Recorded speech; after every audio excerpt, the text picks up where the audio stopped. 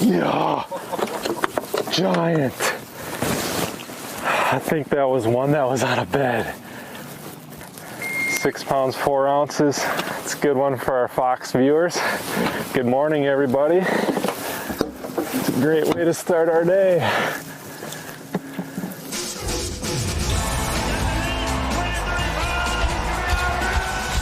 You're watching a Fox Sports presentation of B.A.S.S. Yes, indeed. We back that up. Good morning, everybody. That was a great way to start the day for Bob Downey, one of our top 10. Semifinal Saturday at the Yokohama Tire Bassmaster Elite at the Santee Cooper Lake, 6th stop of the year for the Progressive Bassmaster Elite Series, and that big one emblematic of what's going on here on one of the greatest big bass destinations in the world, Santee Cooper Lakes, Clarendon County, South Carolina.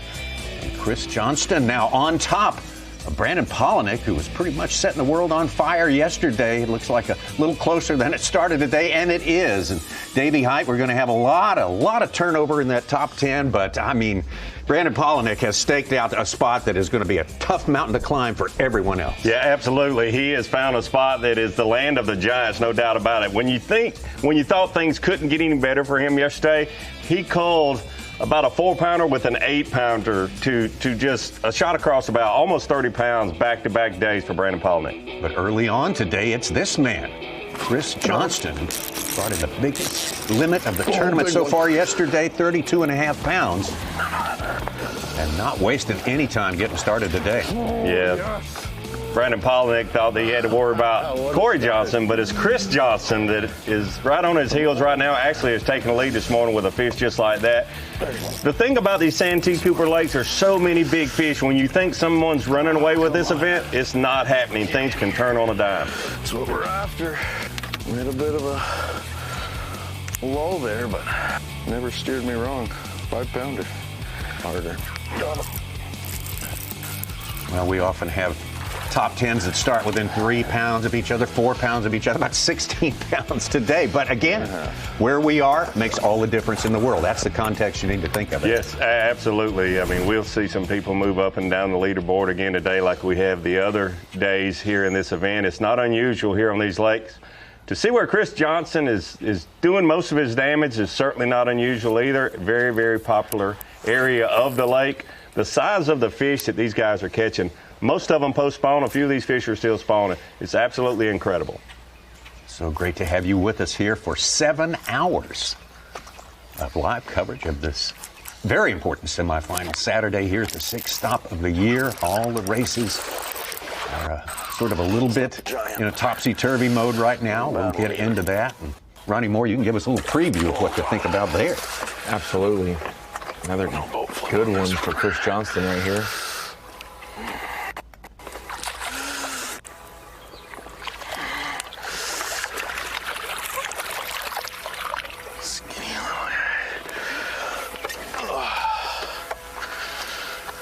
In the bottom lip.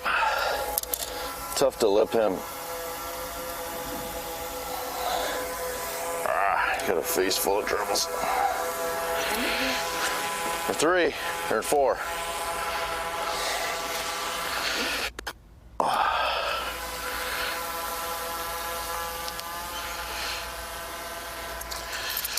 A bad one.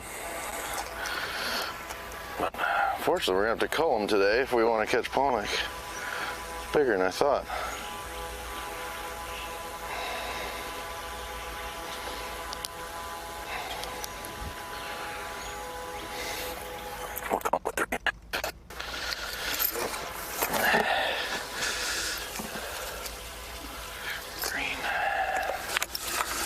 Two fish over 4 pounds for Chris Johnston and 2 fish just under 4 pounds for him. So a good start.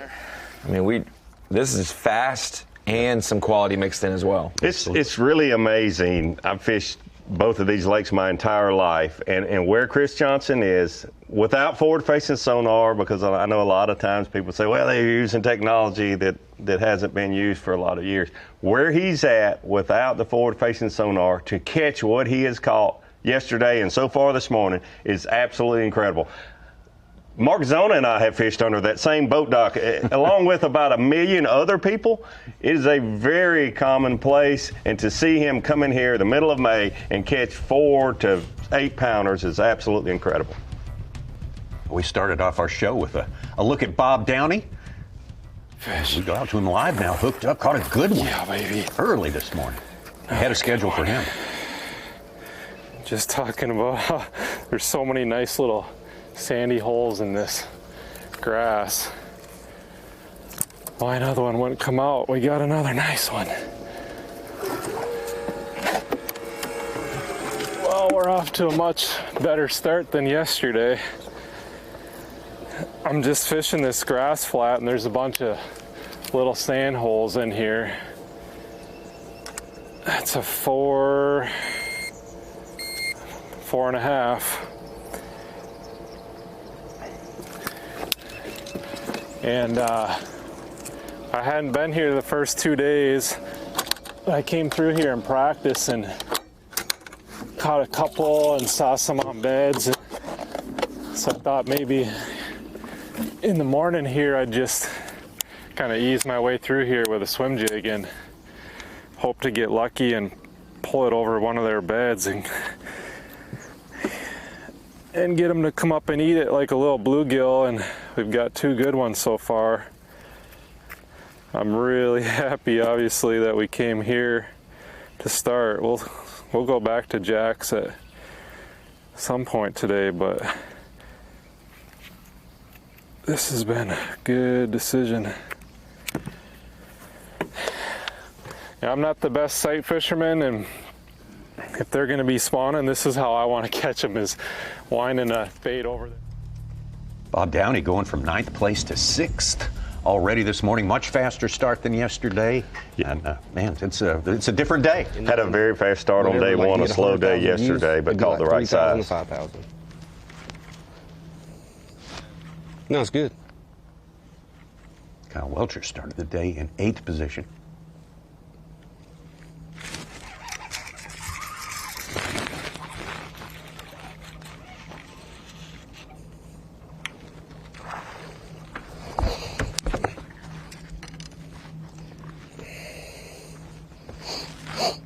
He came off. See, he's a fat one. If that one's that fat.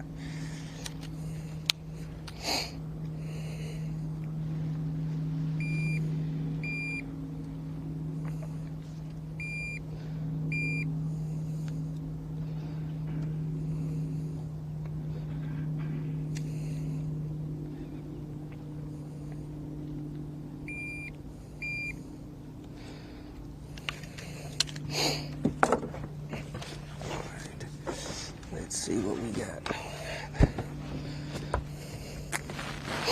Already 4 fish for Kyle Welcher, the 2023 Progressive Bassmaster Angler of the Year.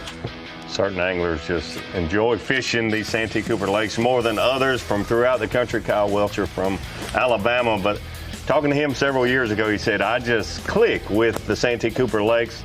I can ride around and see cypress trees and say those should be the good ones and catch big ones like this right here. There's thousands and thousands of cypress trees that all look good. Kyle Welcher is one person that says I can kind of look at the ones that are better than the others, and he's proven that with his results here and his finishes here in the past. Definitely moving in the right direction over the course of this tournament.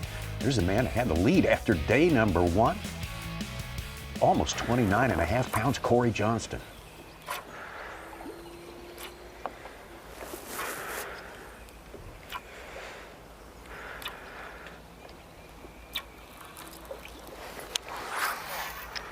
Unlike Chris, Corey started offshore on some vegetation early in the morning and then fishes the boat docks more in the afternoon.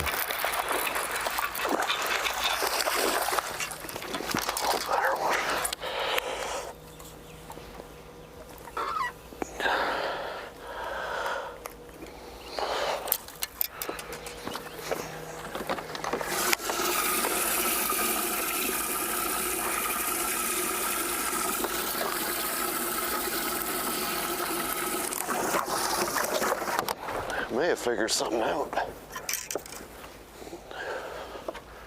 That's 2.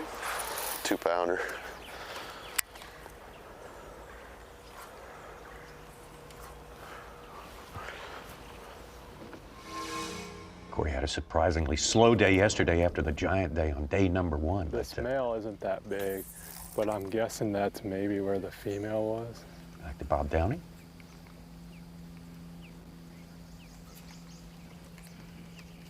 Taylor's looking at a pair on the bed right here. That's probably where that female came from, if I had to guess.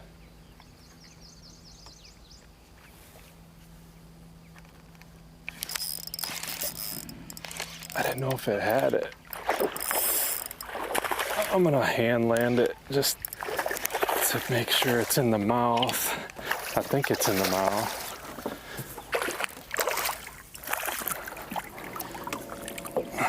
All bedding fish have to be hooked inside the mouth. In the mouth. And verified. It's a Clearly decent little inside the male. mouth. There was a giant female with it. I'm wondering if that's what we saw earlier. All right, that's a good little filler fish. Just threw the pig stick in there and bit on the first cast. Every day is different. Even for the best anglers in the world, Bob Downey is off to a much better start today than yesterday. I'd say 2 pounds, 10 ounces.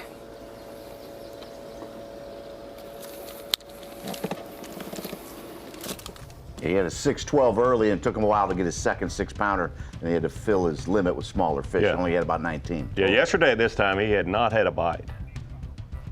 Well, yesterday was a big day for Brandon Palaniuk. Sketched out a good lead, a great lead over the rest of the field, and here was the anchor of that right here. Take a look at Brandon Palaniuk from yesterday. Sucker. He could do no wrong. Catching most of his fish on these outside Look at that meat. cypress trees. That's the biggest one of all. by About a so 6-pound coal for him there late in the day. 8-pounder. That one, he texted me last night. He's a really good buddy of mine. He said, hey, my daughter weighed 8'8" when she was born a few months ago. He said, catch me one for her. There it is. Good job. That's why we come to Santee Cooper. That was yesterday, biggest fish at the tournament so far, and this is a familiar looking spot right here, Davey, huh? It is. The exact same little area. Same trees that he caught that big one. I can say from crazy. history on these lakes, It's crazy though. how good these trees were yesterday, and then how you just don't even get a bite on them today. But about exactly what I was about to say. You can catch 30 pounds there one day. I mentioned it yesterday after day 1. But That's a good one. That's a he big one. backed it up. There's another one, the same set of trees. There we go. Not an 8-pounder, but a good one. That's one of them. A real good one. That's one of them. Where you at, Dalton? There you go, buddy. Caught an 8-pounder on that tree yesterday. That's a 5. That's almost enough to fish tomorrow. Yeah, it's crazy how you just don't catch them on the trees the next day. And then he does. Yep. What's really working pounder. in his advantage, though, the area he's in. Okay, we're just gonna hold here for a second. Stand by. Working on tackle as Greg Hackney passes by. Got a camera with him today too. Yes. We'll get into it more when we come back. There's obviously he's catching fish is the biggest thing, but there's a reason, in my opinion, and I'll explain it, why he continues to catch big fish on these same trees. Oh man, what a place. The kind of place any angler dreams about. Come here and catch them like that, and especially like that one he caught yesterday. Talk about dreaming, talk about the fantasies of fishing. Let's turn to Rapala Bassmaster Fantasy Fishing. Good year to get in on that. You can at the very next tournament up in North Carolina. Just pick your team, 5 anglers from 5 different buckets based on their performance through the year, and see how they stack up against everyone else in the field and how you stack up against all the players all around the world. Rapala Bassmaster Fantasy Fishing. We will return to Santee, Cooper Lakes, and the Yokohama Tires Bassmaster Elite. The Yokohama Tires Bassmaster Elite from Santee, Cooper Lakes. Sponsored by Mercury, by Skeeter Boats, and by Bass Pro Shops. Good Saturday morning. Great to have you with us. Bound to be an explosive semifinal Saturday here at the 6th stop of the year. Brandon Palnick starting with the lead in excess of 5 pounds, but Chris Johnston, coming from second place, has already erased that lead and a little bit more. Already got some fireworks going during the course of this day this morning, and Bob Downey had a terribly slow start yesterday. He's turned things around as well. We got Drew Cook and Kyle Welcher rounding out our top 5. Corey Johnston, day 1 leader. Also, Progressive Bassmaster Angler of the Year points leader right now, sitting in 6th place. Welcome to the Bassmaster Studios, sponsored by Yokohama Tires. I'm Tommy Sanders here with Ronnie Moore. We got Davey Hyde here, the great champion, the legend. And if you can find me someone who knows more about fishing at this level on Santee, Cooper Lakes, bring him in here. We'll tell him to sit down because we still want Davey in here. Davey, glad you're here today. Also, Mike Sucon. And man, volatile is the word for it. This place is almost gone full circle from the first time the elites ever got here. It really has. This lake has changed so much through the last 50 years that I've been fishing it, Tommy, telling a little bit about my age there, but I have fished these 2 lakes a very long time. They've always been good, but they cycle vegetation and then no vegetation, the water quality, water clarity, all those things change so much, but we are here at the Santee Cooper Lakes at a great time. It's fishing as good as I can remember it since the mid-90s. It really is incredible, but it's always one certain area of these 2 lakes that shines, and definitely Brandon Palnick, Corey Johnson, Bob Downey, Carl Jacobson, those guys have found the area. It's in Lake Marion, and it just seems to be bigger fish. The thing that you always pay attention to fishing these 2 lakes is water level, because they are super, super big and expansive, but they are shallow in general. So just a couple inches of water level change can make a big, big difference. That's what has really helped Brandon Palnick here this week. The water level is actually falling where he's at, and it's pulling those fish out of those backwater areas to these point cypress trees. Ronnie Moore, a place as explosive, as volatile as this place, offers great ceilings, but also big opportunities to have volatility going in the different direction. We've seen some of that too. Yeah, absolutely. I mean, we knew that limits might be difficult for some anglers. Yesterday we saw some of the biggest bags we've seen all season, yet we saw 12 anglers not get a limit, their 5 fish limit for the day, and so the opportunity to fall here is there. But like we've talked about, someone else, maybe 6th, maybe 12th, maybe 20th, can catch a 30-pound bag and make it into Championship Sunday and have a chance to win this event. You never know what the next flip will bring. We've seen some techniques we probably didn't expect to see, ones that we've been prognosticating about all year, that we've been waiting for someone to try, and boy, they are fired up, and so we're excited to see that. And we've got some of the best shallow water anglers in our sport competing today on live. Absolutely, the best in the business. And Such, the big fish, they're the big story. What do you see when you look at them versus the numbers so far this season? Well, Brandon Palnick has our big fish in 8.6 yesterday, helped him get to the lead. In second place, Chris Johnson had a 7.15, our second biggest fish. Day 1, we had a 7.14. So the big bass of Santee Cooper are showing up and helping these guys bolster their bags. The average fish, though, has been weighing about 3 1/4 pounds, a little bit more than that. So that's a bag of 18 pounds. So the top end is really excelled here, while the guys who didn't make the cut haven't done so hot. All right, well, we got big changes going on as we speak here. These guys have been out here, well, almost 2 hours now. They launched at 7:30 local time. And we go to Pat Schlopper, I guess the winningest elite angler in the past 2 years. As it stands right now, won twice in 2025. So unusual to get 2 blue trophies in one single year.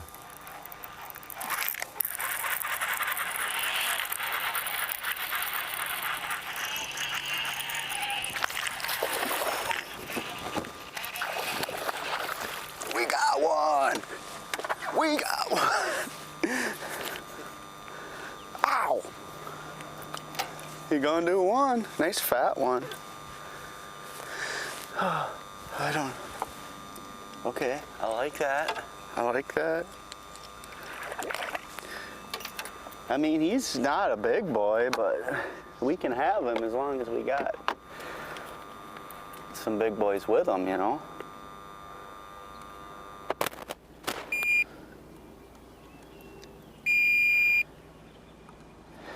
Fish in the wind.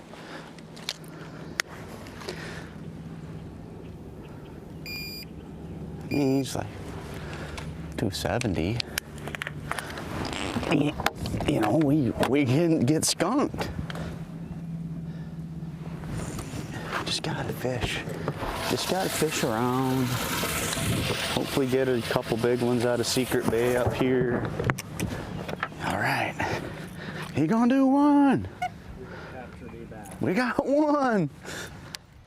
Got Schlapper 21-13 on day number 1. 2 pounds better than that to set himself up in the top 10 on today. Also included in the top 10, we've got a couple, probably the 2 most acclaimed sight fishermen in the business right now. And don't kid yourself, all these guys can sight fish, but these 2 are exceptional. One of them, Drew Benton. Little bitty. But I just gonna see if a female got up there with him. I don't even know if he's 14 inches.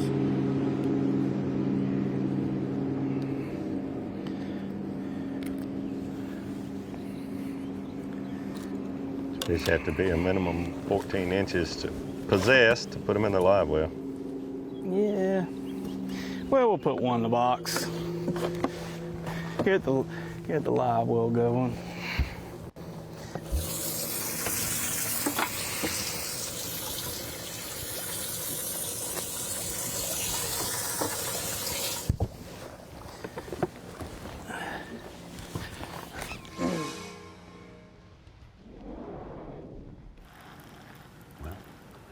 Bit of a slow start, but on the board now is Pat Schlapper. We'll get back to him right now. Approaching the 2-hour mark of our fishing morning for these anglers. So anything these first 2 hours is a bonus, and some of them already have limits in the boat.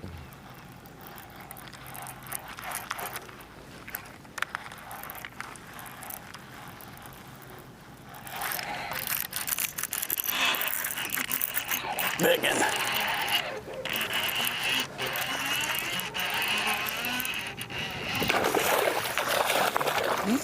Baby, give me that ripple, boy. I mean, not a bad one. Puppy. I mean, he's a 4Z. I ain't gonna say no.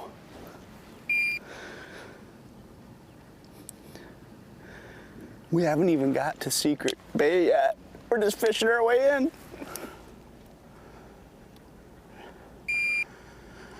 4.5. That's the kind we need. Says Tom. I mean, that's a beaut. Look at that thing. God, these fish are awesome. Pat Schlapper, a great angler from Wisconsin. You can tell a 4Z is not something you hear a whole lot around the Santee Cooper Lakes from locals. Yeah, that's right. Got to keep our chattering worm in the water. Pat Schlapper came up through the grassroots system, the Bass Nation. He was a Bass Nation champion. So qualified for the Bassmaster Elite Series. And in the years since, he just seems to get better and better. He does. You can hear him saying the ripple has made a difference from him. Just a little wind out of the south this morning. Those sight fishermen do not want the wind to blow. Pat Schlapper wants it to blow. He's power fishing with a vibrating jig. Oh, we got a big day ahead of us here. Just getting started and already lots of limits. Of course, at the end of the month, there's going to be another tournament here, May 30th and 31st. That's the Newport Bassmaster Kayak Series event. That's the next one up. If you're somewhere where you can get here and you'd like to join in, I want to hit that QR code and investigate it further. Great way to get involved in really serious professional bass fishing. Newport Bassmaster Kayak Series. We'll be right back. Santee Cooper Lakes. Coming up tomorrow, there's $1 million on the line as NASCAR's best battle each other and the concrete monster of Dover. It's the NASCAR Cup Series All-Star Race. Pre-race coverage starts at noon Eastern with the green flag at 1, only on FS1. We are right in the middle, actually getting close to the end of the first quarter of fishing. Semifinal Saturday at the Yokohama Tire Bassmaster Elite at Santee Cooper Lakes. This is the 6th of 9 events on the Progressive Bassmaster Elite Series. We had the full field out there for 2 days. We cut it to 50 for today, and only 10 will survive to Sunday's championship round. Greg Hackney in our top 10 to start today. Not a big surprise to see Greg Hackney in our top 10. This is right up his alley. A lot of cypress trees, shallow vegetation. When I set the hook, it looked like he got it good, didn't it?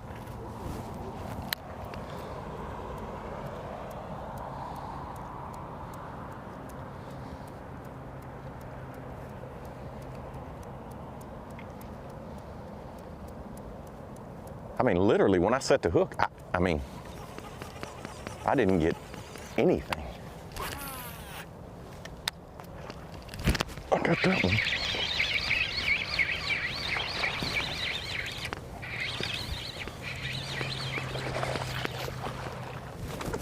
Oh, I barely had him, I guess.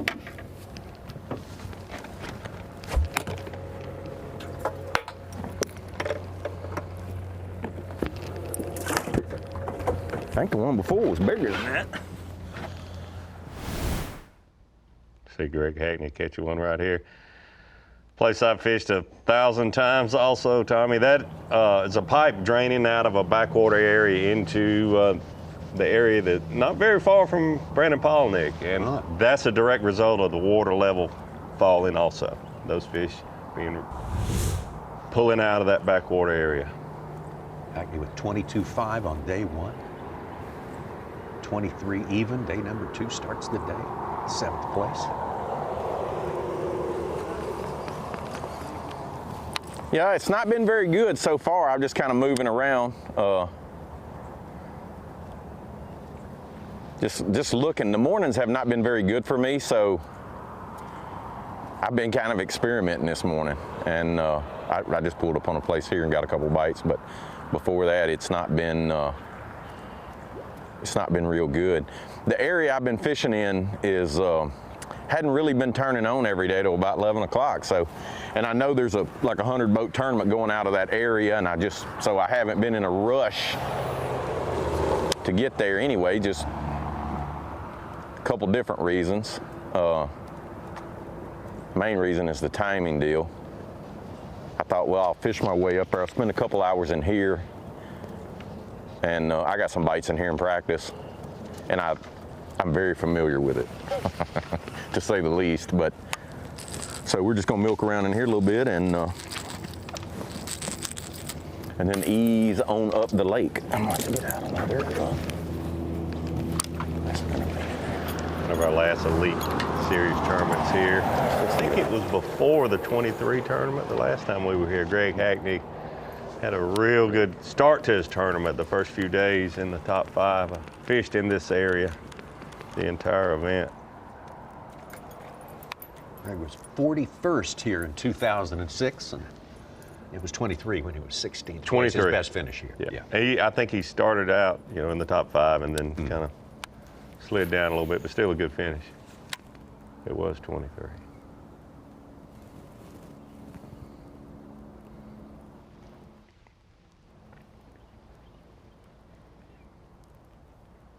What was that? Not a bass. Grinnell, mudfish. Got a few of those here. Not a bass. Let's get over to our leader. Started the day with a 5-pound deficit. He's got a 4-pound advantage as it stands right now, Chris Johnston.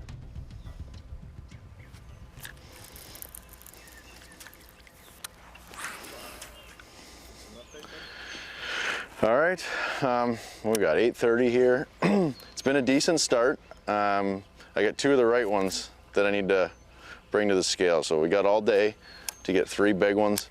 I wanted to get a few keepers in the boat and end up getting some like 3.5 to 4 pounders along with 2 5s. and then I got a stretch that I'm not going to get many bites, but it's very time consuming, so I just kind of want to get a few fish in the boat, take the pressure off. But all of them been coming, it's no secret now, on this koiki, around some cypress trees, anything with a little deeper water on it. Cypress trees, docks. This water is cleared up a bunch, I think, on Santee, and I'm no expert here, but I feel like since it's cleared up, they're kind of getting off those shallow cypress trees, and there's not much cover for them.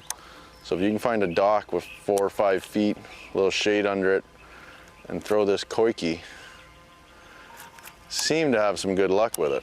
I shook one off on this dock in practice, and I just missed one on the previous dock. So there's a few around here, keep plugging away, but it's been a decent start. Need 3 big ones.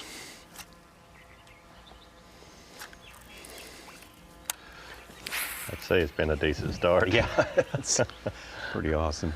32 pounds is a big anywhere we go. Yes, absolutely big. I can't emphasize enough, too, the time of year. These fish are not at their heaviest weight of the year. It's the only docks with deep enough water on them.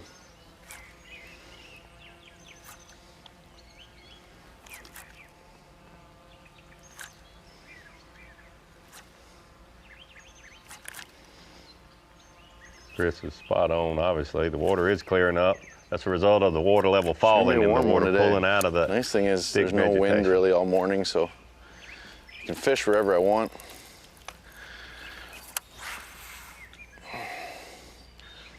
Yeah, if I had to guess, these fish, now that Santee's a little clearer, they're moving out of those creeks and the shallow spawning areas, and they're just setting up on these docks, suspending, sitting on the bottom, wherever they can. Because there's not much structure, so if you get a dock, your percentages are pretty good. If I had live scope right now, I'd probably be going crazy with the fish that follow this thing and actually don't eat it. But that's all right. Just wait for them to pull back.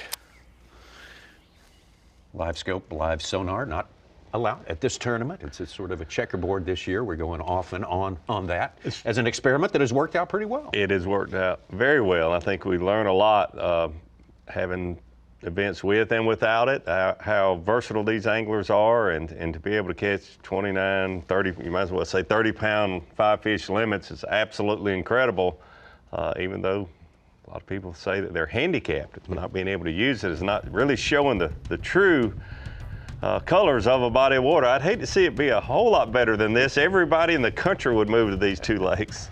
You saw our TH Marine Weather Watch, and you see the conditions there. It's going to be warmer today. The wind has shifted to the south for the final 2 days of this tournament. Very calm conditions. Probably just fine with this fella right here. Yes. Drew Cook, Drew Benton. Definitely some of the best sight fishermen in the business. Not a big surprise to see them both in our top 10 here today.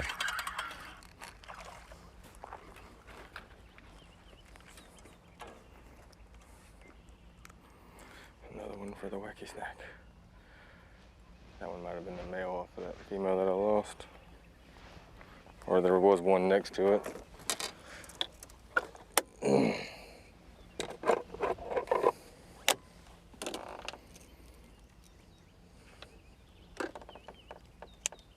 I saw a bigger one. 112.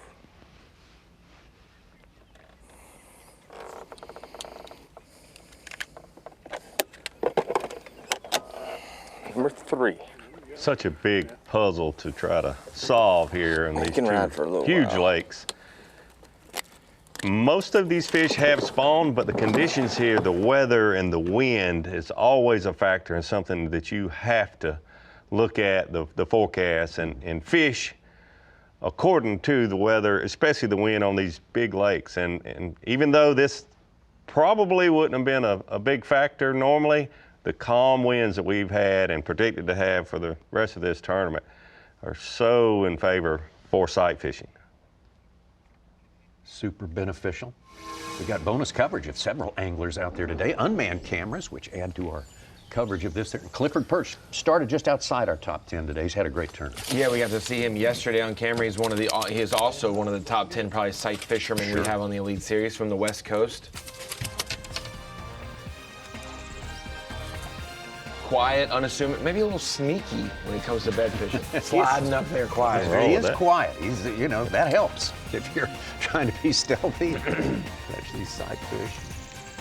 Using this push pole, all the tricks. Hey, don't underestimate him. He'll carry a moose over a mountain on his shoulders. Yeah.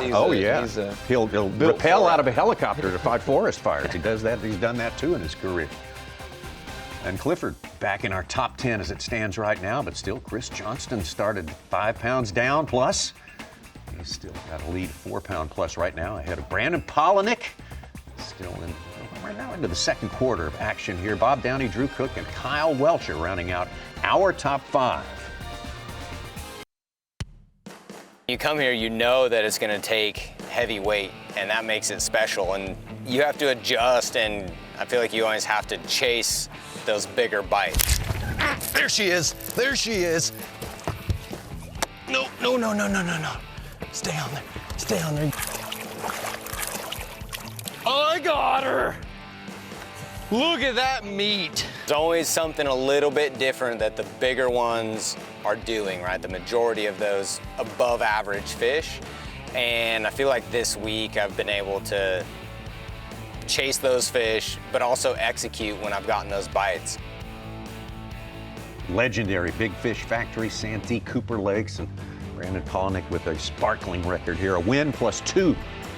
Better than 5th place, top 5 finishes here. He knows exactly what this place is about. And the big lead coming into today. But Chris Johnston so far is the man of the hour. Getting started very, very quickly. Bob Downey had a slow start yesterday, moving up through Cook. Got 5 pounder in the live well. I think the only thing Brandon hasn't done here specifically is break the Century Club. He came within, came within just ounces, half a pound maybe, one of the years where he didn't win. And then the year he won, it was in the fall. He's gotten Century Clubs elsewhere like Lake Fork, but he would probably love to just check that box. He was furious. He missed 1 ounce. The 30 for 30 pounds. I know. I was as well. Little guy. I hope he recovered.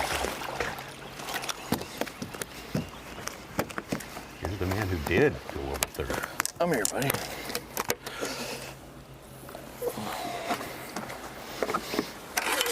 One of the smallest ones I've caught. First limit of the 14 day. and a half. We're gonna have to get rid of him.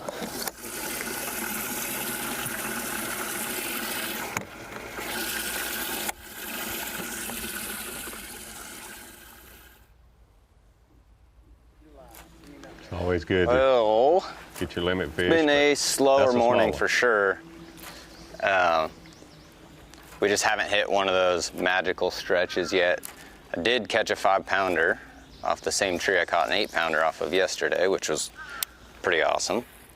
That bite was amazing. And we got one other little one that's under 2 pounds. So it's just a matter of kind of keeping with it, hitting the high percentage places. And one thing that's going to be a little tougher we'll have to navigate today is just the extra added pressure in here. Not that I think anyone's really doing the exact same thing. It's just the places don't get a chance to rest, right? So if they're sitting there, they can get pushed off the areas, and just something to think through and navigate. Keep an open mind. You never know where that bite is going to come. I mean, any cast here, you got potential for an 8 pounder or a tree pounder. This one would be the latter of the two, a tree pounder.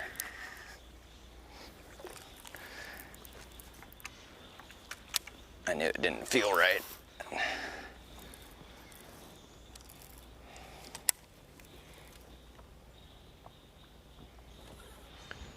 Yeah, Brandon and others have been fortunate to first 2 days of this tournament to not have many other anglers fishing around them, but it is a beautiful Saturday in May on a legendary fishery. You're going to have other anglers out there. Pick it apart.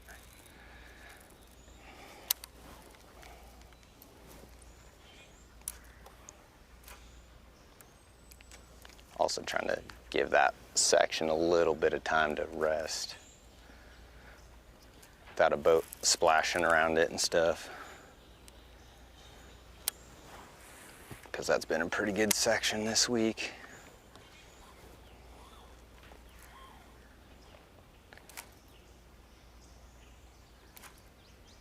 Brandon missed the first 2 cuts of the season here in 2026, and then made the 2 at the tough river fisheries that we visit here, Gentime Waterway, also the Arkansas River, Muskogee, Oklahoma. I can't tell either if these water lines are the water level or if they're just boat wakes. Because if it's water level, it would make sense why the mornings are a little slower. It's pulling the fish off.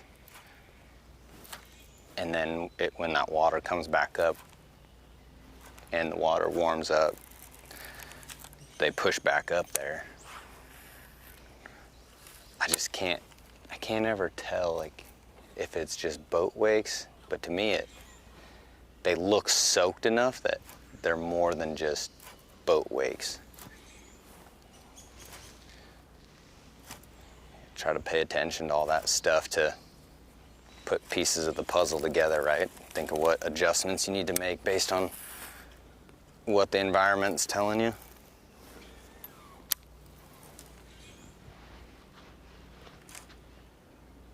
He spotted it on the trees, but it is water level falling. It is not boat wakes. It's actually really helped him the last 2 days, pulling those fish out. We'll see if it continues for 2 more. Very unusual where he's at to be able to do what he's done for 2-3 days in a row, let alone 4. But I hope he does. We're going to find out. He certainly one of the best to ever pitch a bait around those trees. So we'll see. Back to Bob Downey. Oh, had it. Just spit it out. I didn't want to set because I didn't know if it.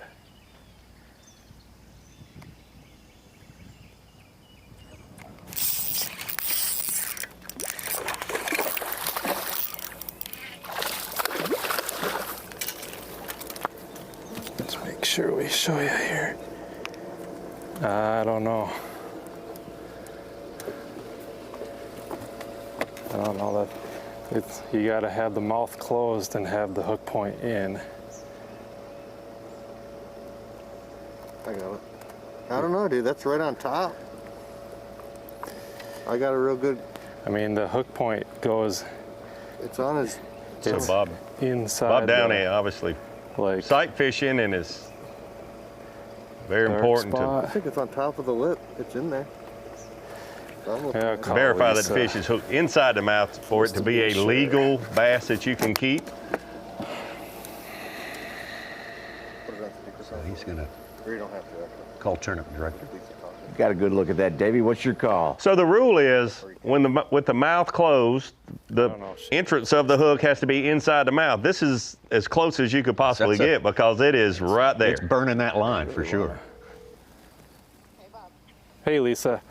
I got a fish here that I just caught on a bed, and it's like, are you able to FaceTime me or not? It's like inside the dark part, like when you close the mouth. Here, let me FaceTime you.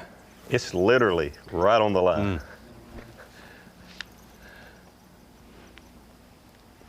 I think it's just my personal opinion. I think it's. You got me. Okay. Yeah. On the good side of the see situation, because it's not entering from the lower part of the lip or the outside in. It's going down through the lip, like. It always enters from the outside in, doesn't it? No, well, outside of the mouth, like, and then looping in. Oh, This one's pointing down through the lip. It literally is right on the line, though. That one's just got a bigger bottom jaw than a top jaw. little bonus coverage here. We've got a lot of it for you today. Tucker Smith. Been moving in the right direction in this tournament. It's usually black and white, whether when you close the fish's mouth, Yeah, whether that either. hook point was inside or outside with the mouth closed. But I've never seen one quite that close. It is right on Bound the to line. happen sometime. Yeah. Yeah.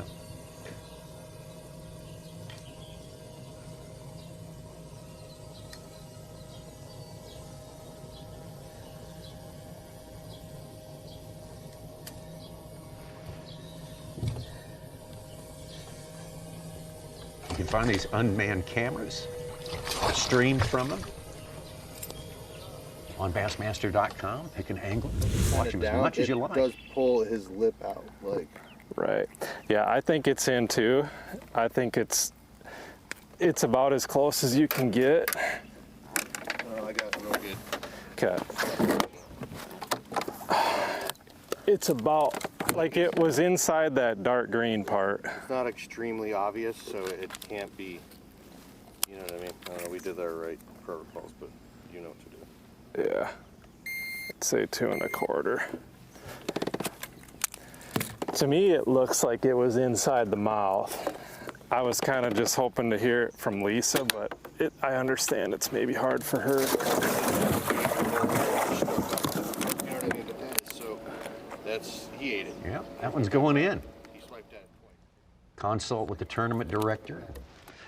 Finally came down to just a call. I got to call this. I got to own it. Yeah, and I think he made the right call. I think the three of us, from what we can see, agree that it looks like it's the right call. I've never seen one that close. Usually, like I say, it's black and white. Either it's when you close the mouth, that hook point went in.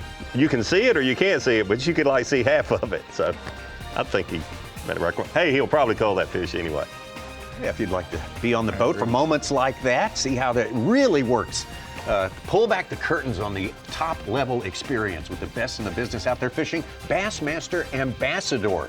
It's a great program to get yourself entered in. You hit the QR code with Bass. You find a tournament close to you and sign up so you can take the ride of your life and get the ultimate fan experience.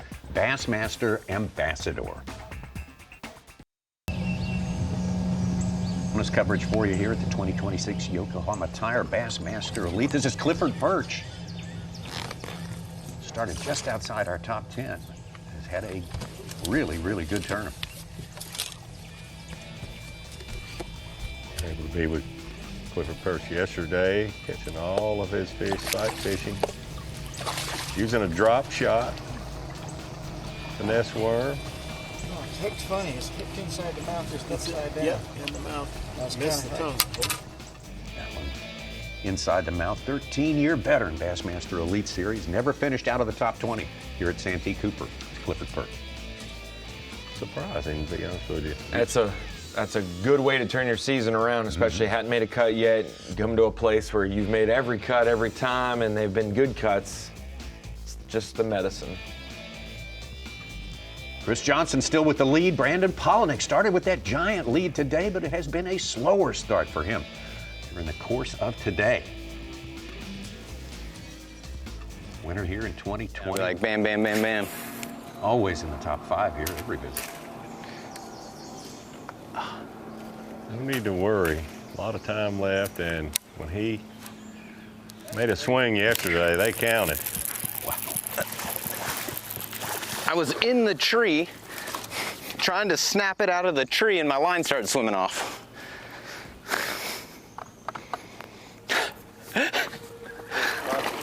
Oh, look, he's been had by an osprey. Yeah, I was literally trying to snap it out of the tupelo branches and it just went, just started swimming off. Not very big. 2 3/4. But thankful to have him right now. He got away with osprey or something trying to get him.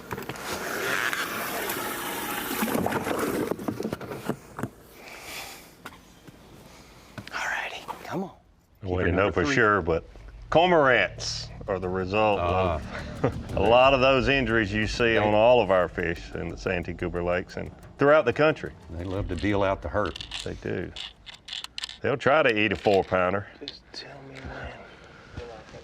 We're live? Carl Jockinson. Well, if you're watching, send some fish vibes, because we've only had one bite and it broke my line. I think it was a granule. But we're back up in the area where I've caught most of my fish. We spent 2 hours on all my stuff down the lake, and I was only looking for 1, maybe 2 bites down there, and that's where like I caught the 7-pounder, and I lost one about 8+ yesterday morning. And so it didn't happen down there. Oh, it was a bite. And we come up here where we've been catching them, most of our fish, and I got bit off the first clump of trees and it broke me off. I think it was a granule, but I only have 1 bait left that I have any confidence in. So me and Brandon pretty much doing the same thing. But we got the adversity out of the way. Now we need to start catching some bass, but we're in all the right areas now. When I get bit up here, it's big, and I gotta put it in the boat. Need 5 bites.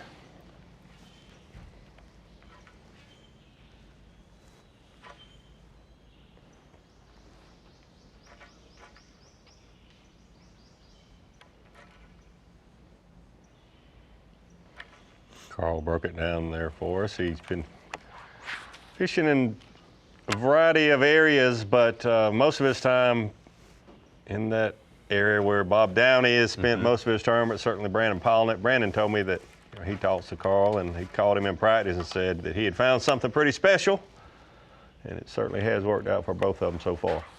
One concerning thing, just from a lot of history here, the waterfalling is no surprise. These fish pulling out, and these Brandon and Carl and others catching these fish on the outside edges of these points and these trees. But the grinnell are the last thing that pull out. The bass pull out before grinnell can handle lower water, bad water conditions, quality. When you start catching those grinnell, usually the bass have, the last of the bass have kind of moved through. So we'll see. Make a note of that. Good Could be a coincidence, but I've seen it happen in the past where when you catch bass one day and grinnell on the same places the next day, you don't catch as many bass there.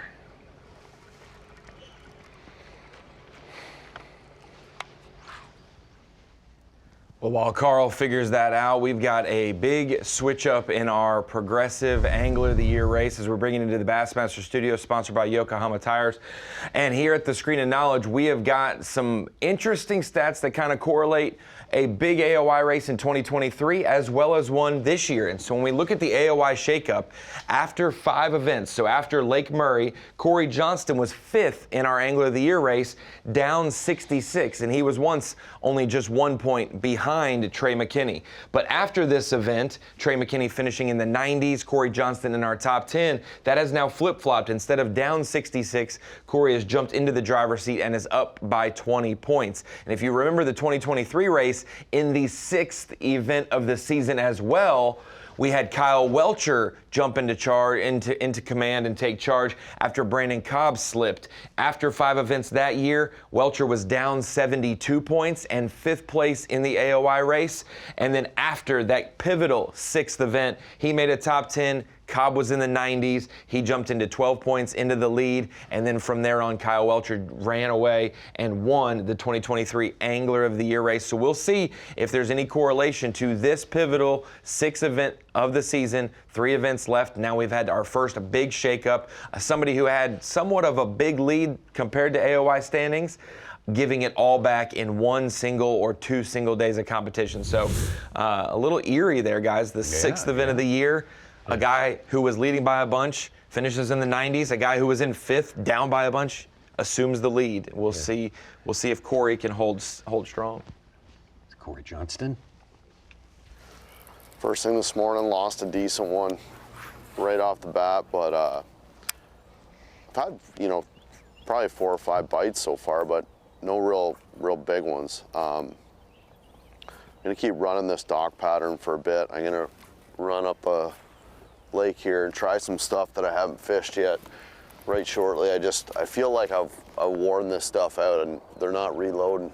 So I'm gonna keep rolling with this, and then if that doesn't work, I'm gonna go back into the creek where I started and fish around there for the rest of the day. I feel like if I fished in there all day, I could get an okay weight. I started fishing around some pads and some cypress trees, a couple docks in there, and had a few bites this morning, just no big ones. I know they live in there, so that's kind of the game plan for the rest of the day. Sounds like a good game plan to me. Yeah. Corey, Chris, Brandon, Carl, Greg.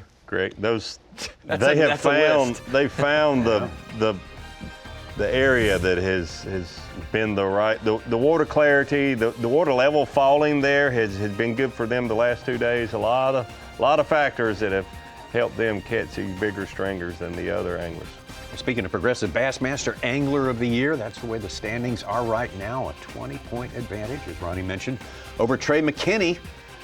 Trey McKinney, who is finished up here at Santee Cooper Lakes. Dakota Ebeer making a big move there, and he's our remaining angler who's made all cuts, right? Made every single top 50 this year. That'll help you. We're going to keep track of that race. Very interesting. All right, we just wrapped up day 2 here on Santee Cooper and had one of those dream days. Ended up with 32 pounds and change. What an incredible day of bass fishing. Your tournament leader. So I don't know what's gonna happen tomorrow. I think we're gonna get some fish, but I got them in today, so who knows what's gonna happen tomorrow, but I'm bringing my swim shorts tomorrow because I've only got 1 bait left, and if I get it hung up, I'm going in to get it. So stay tuned, should be an interesting day. Hopefully it won't come to that. Chris Johnston, maybe he's a little tired this season, coming off of 2 back-to-back Progressive Bassmaster Angler of the Year titles. But boy, he feels rested here, it looks like. He is doing really great. He's on top right now, still maintaining that lead over Brandon Polinick. We're starting 5 pounds back of Polinick. Well, and don't look now. Chris Johnston starts the year, guys, with a 46th and a 57th, and he adds a 75th later on. And those are 3 finishes worse than any of his finishes last year.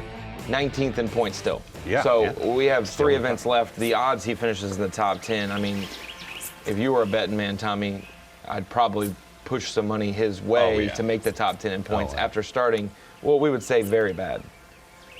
He could reel off some amazing stuff for the remainder of the year here, especially going up north later. And his brother's leading the race now. Yeah, I think we've learned, don't make the Johnson brothers mad. They were mad after Lake Murray. Don't hit them, they'll hit you back.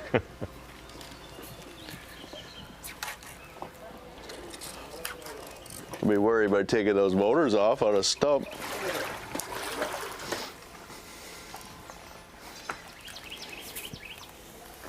Uh-oh. He just mentioned that he only had 1 bait left. I don't see the swim trunks anywhere. So. Oh boy. Oh. This ain't good.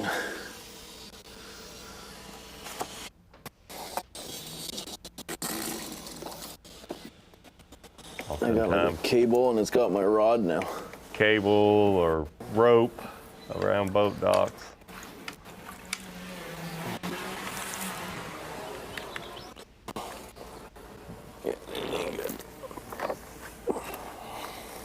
I'm assuming this is the bait, right? Yes, I would think so. I think we would have already heard him complaining if he had lost it. Yeah.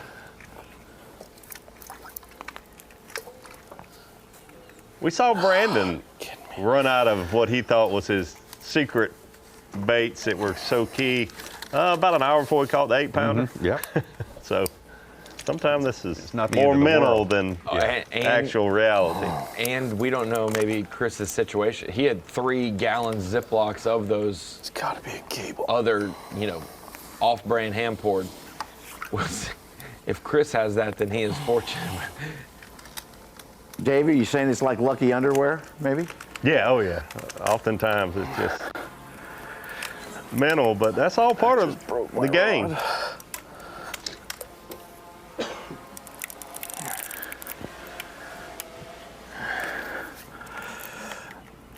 I'll have to admit, in my bass fishing career, I only went swimming, physically swimming, for one bait in my life.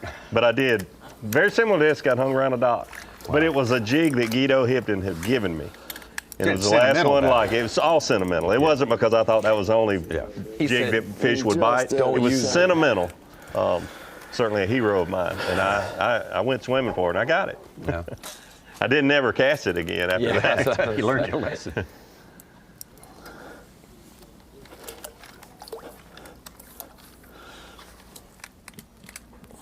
He does not want to lose this, but it. And just the way they're rigged, Davey, as much poking and stabbing as he has done, he might come back with a hook. Yeah. I think it's a cable or a rope. It's not. He's about to break his rod. Right.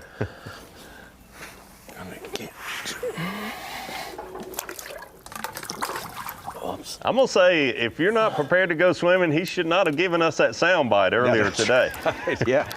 He already set the table. Yeah. Let's see those swim trunks.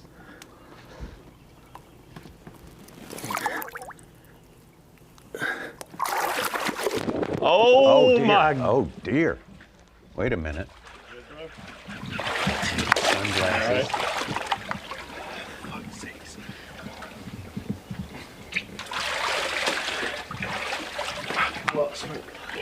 At this point, you got to go on down there and get it. I might as well get my rod now. Yeah.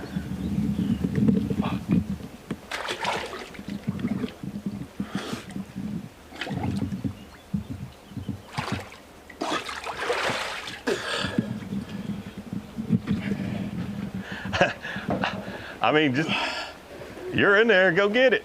Come on, Chris. Oh. I need my scissors.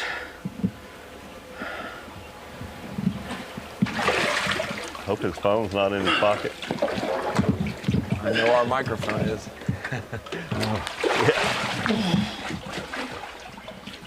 Oh my goodness.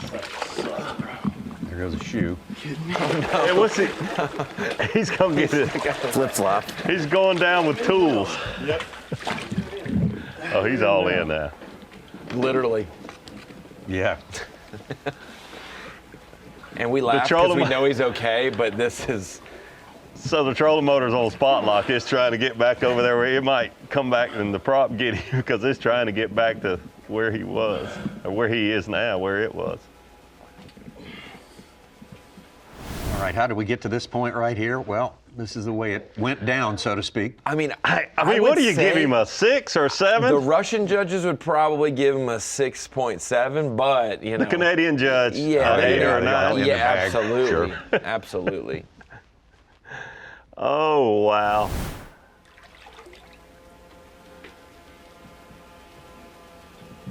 Yes, oh, yes. There we go. Yeah. Oh, and he got his. It's a cast net. Is his bait? And his rod. Got the bait. Look at that. Got the flip flop. It's all worth it now. All worth it. Now you can put on his swim trunk because it's the only dry piece of clothing in his boat. Well, it's in anyways. Once we get it back. That sucked. Also, whoever said fishermen aren't athletes, try getting up soaking wet in the boat from where he did. Not easy. And if you're going to do this, he's got 2 camera boats and a live camera in his boat. I mean, this is one of those stories you don't tell your friends. No, yeah. You don't have to in this case.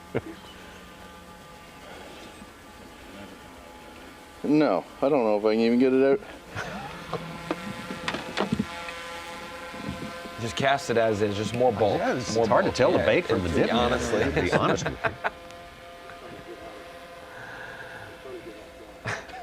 Hey, that bait could be worth $100,000 this weekend. Most people would go for a swim if they thought that was the case. I think right now I saw last night you could buy 3 for $100,000. Yeah. Got fishing line.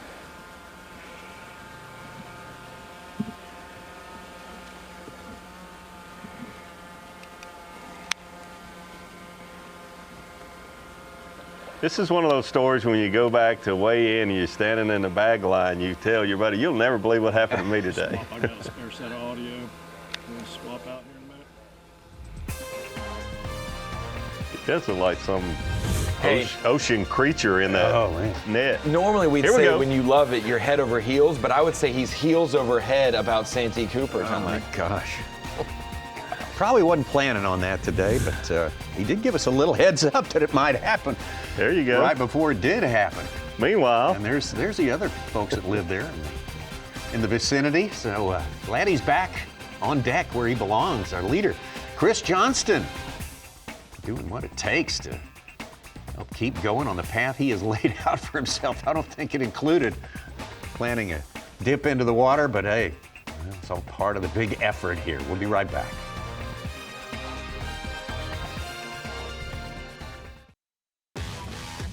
Saturday night is baseball night on Fox, and this week we're in the Big Apple for the Subway Series. We've got Aaron Judge and the Yankees versus Juan Soto and the Mets, or Padres Mariners. Tonight at 7 Eastern, only on Fox. Well, we got some heavy hitters out there today, that is for sure. Semifinal Saturday, the Yokohama Tire Bassmaster Elite at Santee Cooper Lakes. This is the 6th stop of the year of 9 stops on the Elite Series. We're running the calendar. We're tearing those pages off. And Chris Johnston, our leader still. Treading water. Treading water, better than treading water. Getting back out of it again. I don't know if he's got all his gear with him or not, but I guess we'll find out sooner or later about that microphone. He was wanting to be one with the water, and he was indeed. At least he's atop the leaderboard treading water, not down at the bottom. Davey, today's Armed Forces Day, so he was replicating a scene from Bridge on the River Kwai there, is what I look like. I'm sure that's exactly what he was thinking when he took the plunge suit. Pat Schlopper, 6th place as it stands right now. That's a big one. Big one.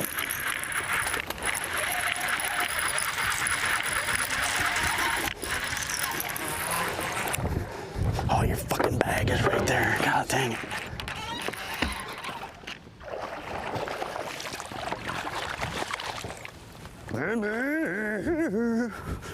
We got a good one. Oh boy. He come up from the lily glotches and just bloop.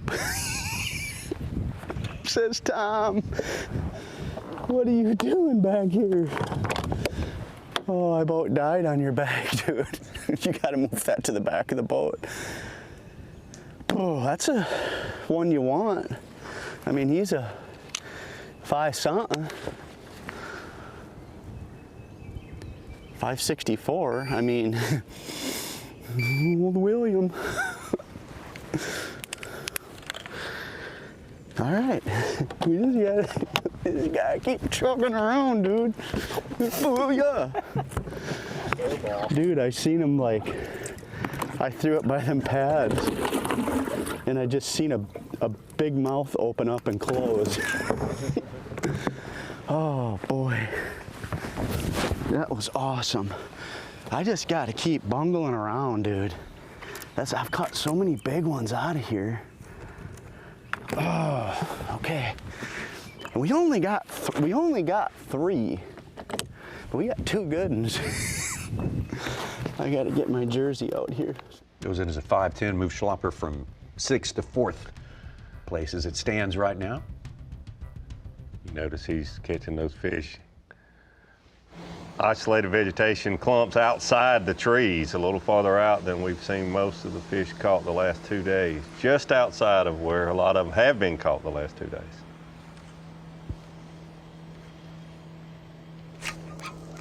You're looking for his limit fish. I was about to say, he was not very big.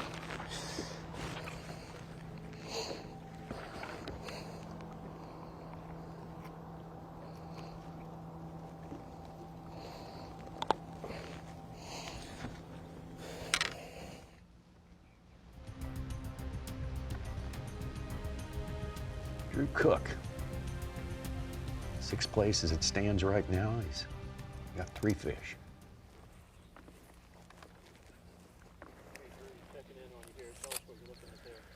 Well, I had a really nice female and a really nice male. And God, like 2 minutes ago, like a drove of females pulled in there. There was like 6 of them right there at one time. It was pretty crazy. And I don't know where they went now. The one female that I saw here earlier was like an 8-pounder. And then I had another female that got very fired up with the male, and she didn't quite look 8, but it was still a really nice one. And the male, like I said, he's a good one. So we need to get these. If I could still see those females, I feel like I could catch one of them just swimming around. If we could get one of these females and this male, and then go get that other female, we'd be working on a good bag. Then that would only give us one more that we need to catch, which would be awfully convenient. The conditions are pretty good. The wind's starting to pick up a little bit, but it's about to get, the sun's about to get to where I can be with the wind and see. So that's why we're kind of just milling around. Saw probably 6 more males earlier. You know, we got so close to them, we couldn't tell if they had females or not. So there's liable to be quite a few more. So yeah, we're just kind of biding our time. We caught one good one that we knew was there on the first cast. It was perfect textbook, and we lost one female, but I think we might be able to go around in a little while and probably catch that female, hopefully. The male's still on the bed, so that's what we're doing. We're bed fishing at Santee Cooper in May. A little spooky for the competition. Yeah. We've seen him have a lot of success here. He is in the general area where he won here before on the Elite Series. Getting the favorable conditions today, also predicted for tomorrow. So I don't know if I should. And hearing him say he just saw an 8-pounder and a group of bigger female bass moving in. Coming in droves is not what people want to hear if you're not a Drew Cook fan or you're fishing against him. I might change my angle a little bit, maybe. Drew Cook, one of 2 anglers that notched century belts here in 2022. The way the bed's laid out, I need to be over there or over there, I think.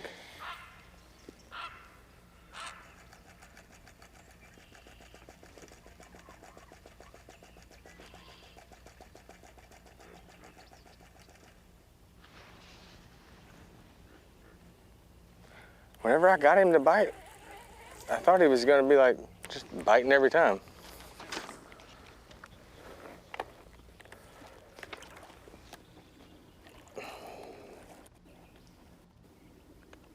Drew, as usual, having a good season. 4 of 5 cuts made in the previous 5 events. The only miss was last week, Lake Murray, 59th. Not a bad miss.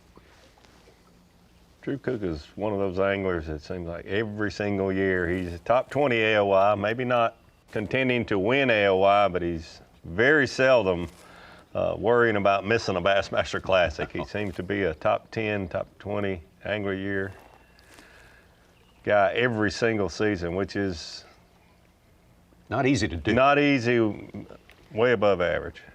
Started out as the Rookie of the Year back in 2019. We got some bonus coverage. Talk about Rookies of the Year, Rookie of the Year winners. Tucker Smith.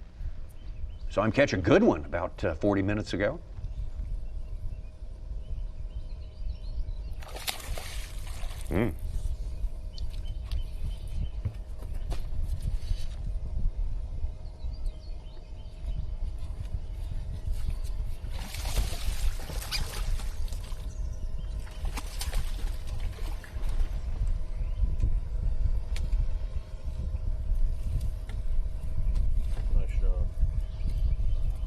a real good one. That is the second 5-pounder we have seen Tucker put in the boat this morning. It explains him being here in the top 10. Yeah, I think it's a huge turnaround from the last time they were here. They fished here in the Opens, the year they qualified, and almost every single guy who qualified for the Elites that year bombed this event out of 250 boats.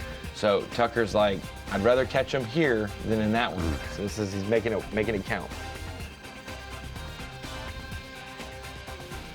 I want to correct that. The other one was not quite 5 pounds, a little significantly less, but a good one nonetheless. And Tucker Smith now at 8th place. And Pro Guide Batteries Bassmaster Rookie of the Year Points Series. That's a very, very watchable race. It's very important every year. Caleb Hudson, one of these anglers, was atop the list, still atop the list, but he had a big fall during days 1 and 2 here, not making the cut. So his lead over Fisher Anaya has been trimmed significantly right here. Pulls Anaya, and then farther back, Peg South, Tristan McCormick, and Matt Messer, rounding out our top 5 of our rookie crop for 2026. Having a big Saturday here. Santee Cooper Lakes. Want to remind you about the Falcon Bassmaster Drain the Lake Fantasy Fishing Challenge. This was the second fantasy format adopted by B.A.S.S. for fans to really get involved and really have fun picking them in a different sort of way. You pick 8 anglers for each event, but once you pick those anglers, they're off limits to you for the rest of the season. So you got to kind of plan your season, map it out in your head, and make sure you save enough for the final 3 events. That's what we've got coming up when we finish here at Santee Cooper Lakes. And Drain the Lake's going to get a little bit more challenging as you go along, and that's kind of by design. This is the Yokohama Tire Bassmaster Elite at Santee Cooper Lakes. What a place, and it has shown out like, what, I can't remember, maybe going back to 2006. Certainly has been great, and the weights are similar to that Very year. much so, on track to hit that mark for now. Bob Downey deciding to start in a different area of Lake Marion today than he has the last 2 days, and it has worked out well for him.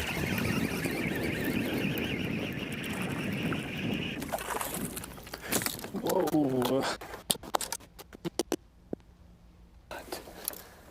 He's kind of long.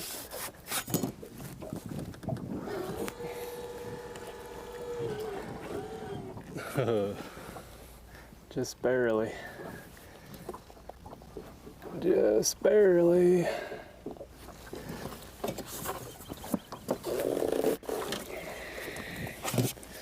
Thought that was another big one. Have to be 14 inches. Oh, yeah. Giant. Minimum length 14 inches, and that's number 5. Definitely more than 14. I don't even know that I should probably mess with him. He's just a pound, probably. Yeah. Am I okay leaning on your motor? Yeah.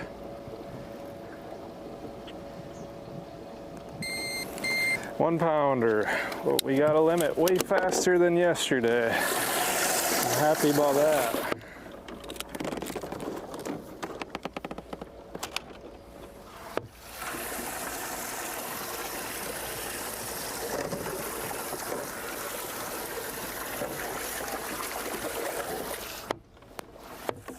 Getting further, deeper into the first half of the day here, semifinal Saturday.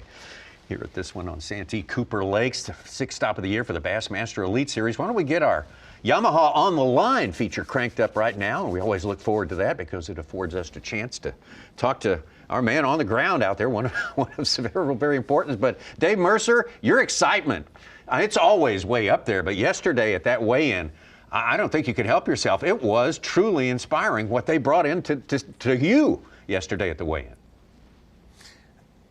I mean, it's nuts. You don't have to look any further than our tournament leader, Brandon Polnick, to see how nuts it is.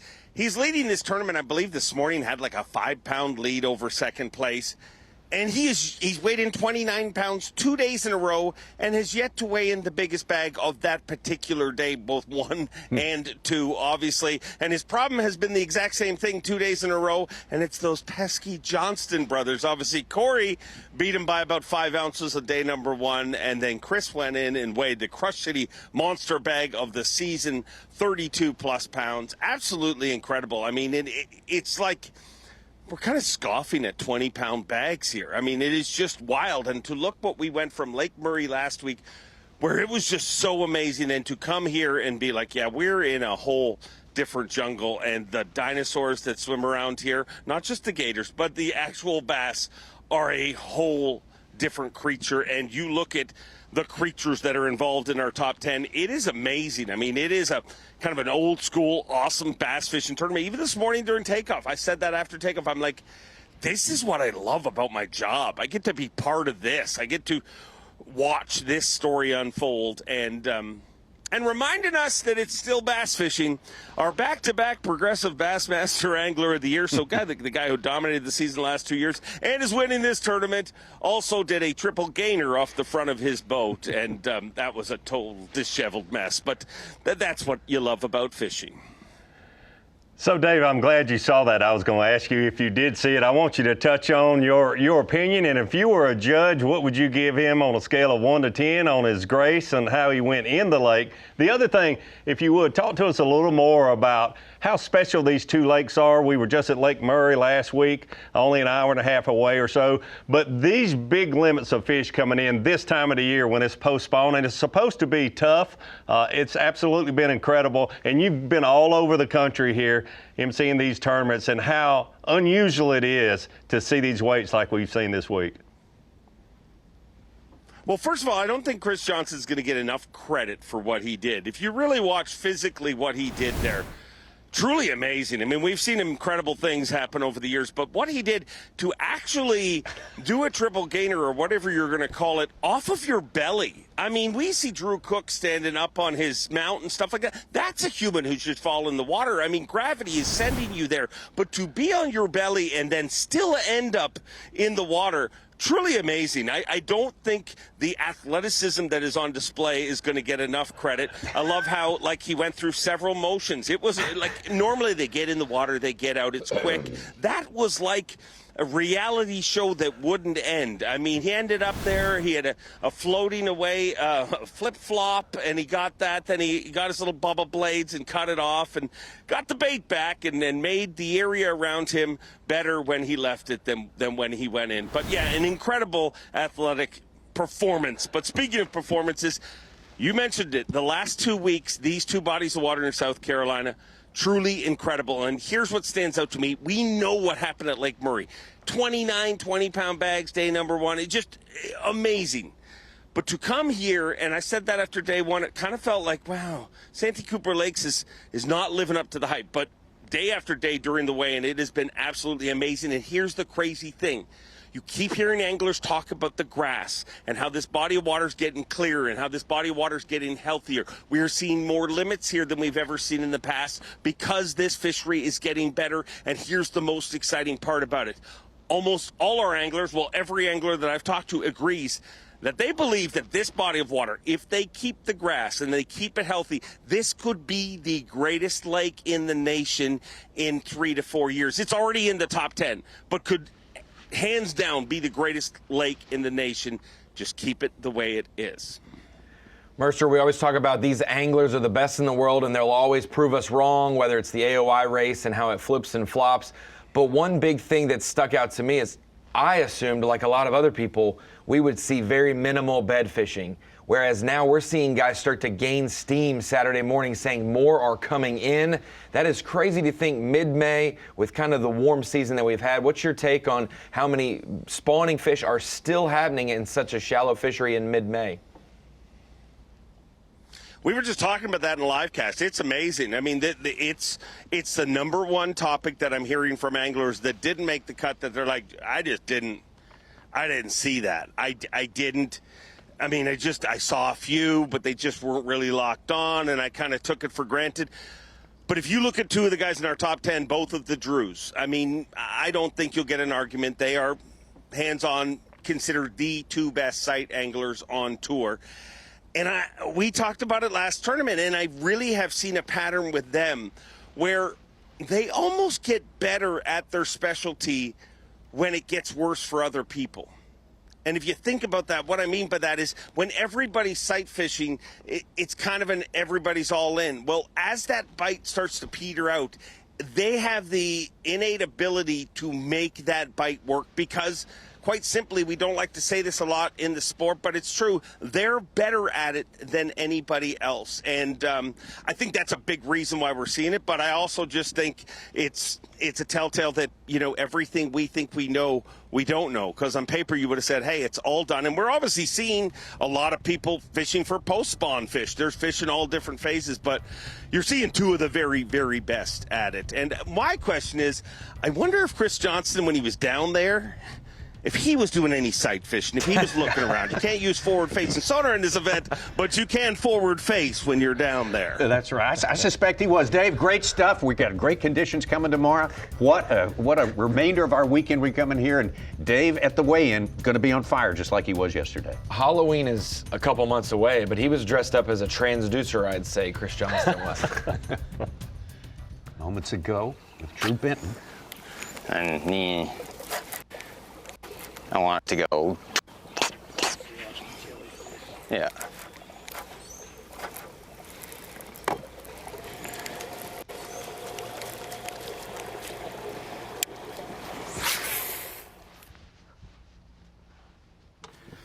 Nice one. How about that, Bass Live? Yeah. That's a healthy one.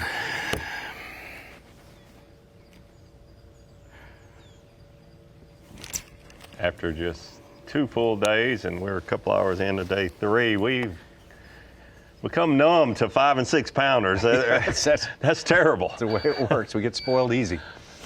5 pounder. It's a 5 pounder all day long. Beautiful bass. As they say, one that you can take to the scales. Yeah, that one. A little development in the Angler of the Year race. Dakota Eber started 27th today, 30 points behind. I'm feeling pretty good. He's in our top 10. Just need to find 4 more. We're really just fishing new areas so far this morning. I really hadn't had a productive tournament in the mornings the first couple of days, so I swapped it up today and just I'm running some history, some places that I've caught them in the past, and I've stumbled on one of the right ones.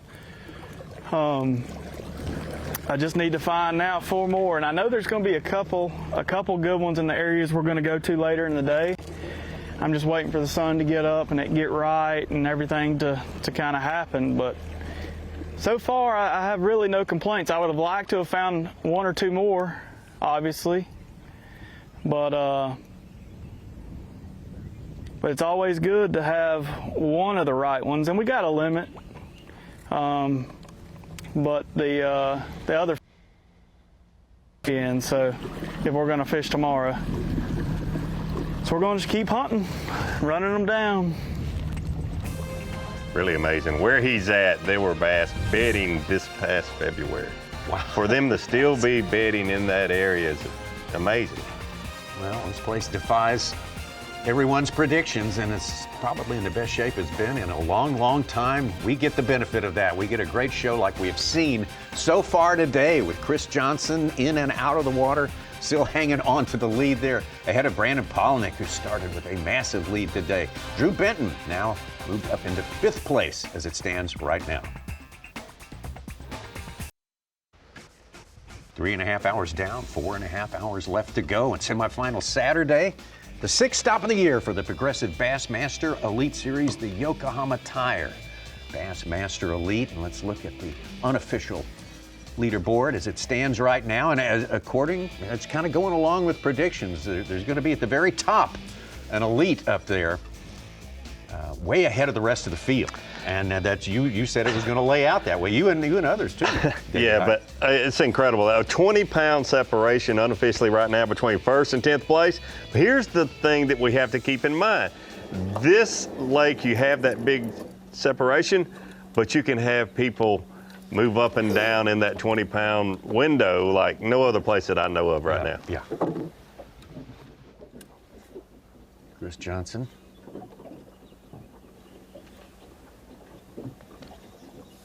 Looking not really much the worse for wear after having an unscheduled dip. And back on the docks here and hooked up.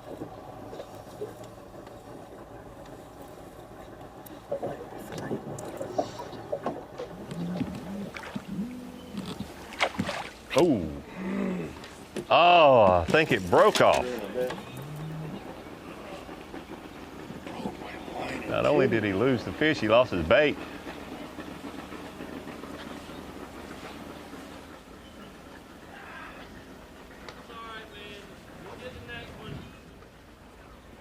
Hopefully.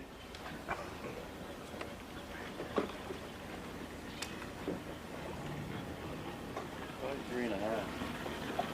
It gets bigger as you get closer to the boat.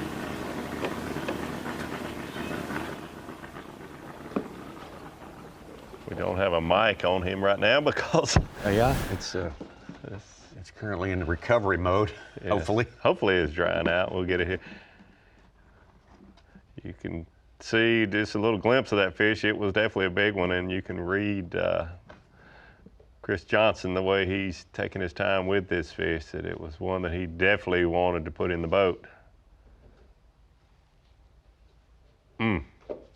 Very frustrating. We saw his brother Corey break one off yesterday, about a 7-pounder. Right under a boat dock. Not what you want. You got to think that was the bait that he just went down in the dock and retrieved. I don't know, it was growing as they got closer to the boat.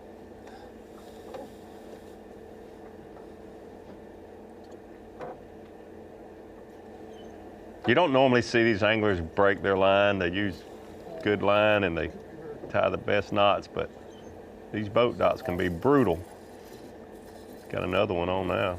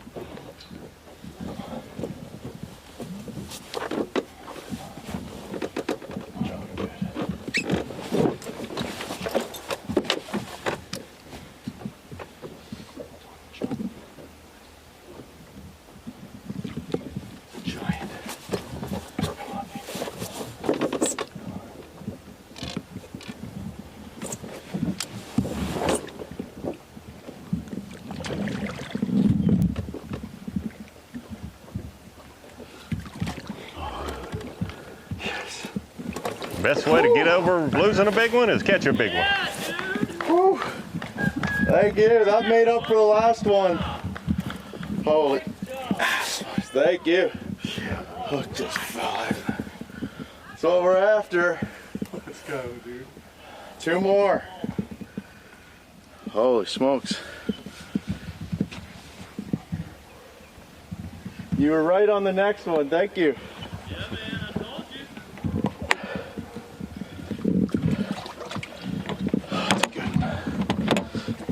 Heard him say 2 more. He's already got his limit.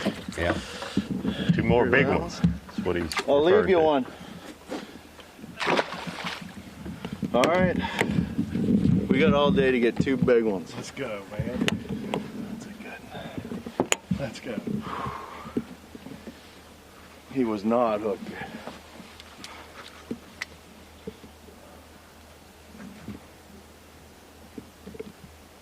Let's go.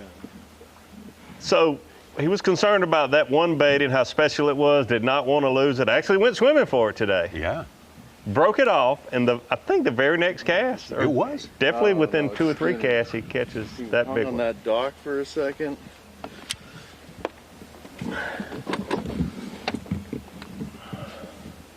Man, that thing was not hooked good.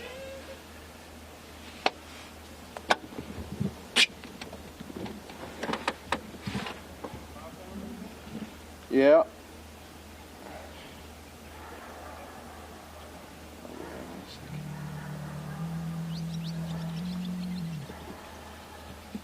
Gonna take just a few minutes here to retie. Yeah, boat dock, like you say, Dave, is just a wonderland of abrasive surfaces. You gotta 2 more. You gotta pay attention to what your line's going through. And you know, you can have a 2-pounder nick your line on a piece of rusted metal under a dock or something and cut your line. But the fish that we saw him break off and his brother Corey yesterday, they were both big. So.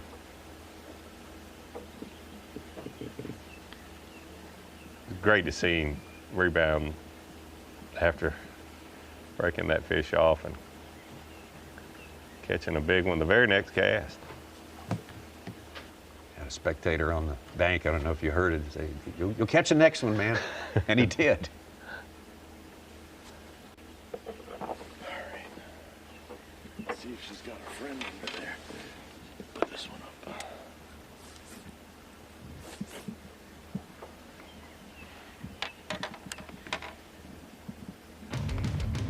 Well, I think we got a good candidate for a special recognition here, Dave. So we do this at least once daily, and it's usually cut and dry, which angler and which moment, but we know which angler today. It's Chris Johnson. He happens to be leading the Bassmaster Elite Series here on Santee Cooper Lakes, but there's just so many highlights that we could use here for the Power Pole replay today. This is his bait that he caught 32 pounds on yesterday. He didn't want to lose it, so he just gracefully, no, not really gracefully, jumped in Lake Marion to get his bait back. He didn't mean to, but while he was in the water, he did get his bait back. And that's good enough for Power Pole replay today. But a little bit later, with that same bait, a big one close to the boat, after all the efforts he'd gone through to get that bait back, a big one close to the boat, breaks his line. That could be an unfortunate Power Pole replay of the day for Chris Johnston. So frustrating, he lost his bait that he thought was the key to his success. But here, the very next cast, Power Pole replay of the day material, Chris Johnston. A big one, a Santee Cooper Lakes stud. Chris Johnston, for many reasons, Power Pole replay of the day. He was our Progressive Bassmaster Angler of the Year last year without making a single top 10.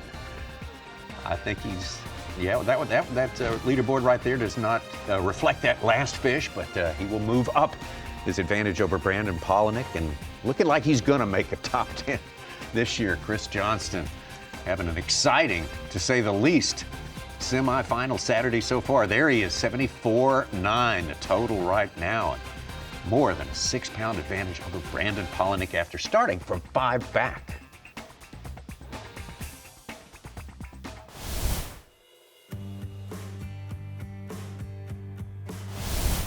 We're at Santee, South Carolina, and everything looks beautiful. Everything looks like something you could catch a bass around.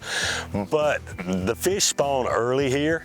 So as early as April and especially May and June, you're looking for things that are offshore a little bit. And it could be cypress stumps, it could be cypress knees.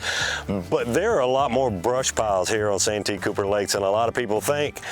So I use my 360 imaging to look for stumps, cypress knees, and brush piles.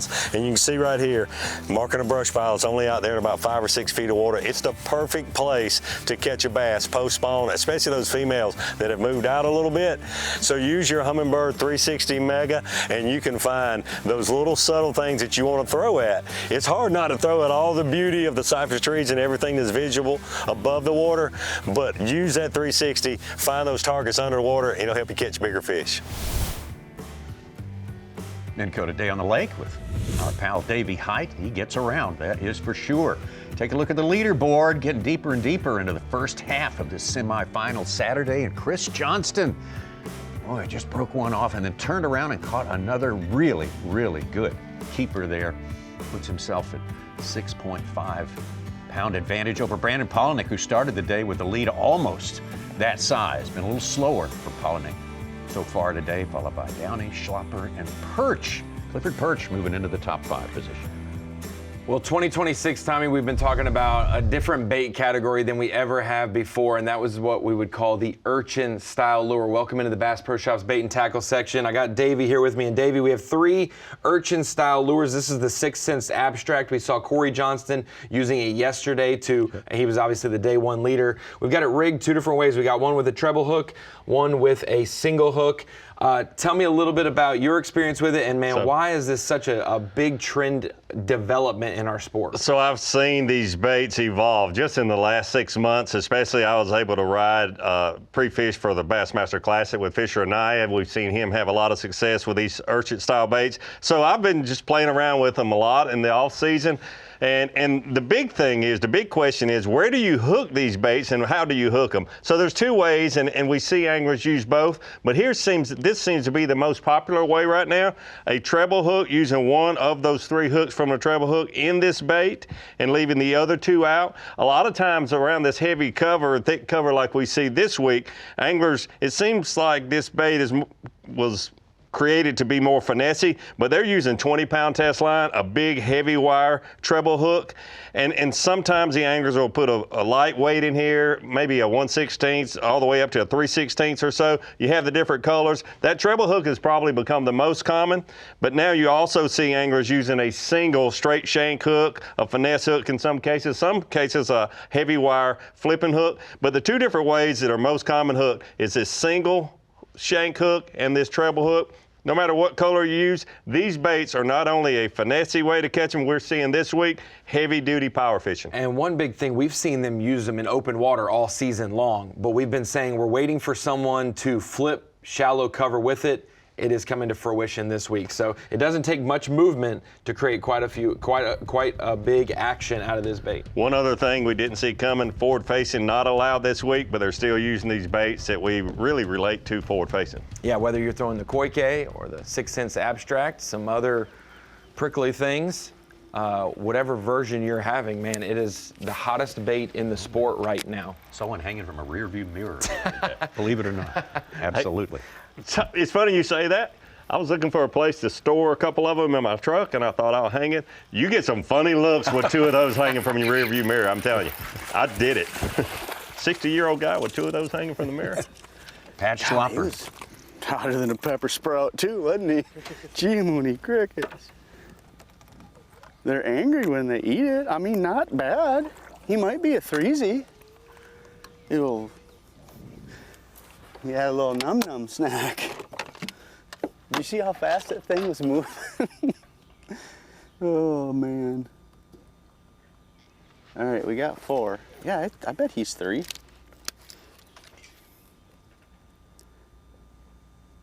Not quite. Not quite, but a nice one. 284. Okay. Not terrible.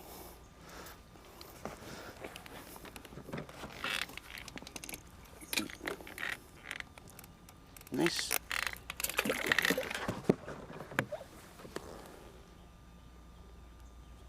I mean, they are just like, when they eat it, boy. Yeah, they want it. But they're not hitting it that hard, but just like when they get stuck, they're like, get this food out of my mouth. This isn't real food.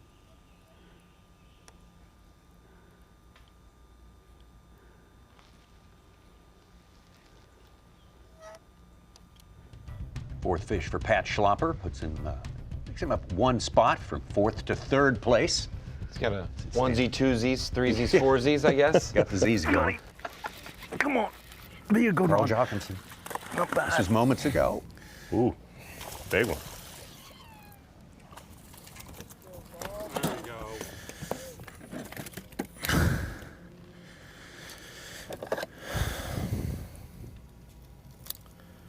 Feels good to get a bite.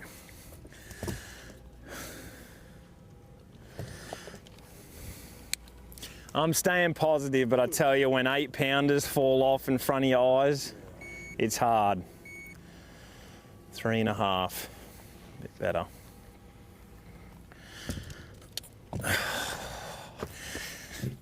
I'm gonna get him. I'm gonna get him. I've lost 5 fish in 3 days over 7 pounds. And then those ones are just hooked. But hey, we'll just pick away. We'll just keep picking away at them. That was moments ago. Slow this day for Carl so far. Hope the Aussies are awake. Don't quit on me yet. She's been a bit of a rough morning, but we're gonna get her on the tracks here soon. Just lost, I think, the same 8-9 pounder I lost yesterday. And you can't do that on this place. I needed that bite, but you're 5 casts away from getting them back again. They're getting harder and harder to get now.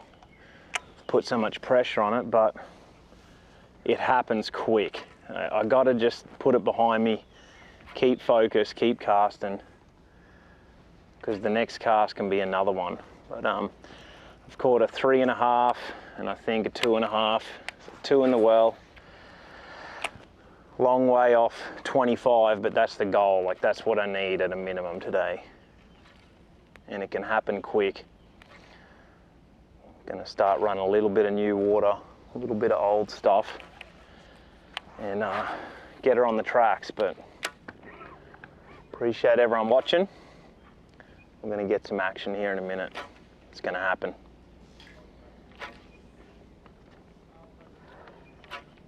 Carl with 26.6 yesterday to put himself into the top 3 to start this day. Yeah, had one of our about 6 or 7 pounders yesterday. And it can be difficult. You might ask yourself, how can it be difficult to focus when you're catching 20, 30 pound limits of bass? But oftentimes, to get that weight here on Santee Cooper Lakes, you may only get 7 or 8 bites a day. And if you lose one of those, like Carl just mentioned, an 8 pounder, it changes your day entirely. And you have to stay focused, and you hope when you do get those big bites, you can capitalize on them. We've seen with our live cameras probably 3 or 4 7+ pounders break off, pull off, get off in 2.5 days. And that's unusual to see that many big fish caught and lost.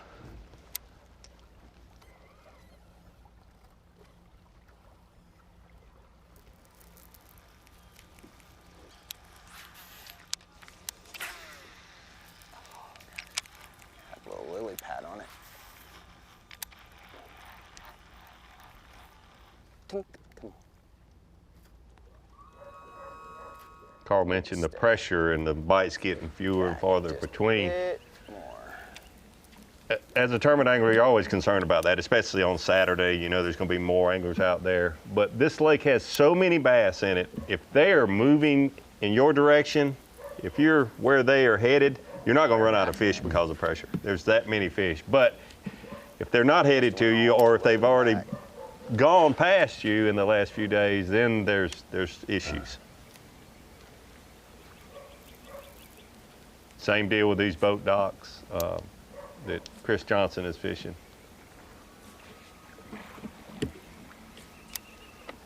We hear anglers say all the time, you want to fish where those fish are headed, where they are more.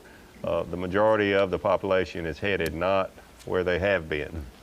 It's hard to do. It's hard to stay ahead of them. I've seen a lot of guys have 20+ pound days and then second day 15 or vice versa. Yeah. Like Not unusual. Justin Hamner had a 7.7 on day 1. It was in our top 10. He fell out yesterday. Today he's got a 6 pounder though. It's his only fish though, so far. Well, Chris Johnston, he has been the man so far this morning, not without a few little detours along the way, but a great effort so far, over 20 pounds. First angler that we know over 20 pounds today. Among the 50 who were out there on semifinal Saturday, Dakota Ebear making a big move now. He's sort of become part of the conversation for Progressive Bassmaster Angler of the Year as well. If he slips into Championship Sunday, we may see him doing something different than we've seen the top of the leaderboard doing right now. All right, well, look forward to that possibility.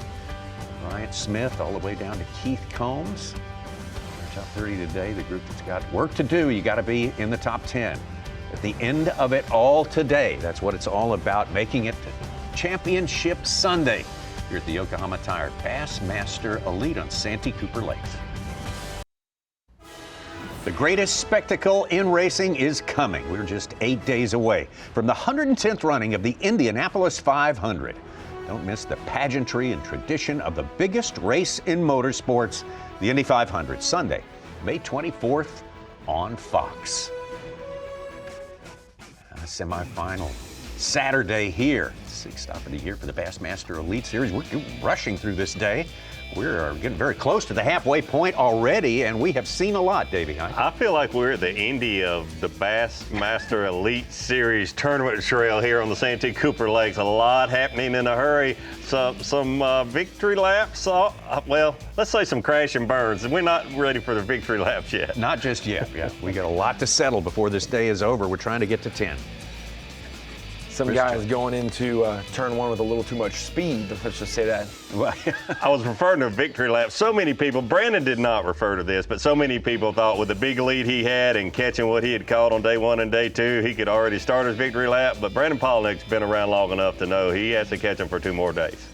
Well, right now it's Johnston and Polnick on top, not in the same order they started, and then a big drop until you get down to 3rd place, 4th place, 5th, and so forth.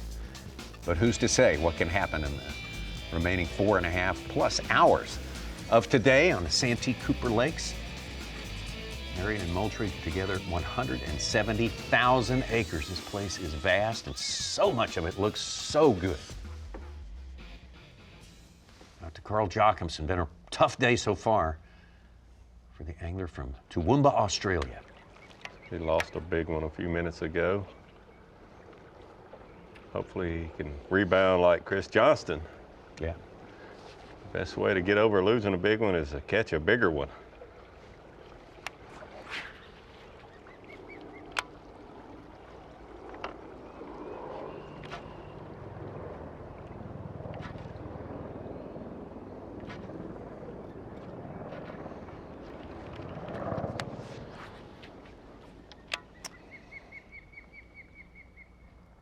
Carl has a great track record here, you know, for coming from Australia to here. He definitely has adapted to Santee Cooper well. Hey, I've got the deep dive app pulled up, and we've been talking about the north wind, and now it's turned to south wind. But when you're looking at the readout of a lake on a map, you might not get a full picture of it. And so using their recent satellite imaging feature on this app really gets to show you the amount of vegetation. And you can sit there and kind of pivot and turn it on and off. You can see here's wind. Now let's go back to the grass, and you can see just how this open water area that I'll circle here is actually not really open water, Davey. And so it's important to, when you're trying to obviously find good spots, you can see the rhyme and reason for things. We could even go right here to the water clarity and see that on this fishery is one of the best places for water clarity up shallow. And it's because of all that vegetation. One big aspect, though, with this place being shallow, with them being tree-based as well, you can come down here to the bottom left of the Deep Dive app and click the lake level readout. And you can see that on Wednesday, we were just barely below full pull. And as we've gone throughout this tournament the last 3 days, it has fallen, I wouldn't say dramatically, but significantly. It was minus 0.12 feet, and now it has doubled, and it's in that 0.25, a quarter of a foot low. So, Davey, tell the fans at home, when somebody like Carl's fishing trees, and these fish are maybe post-spawn pulling out to the trees, but now the water's also falling on those said trees. Yeah, there's a couple things there. Number one, these lakes are big, but they're shallow. And so a lot of places we go, especially man-made reservoirs where they generate a 3-inch water level fluctuation, doesn't really affect the fish very much. But here on the Santee Cooper Lakes, it absolutely does. The other thing, it does not only kind of affect their mood, it affects where they want to be or where they're going to set up. You can see Carl, we've seen Brandon Polnick a lot.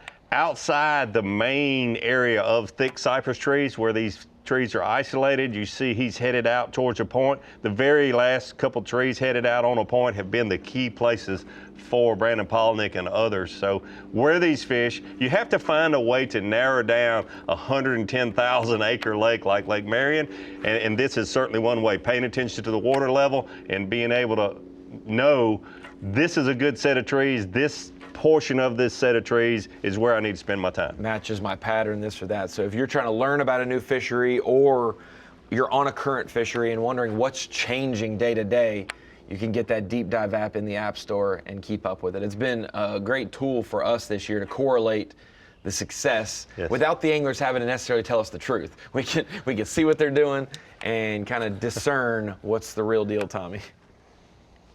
Anglers are not legally obliged to tell us the No, truth. that's why it's good. Now we have a second source to check them on it. That's right. It's good to have a difference of opinion.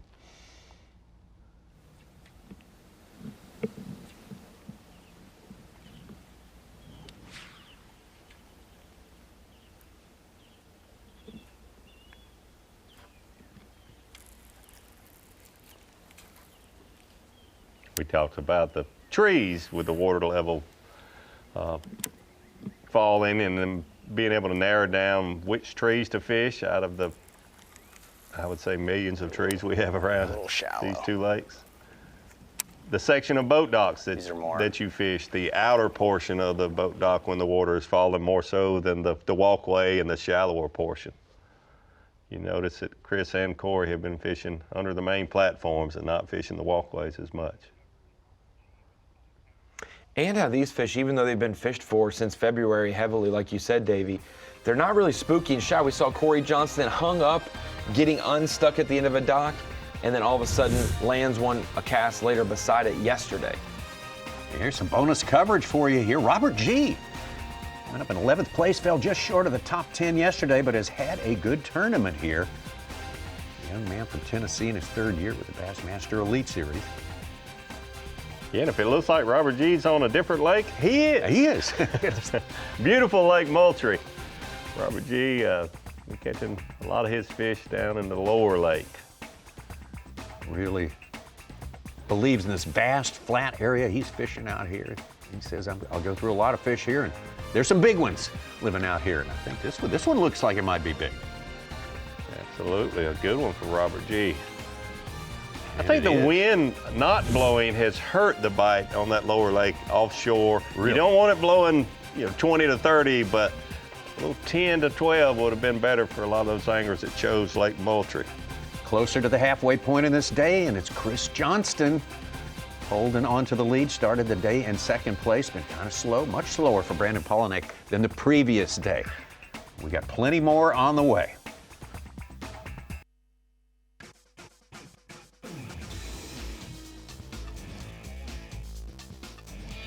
The anglers remained in this tournament, all of them with the same goal: get inside the top 10 and move on to Championship Sunday here at Santee Cooper Lakes. The Yokohama Tire Bassmaster Elite, the sixth stop of the 2026 Progressive Bassmaster Elite Series, and the second stop in a row in South Carolina. And Chris Johnston is your tournament leader. We've had 3 days of competition, and right now 3 different leaders. Day 1 leader Corey Johnson, his brother. Day 2, Brandon Polinick took the reins, but Chris Johnson, despite his aquatic adventures, didn't spend all of his time on top of the deck of the boat. Spent a little time, well, you can't use forward-facing sonar, but you can forward-face when you're under the water.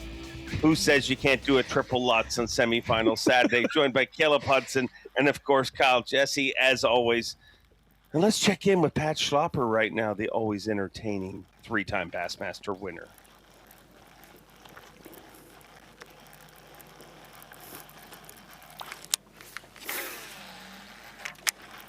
Told you he's entertaining. I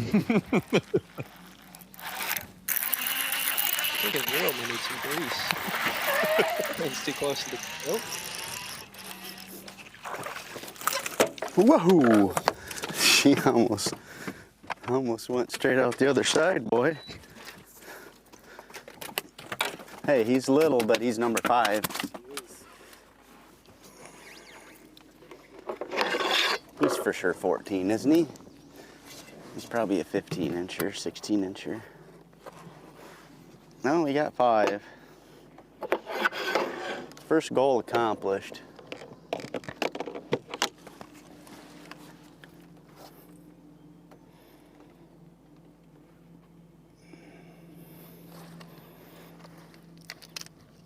I don't even know if he'll be 2 pounds.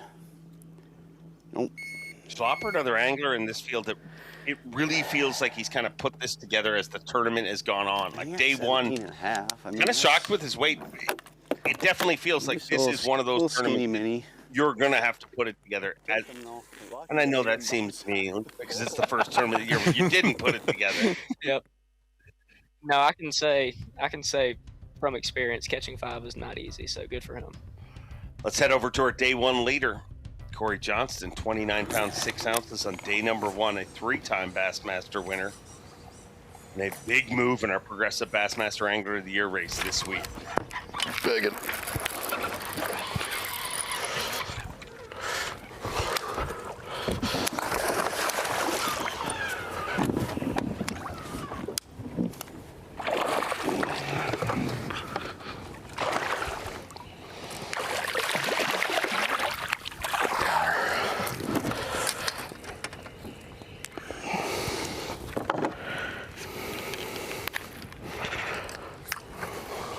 That's better. I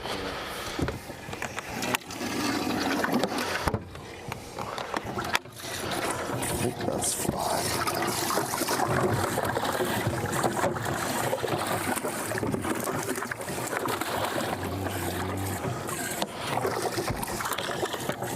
You know what that is, pal Jesse? Not only is that 5, but that is an absolute Vornado.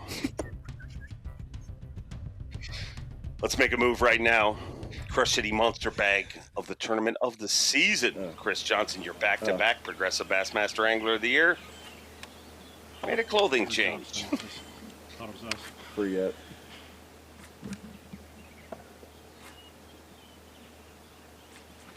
It is. Good one. Big one.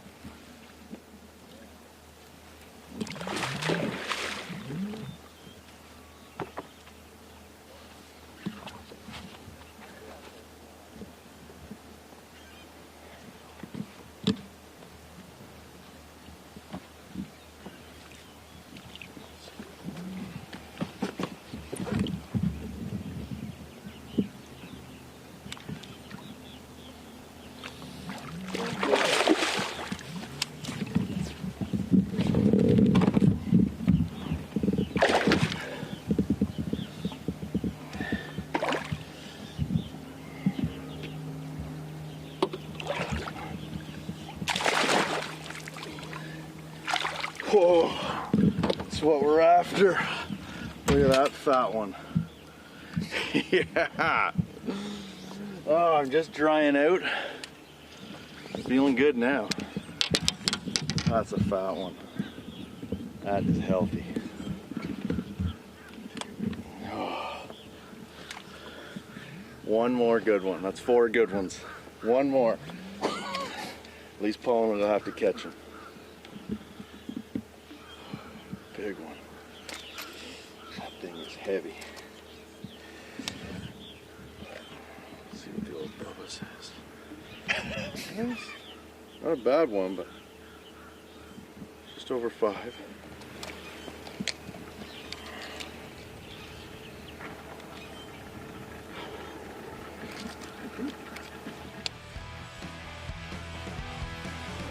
A new fashion move you see there, going full bunny with the pockets out. Well, the pockets are out for a reason, because just because you're waiting the biggest bag of the season and you're back-to-back Progressive Bassmaster Angler of the Year doesn't mean you can't do, well, entertaining things. Let's have a look at this. This is a fit of agility from his belly to the bottom of the water. That is right there. And that is, I don't think he gets enough credit. It is easy to fall in the water when you're standing, but very hard when you're laying on your belly. I mean, he's got a low center of gravity, but hey, they say leave a place better than you found it, and that's what he did.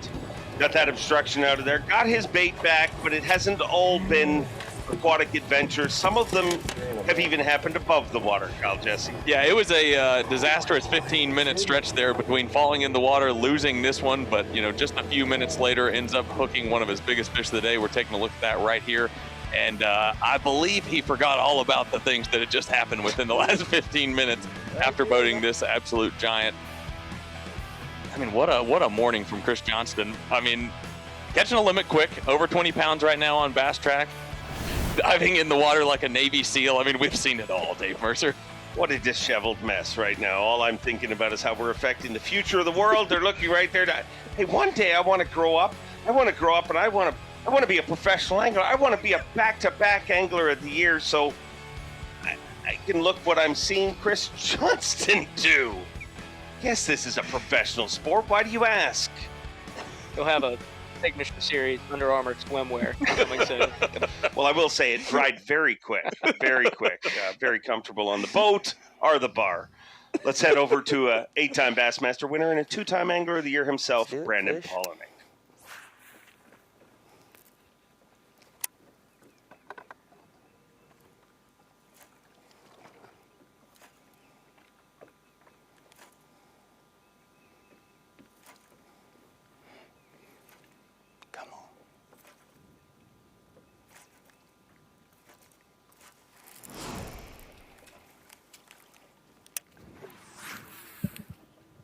Oh, man, we are getting the right bites. We're having some misfortune landing them right now. I mean, we've had the bites to have a really incredible day again. But man, I haven't been getting a lot of bites. Got one bite still that I would consider acceptable. It's a 5-pounder. The other two, we definitely need to get rid of before the end of the day. Still got about 4 hours of fishing left, and you saw this morning how quickly it can happen, right? You land all those bites, and it's like, oh, you just went from 7 to 23 in a matter of 15 minutes, so it's really just keeping the rod in your hand and just moving, right? Keeping your casts in good areas, fishy areas.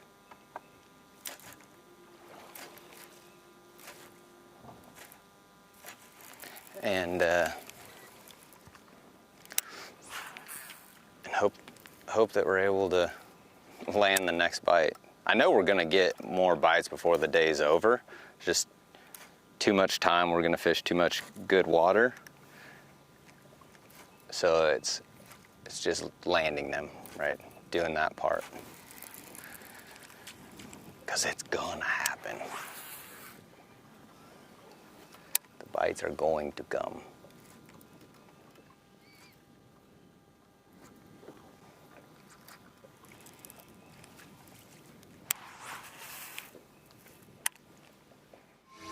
Polinick has covered a lot of water this week, and in his own words, he's been focusing on high percentage pinch points where he feels like bigger females are staging post spawn.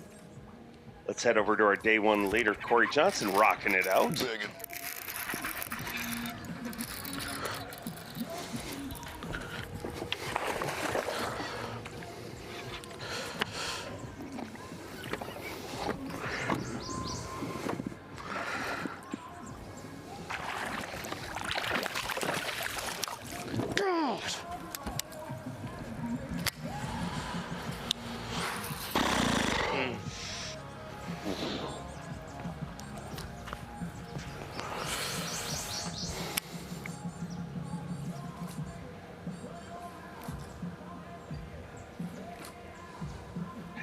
Painful loss there, and that is not the first one we've seen from Corey this week.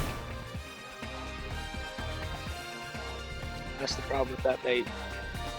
It's been a big story of the day so far. I mean, if you look at the top anglers from yesterday, big losses has been the deal for all 4 of them. And all, like you said, Caleb, doing kind of the same general pattern.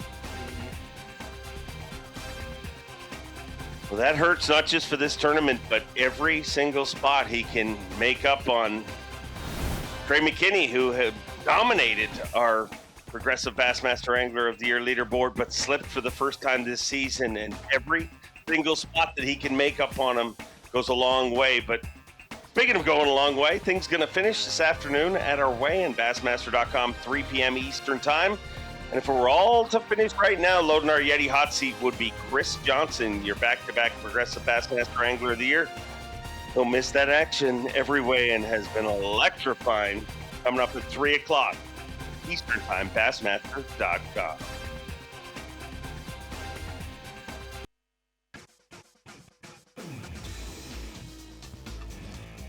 50 anglers remain. We'll whittle it down to 10 after today's weigh-in here at Santee Cooper Lakes. Yokohama Tire Bassmaster Elite, the sixth stop of the 2026 Progressive Bassmaster Elite Series. And boy, Santee Cooper Lakes has shown out in a big way. South Carolina in general has shown out in a big way the last couple of weeks of competition. But atop our leaderboard right now, your back-to-back Progressive Bassmaster Angler of the Year, Chris Johnson, to his standards, has had a relatively off season.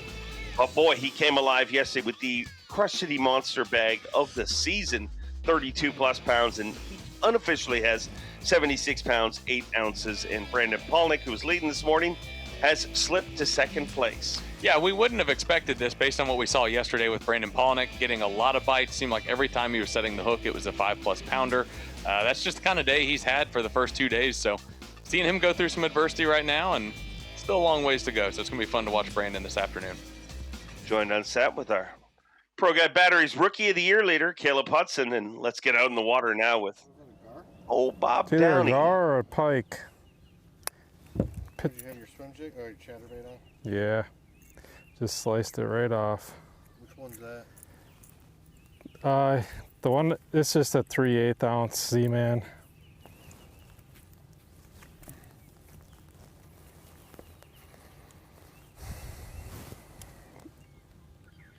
I thought one, like a big one, smoked it for a second, but it was not.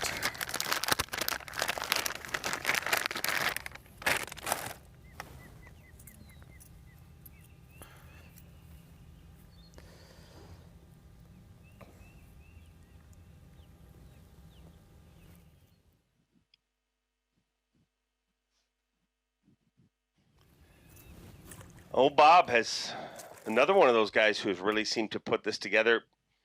When he weighed in 23 and change, moved into third place in day number 1. Afterwards, he said, I hope I make the cut. I said, Bob, you're in third. He said, I don't even know what happened the last few minutes. That's how shocked he was to catch him. But he has really put something together. Caleb, I'll ask you this. Was not really being on something and just locking into fishing, just fishing what's in front of you in this event, was that an advantage? Not at all. Not at all. Not for me, at least. You know, I kind of had a rough practice, so my finish was no surprise. I kind of had more hopes, but these guys, when it comes to just putting your head down and going fishing, the guys that are at the top right now are the best at it. You know, they're really good at it. Just going fishing, putting your head down, covering water, and so it's no surprise these guys are killing them. Bob Downey's got a win in the Opens and has been oh so close to Elite Series wins multiple times in the past.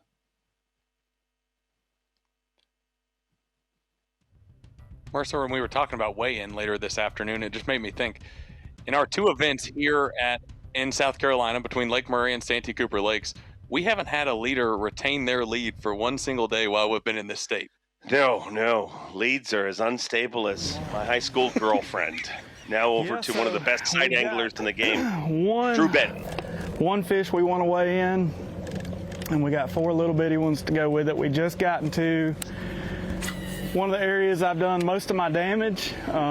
Yesterday I caught a 6 in here. I found a 7-pounder. I got to bite one time, and then it got weird acting. I found 2 5+ pounders in here yesterday that I couldn't catch. And we were just kind of fishing new water this morning, waiting for the sun to get right, because I'm up the lake and it's not as clear. I mean, it looks clear in here, but it's not as clear as it was down the lake where we started this morning. So, and these fish are spawning kind of deep in these pads, and it's hard to see them in the morning. So I waited to come up here, and 2, these fish are acting a little bit like Florida fish. Sometimes in Florida, they wait for that sun to really get up and get high before they get up there and set up good on the bed. So hopefully it paid off, and we waited till the right time to come in here, and we'll get around this corner where where I seen most of them. And we'll find us a few big females laid up, and then they act right. so we'll see what happens. I feel like there's new ones moving up as we speak, because we got a new moon today. And so yeah, I think the best part of our day is ahead of us, and we're just gonna keep running them down best we can. And if we don't find them here, we'll just keep covering new water. Because eventually, if you know, look enough, you're gonna run into them, I feel like. But that's the plan. We're not laying up.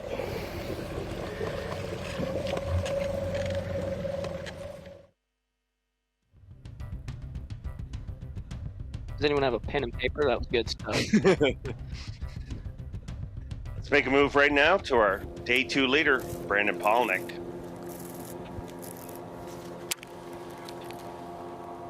Just 3 fish in the boat. He's showing us before things can change in a hurry. Yes. How many times can you manifest a big one up? I don't know. I mean, come on, bro. I don't know, but we needed that bite bad. I literally dropped the Raptors, waited for the wake to come by, just got done saying the boat wake, just knocked a little spider down in there, and I just saw my line go, ding, 4-pounder. Oh gosh, feels good. That made me feel good. That feels good. Ooh, baby. Every ounce of that one. Oh, man, we needed the bite. Let's go. Let's go.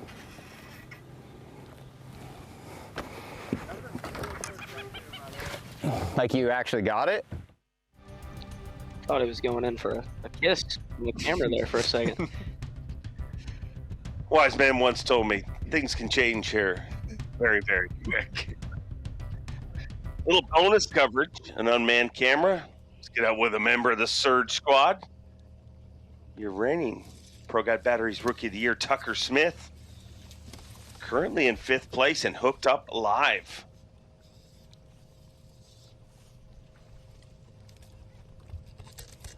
Also got a wicked cell phone video being made while we watch. Do it for the gram. Was that Neil? It might have been. Now that guy was moving way too fast for Neil. Oh, wow. Neil Paul shots. Super Marshall. Thank all our marshals. We just had a look at Drew Benton. And I don't know if it's a scientific fact, but if your name is Drew, you're probably going to be pretty good at sight fishing over to one of the best in the game, and he is hooked up live.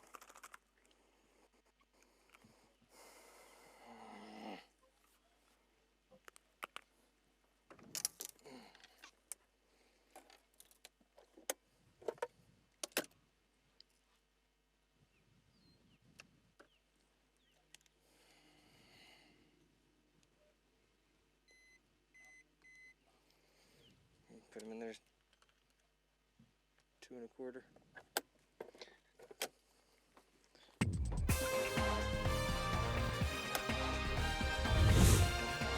You look at that Polnick fish catch. I mean, it could be an image from 5 years ago at a tournament here. And how many times have we seen Drew Cook do exactly that?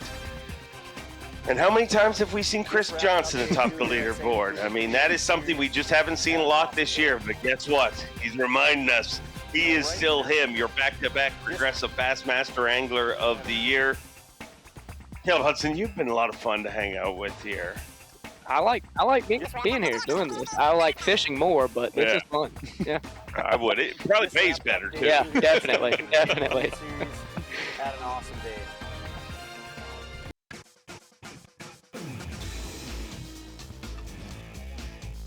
A spectacular sunny Saturday. Not just any Saturday. It is semifinal Saturday here Yokohama Tires Bassmaster Elite at Santee Cooper Lakes, and picture perfect weather here this week in Clarendon County for the 6th stop of the 2026 Progressive Bassmaster Elite Series. And there's something we haven't seen all year long. Chris Johnston in the mix, your back-to-back Progressive Bassmaster Angler of the Year. Weighed in her custody monster bag of the tournament yesterday and has not looked back since.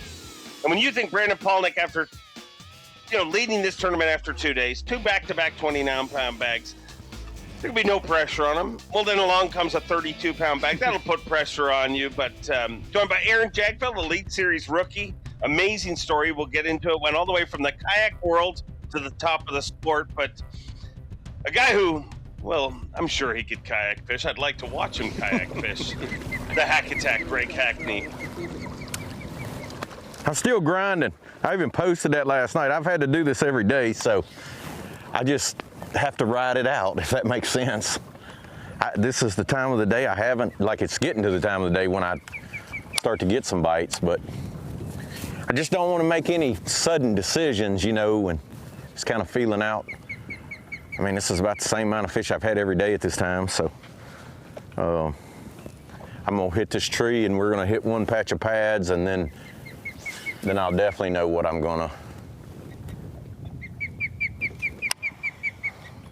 I'm fixing to do. I mean, again, like I said, the bites I had in here on trees, when they're up there, they get it. Like, I mean, I'm throwing multiple times. Of course, on some of these are so big you have to, but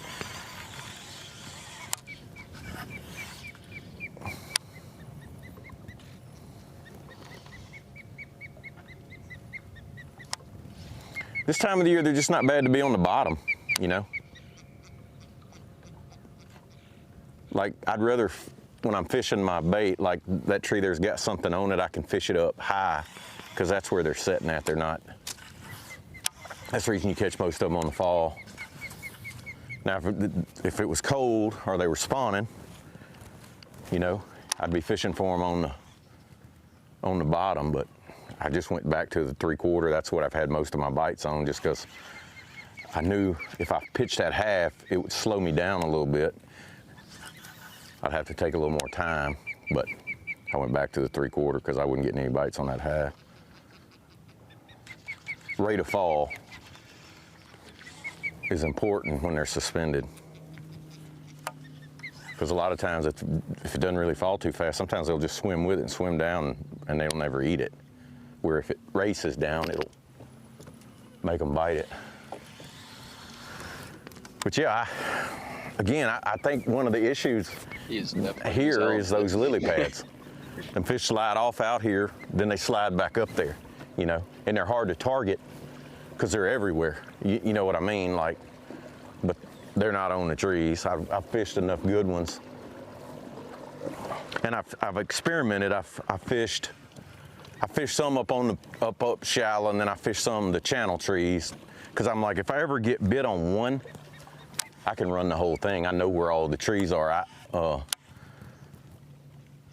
You can run a pattern, because that's the tree they'll be on, regardless of what part of the area we're in.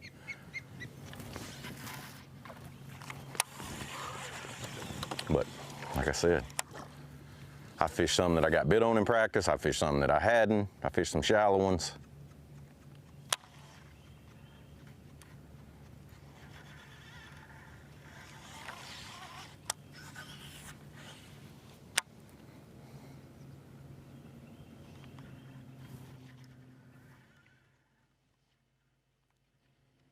Just think, some sports actually have to add bird noises in and stuff like that. We're not far. I mean, from here. I'll just say this about listening to Greg Hackney.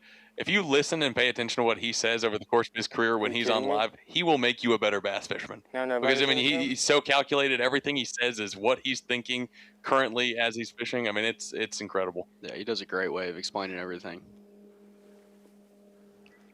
Over to Drew Cook. And I've got a really nice male. It's the one we were on earlier, a really nice male. And there's one big female. And then another female just showed up, looked like about a 6-pounder. And so there's 3 of them on this bed. And 2 of them are really nice ones, but they're very squirrely. I've got the 8-pounder to roll on it and like almost bite. It'll absolutely follow a glide bait. But I'm so scared to hook it on the glide because my interpretations of the rule is when I land that bass, it has to be hooked in the mouth. So even if I do hook it in the mouth and say the front hook comes off and I got it by the back hook on the side of the cheek, I have to throw that bass back. So it's not even worth it, honestly. But and I just told him whichever one bites next is gonna get the juice. Like, it's a really nice male. You know, there's 2 big females, but we're gonna have to chance it. Big female's in there right now, turning on it. She's very lazily, she's spinning on it, nose down. Oh, that was very close. But there's no pattern to what she's doing, where she's swimming. She just randomly appears out of the grass every once in a while. And if there was like if she had like a loop or a path that she was taking or somewhere she was sitting all the time, I really think that I could catch her just by hiding my bait and waiting for her to come.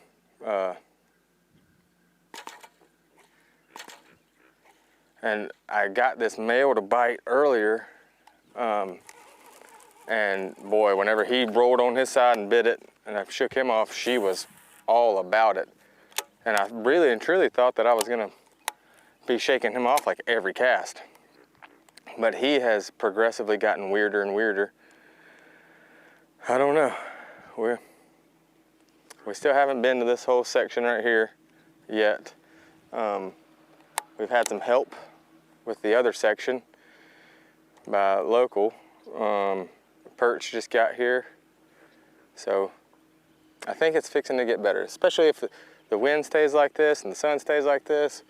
Like, the afternoon should be good, but we need to go ahead and get, one more good one.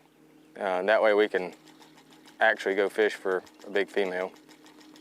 I did just break one off. How, I don't know. But like it didn't feel nothing, so we should be able to go back and catch it in a little while, hopefully.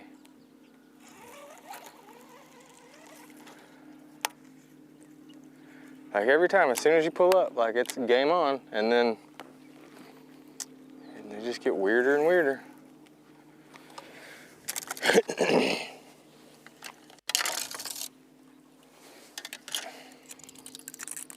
I know that feeling. If I think she's gonna head shoot it, I'm gonna let her.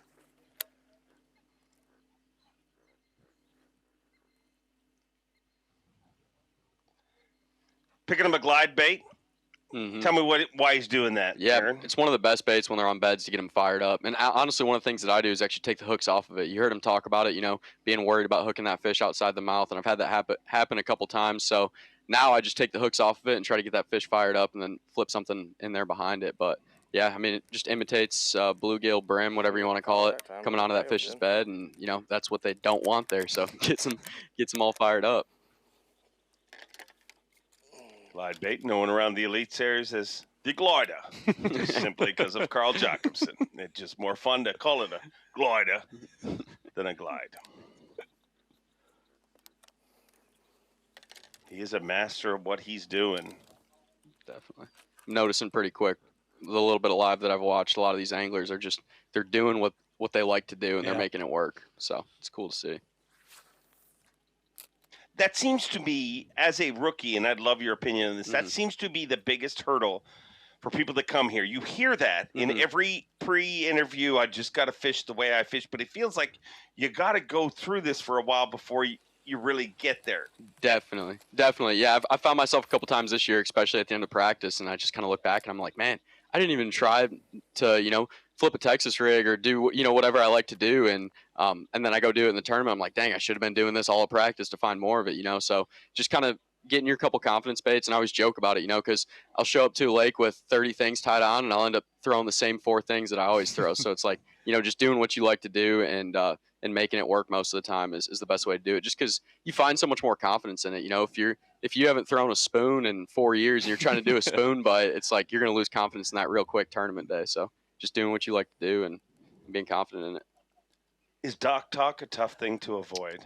I'd say in college it definitely was. You know, being around so many anglers, we'd have 16 guys staying in the house from the team and stuff like that. But that kind of taught me to just stay away from it and stay in my own lane. I travel with Matt and Sam, and we just pretty much stay in our own little group and work together for everything and try to not let the outside noise get in on it. So.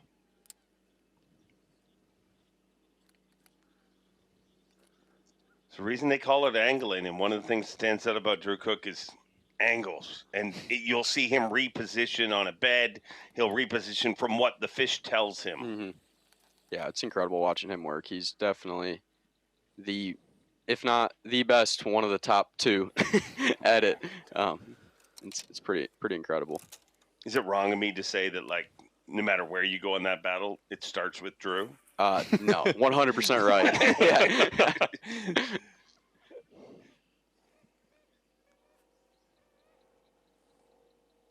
We talked about it in a little segment I did earlier with the guys, and I almost feel like they're more lethal at sight fishing when the sight bite gets tougher. Yeah. Because everybody, when they're up and everybody's sight fishing, they do very well, but they seem to make this bite last when nobody else is doing it, and the harder it gets, the better their expertise shines. Exactly. Yeah. If it's there, they're going to find it. And like you said, I think it actually helps them out because you got, instead of 75 guys looking for it, you might only have 5 to 10 guys looking for it. And if they're up there, they're going to find it. So. And this week's a perfect example of that, Mercer, because, I mean, heading into this event, I mean, there was a lot of talk about the offshore grass, all the different things that could be going on. And bed fishing was so far down on the list that, you know, you thought it was far enough along in the season to where we weren't going to see as much of that. And to see Drew Cook and Drew Benton inside the top 10 on semifinal Saturdays, just exactly what you'd expect. The amazing thing that we've noticed this week, too, is, I mean, it's starting to whittle down, but you could catch them. Literally, South Carolina, for example, in both these fisheries, you can come here and fish the way you choose to fish because I've seen a lot of different baits play, a lot of different approaches play, and everybody's trying to chase one guy right now, and that lead looks unthinkable because he was 5 pounds behind this morning, but obviously got a big lead. But I will remind you, it is early. We have at least 4 hours of competition time left. And the bite gets better as the day goes on here on Santee Cooper Lakes as the sun begins to shine more and more. All right, we just wrapped up day 2 here on Santee Cooper and had one of those dream days. Ended up with 32 pounds and change. What an incredible day of bass fishing. Your tournament leader. So I don't know what's gonna happen tomorrow. I think we're gonna get some fish, but I got them in today, so who knows what's gonna happen tomorrow. But I'm bringing my swim shorts tomorrow because I only got 1 bait left, and if I get it hung up, I'm going in to get it. So stay tuned, should be an interesting day.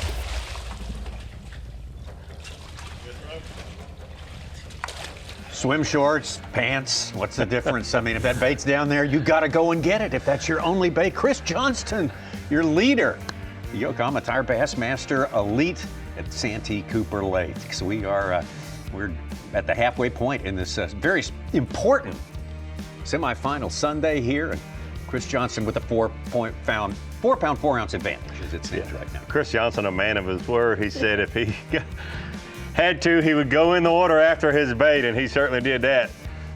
He has absolutely been on fire, jumping in the lake, doing a lot of crazy things. He broke a big fish off, but he's put the right ones in the boat also. What's the phrase? He talked the talk and he swam the swamp or something? Yeah, I think that's what it is.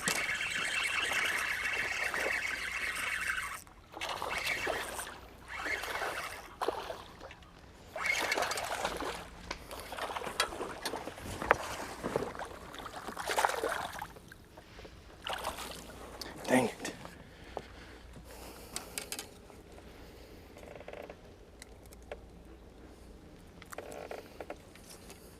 Definitely bigger than 1.4. Drew Cook's smallest fish right now.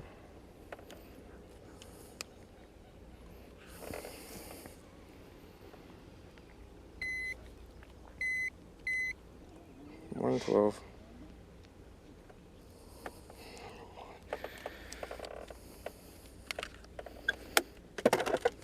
Number one. Ah, there. Goodness. All right, looking to call with that one right there. Drew Cook and all the rest. Let's catch you up on what they've been up to on semifinal Saturday with our Strike King midday report and the man from Cairo, Georgia. Drew Cook coming in here and just being what he always is, just one of the greatest sight fishermen of all time. And he finds the conditions to be just about perfect. Yeah, they are absolutely perfect, and we love having a camera with Drew Cook. Like you mentioned, he is definitely one of the best sight fishermen in the business. Not many people expected to see top 10 anglers here the middle of May on Santee Cooper Lakes. Many sight fish, but the conditions, like you mentioned, Tommy, are absolutely perfect for it, and it's not a surprise to see Drew Benton and Drew Cook in our top 10. Not only is this time of the year a great time for him to thrive, but this fishery, a 12th in 2020 in the fall, a first breaking 100 pounds, and then a third in 2023. He's sitting in our top 5 heading into today. I just say he's going to build a house on Santee Cooper one day. Bob Downey, certainly part of the conversation all the way through this tournament. Giant. Himself into the top 6 yesterday, staying in the that top was 10 one today. That was out of bed. Starting in 3rd place, as a matter of fact. 6 pounds, 4 ounces. It's a good one for our Fox viewers. Well, you want to say hello to the Fox viewers there with a 6-pounder. Bob Downey starting in a totally different area of Lake Marion. They switched sides of the lake about 10 or 12 miles from where he started on day 1 and day 2. Had a slow start yesterday. That's what gave him the idea, or maybe to consider starting somewhere else. Day 1 was a good start for him, a fast start, but yesterday a slow start. Good move by Bob Downey, starting the day off with that 6-pounder a lot earlier than he started the day off yesterday with a 6-pounder. Actually, he had his limit today in about the same amount of time that it took him to catch 2 bass yesterday. So it looks like the hook point is inside the mouth. See there, he was calling. Yeah, I think it's in too. Tournament director Lisa Talmadge to verify as close as you can he could keep this fish. She said, it's your call. You and your cameraman make that decision. I can't do it from here, which we totally understand that. Good start for Bob Downey today. How about the winner twice last year, 2025 on the Bassmaster Elite Series, Elva, Wisconsin, Pat Schlopper. Not a surprise to see Pat doing well here.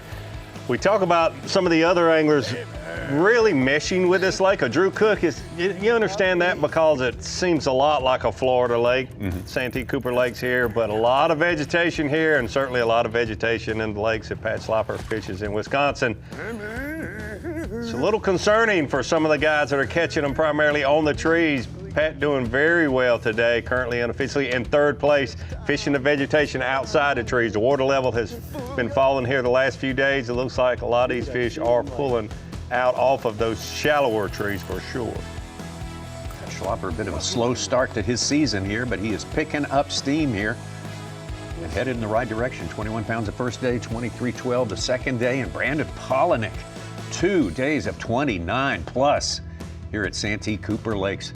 Put him atop the leaderboard to start the day. Yeah, Brandon Polinick, after day 1, said, I just had one of those magical days, couldn't do anything wrong. I caught my biggest cull late in the day on a place that I had one bite, and it was a 2-pounder in practice. I was just trying to expand because I thought I had a limit that I couldn't make any better. Things were just going right. It's a magical day. Well, yesterday, day 2 of this tournament, he had another magical day. Catching them, the big ones. Not a lot of numbers, but the big ones. He caught an 8-pounder late in the day to give him almost 30 pounds yet again. Brandon Polinick definitely in the driver's seat starting this day, day number 3 at Santee Cooper. Catching him at the pace he caught him yesterday, or the size either. Still looking for his 5th keepers, Brandon Polinick. And how about our tournament leader? He started the day 5 pounds plus back of Brandon Polinick. Chris Johnston back to back Progressive Bassmaster Angler of the Year in 24 and 25. I know they probably don't want us talking about it, but very unusual finishes for Chris and Corey Johnson last week at Lake Murray. So unusual to see them outside of the top 50, especially both of them at one time. Rarely, if it ever has happened, so unusual. But I think we made the Johnson brothers mad. Corey and Chris having a great tournament here. Chris Johnson in the driver's seat at this point. A great start yet again today after a 32-pound 5-fish limit yesterday, which I don't care where you are in the country, whether we're talking Clear Lake, Northern California, or Santee Cooper Lakes in South Carolina. A 5-bass limit of over 30 pounds post-spawn is absolutely amazing. Chris Johnson had a few come off today, but boy, he came back strong with right after missing one right here. And don't look now, the guy who struggled this season so far, barely made a cut to start, barely missed a cut, has a 75th on his resume, 3 finishes worse than his worst last year. He is still 19th place in points, and he's coming into his own as we hit the last 4 events of the season, including this week. His brother, as far as we know, still back on top in real time in our tracking of progressive AOY points. All right, we got a decent day going. I got four good ones and 1 3 3/4 I got to get rid of.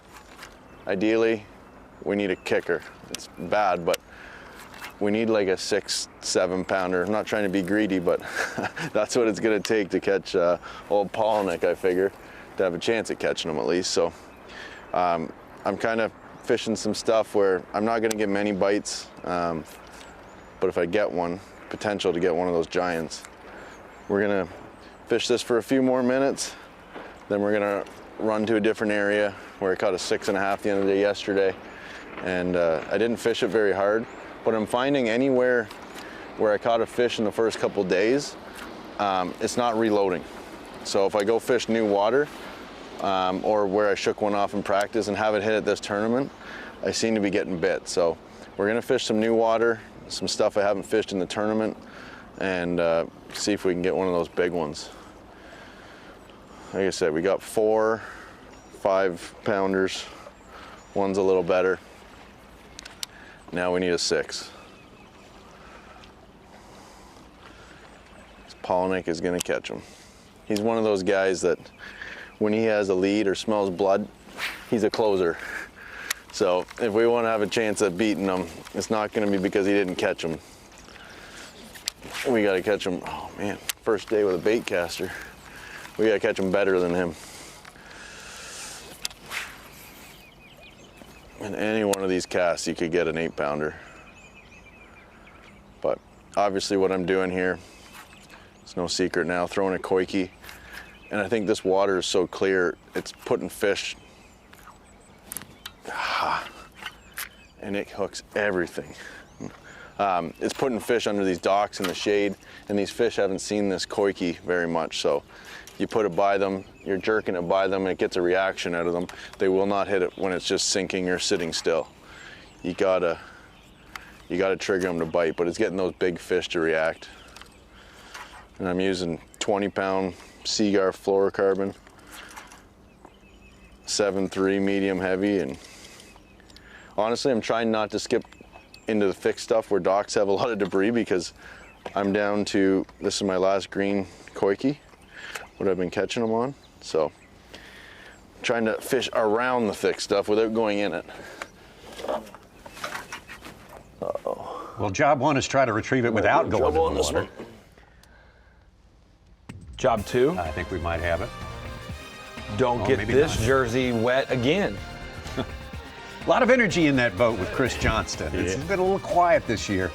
Boy, I think that being in the position he's in right now, catching 20 pounds before midday, affords him a lot of chances to explore new water and so forth. Hey, I want to remind you, 3 p.m. is when the check-in and weigh-in starts for these anglers here. You can watch that, but you can also watch over on YouTube.com, Pat Renwick and the gang, with Sims Behind the Tanks for the stories behind the stories. Fresh comments right off the water with the anglers. Yokohama Tire's Bassmaster Elite. For Santee Cooper Lakes is sponsored by Toyota, by Nitro Boats, and by Humminbird. Getting closer and closer to beginning our afternoon session. That'll be 3 more hours of fishing once we finish the current hour. 3 p.m. Eastern Time is when our weigh-in is today. Crucial weigh-in. There's the Mountain Dew boat. That is the Mountain Dew boat. Is that Kyle Jesse? Yeah, it's got to be, right? It's his boat. Oh no, he's on the live cast. So, okay. So think that someone pried the keys out of his hand. That must have been like pulling teeth, I'm sure. Chris Johnston got the lead right now, 4 pounds and 4 ounces. Started the day 5 pounds back. That's how volatile this place is. Now you can put 5 in the boat that can completely change your reality. Corey Johnston had the day 1 lead. Great day 1 for Corey Johnston. He's been sort of trying to get back to that level of performance ever since. His brother Chris. Not really in the conversation after day 1. Corey had the lead, and Chris brought 32 pounds to the scale yesterday. Ooh, good one here for Corey. That one ate it. Smallest fish 1 pound, so I guess it is a good one compared to his smallest fish. You got 3 of those 1-pounders. Well, there goes 1.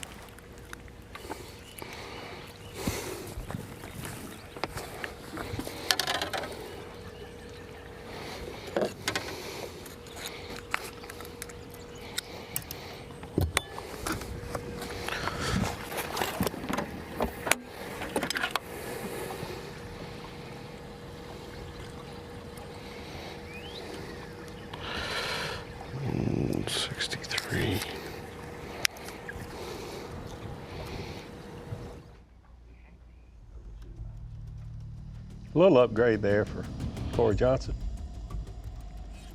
Greg Hackney in our top 10. Camera with him all day long. Always fun, always learn a lot.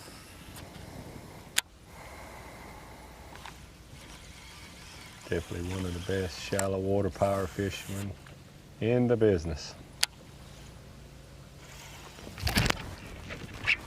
Ooh.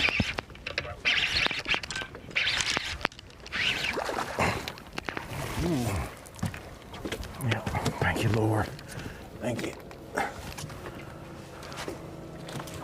Kind of bowed me up for a second. It's like I didn't know how to act. I had one pulling back.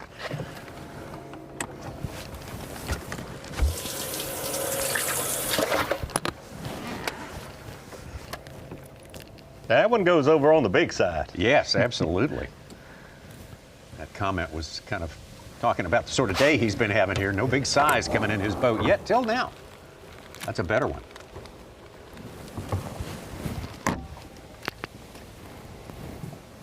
He's been catching the majority of his weight in the afternoon. He started in a little different area than he has fished the last 2 days this morning.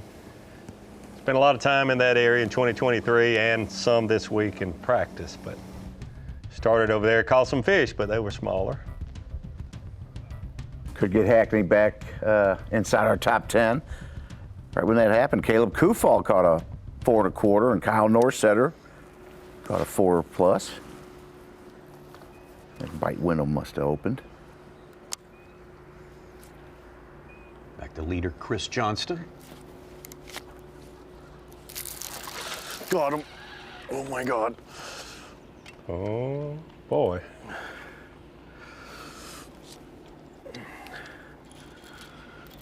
Come on, baby.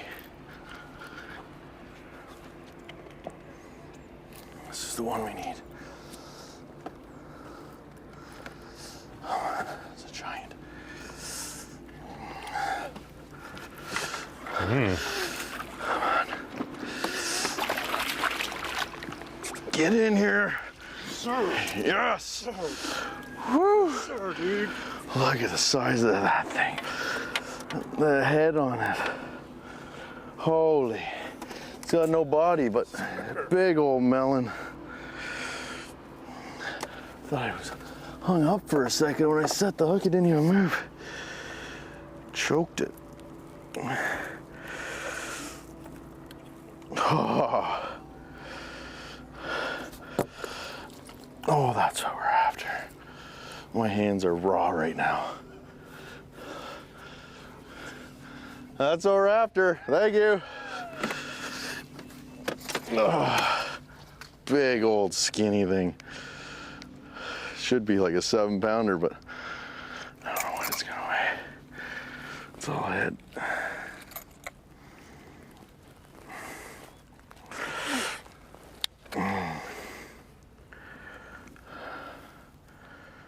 Take it.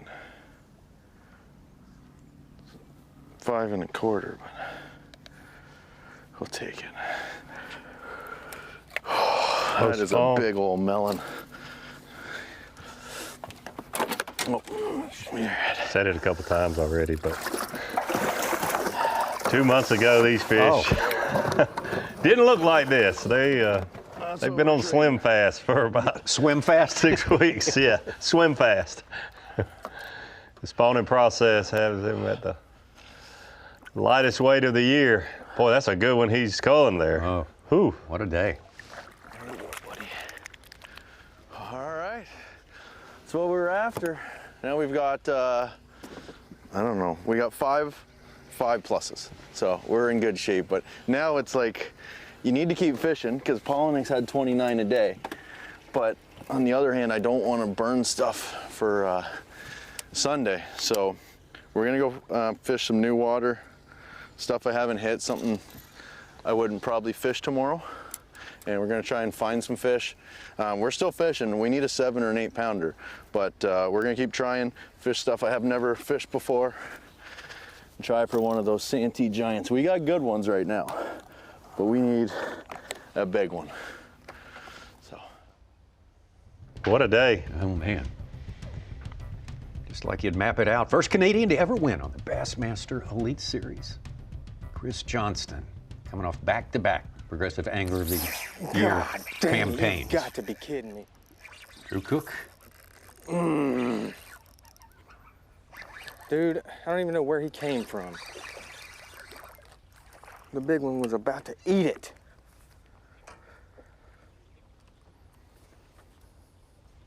Doggone it.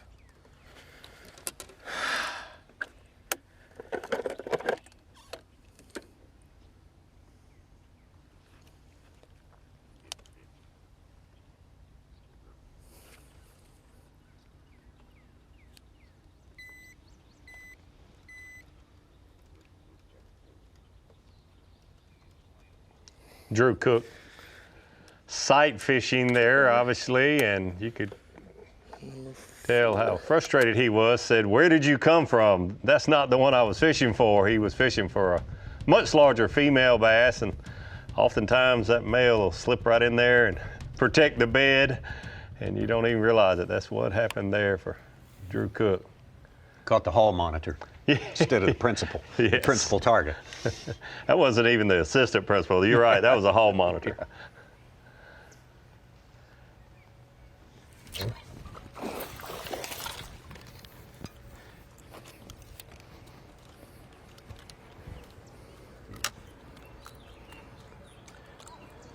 We'll barely get rid of number 1, I think.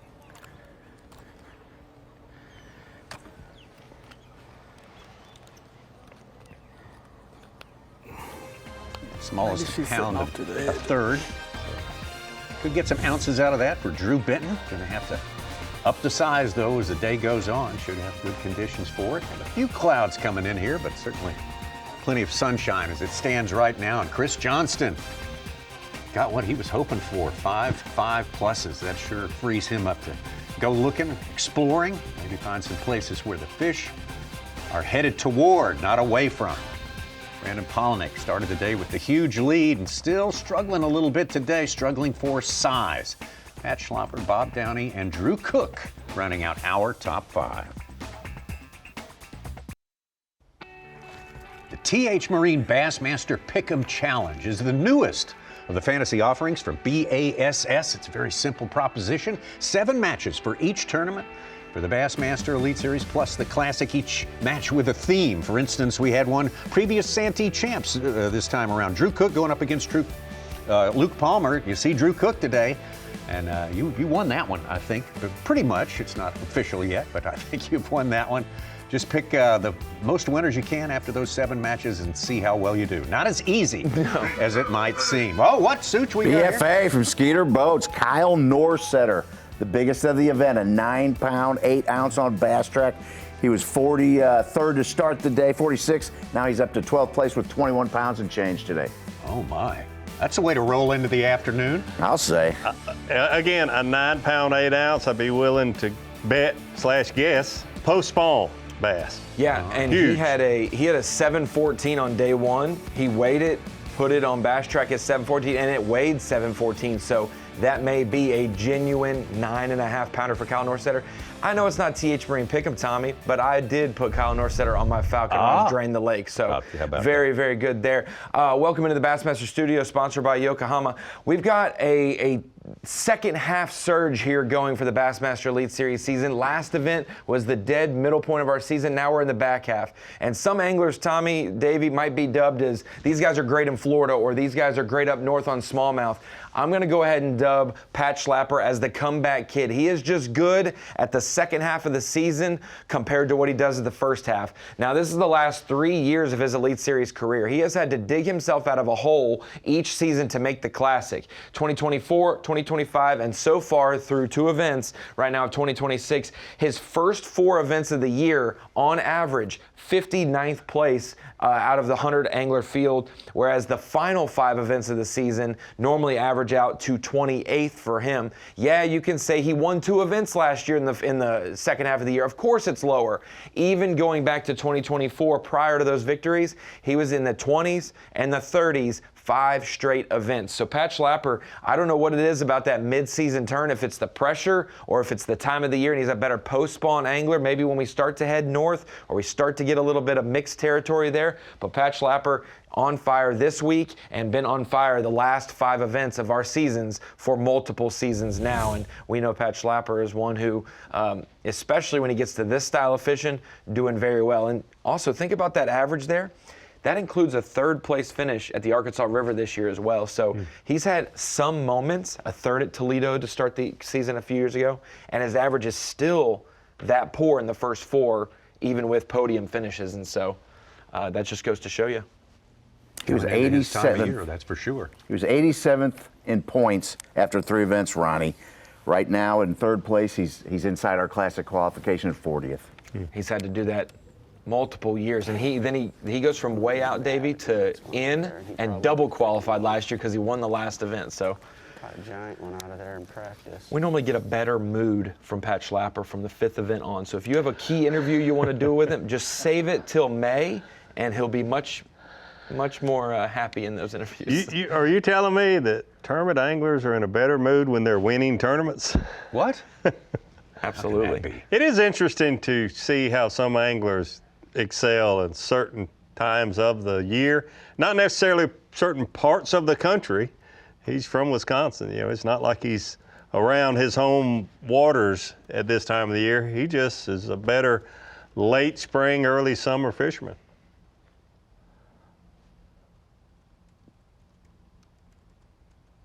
They don't get much March and February fishing practice up in Wisconsin. As far without an auger. Yeah, without minus an auger. But we do see that. That's another thing. Drew Cook and Drew Benton, we talk about the great sight fishermen that they are. They catch them when they're not spawning also. They catch them year-round, consistently in our top 20 AOI. Yeah. Early in the year or when the fish are spawning and post-spawn.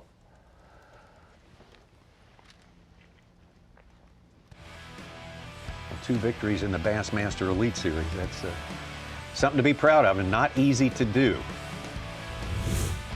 Currently in 3rd place, Pat Schlapper definitely wants to be on the list for those who got a chance to get it done tomorrow. Got to finish in that top 10, though. That's the first part of it. Early start there from Bob Downey today to get our program kicked off. But we have seen plenty along the way. Some unexpected turns on and off the leaderboard. Some unexpected turns as far as the fishing, and then a little swimming to go along with it for the leader, all in a day's work for Chris Johnston. Baby. Not a big surprise on Santee Cooper Lake, seeing so many 5-pound and above fish. We hear there's a 9.5 pounder that an angler called also, but Kyle, north setter. Here we go. Here's the swim. Now that's, you know, you do what you got to do to keep the bait. You got to catch them. Let me take a closer look. Yeah, yeah. And that was the very next cast. Incredible. That's downward facing. That is allowed here, I guess. You don't want to be doing it, though. But Chris Johnson, hey, whatever it takes to be in a lead like that after coming from a 5-pound deficit to start the day. And a man from Ontario, Canada, owns a victory here on the Bassmaster Elite Series and 2 progressive Bassmaster Angler of the Year titles, is still going strong. Day number 3, semifinal Saturday. Great fun to watch all of that go down during the course of the day. Coming up right around the corner here, we got the start of NASCAR Cup Series qualifying from Dover. And if you want to follow us here, well, coverage continues noon Eastern time on Fox, the Fox Television Network. We'll be there for 3 hours, taking you all the way to check-in for the 50 anglers here on this very special semifinal Saturday. Wall-to-wall coverage for you, and we couldn't be happier because of where we are. The Santee Cooper Lakes are extraordinary, and the best they've been in a long, long time. Thanks for being with us this morning. Maybe we'll see you just around the corner.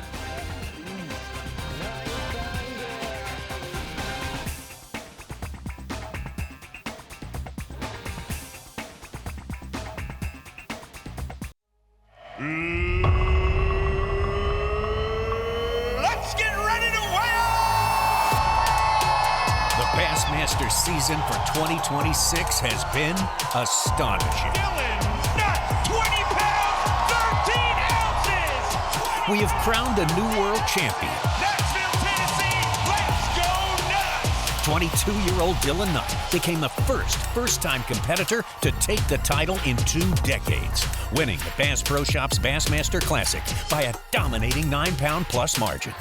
Bacon. But before that, the Progressive Bassmaster Elite Series kicked the season off with former Classic champ Hank Cherry winning at the site of his 2020 Classic victory at Lake Guntersville in Alabama. Lake Guntersville belongs to Hank Cherry! Big. Yes, sir. Then we got a good look at the future of the elites when a 20-year-old phenomenon named Fisher Anaya took down the best anglers in the business at stop number 2 just down the road on Lake Martin.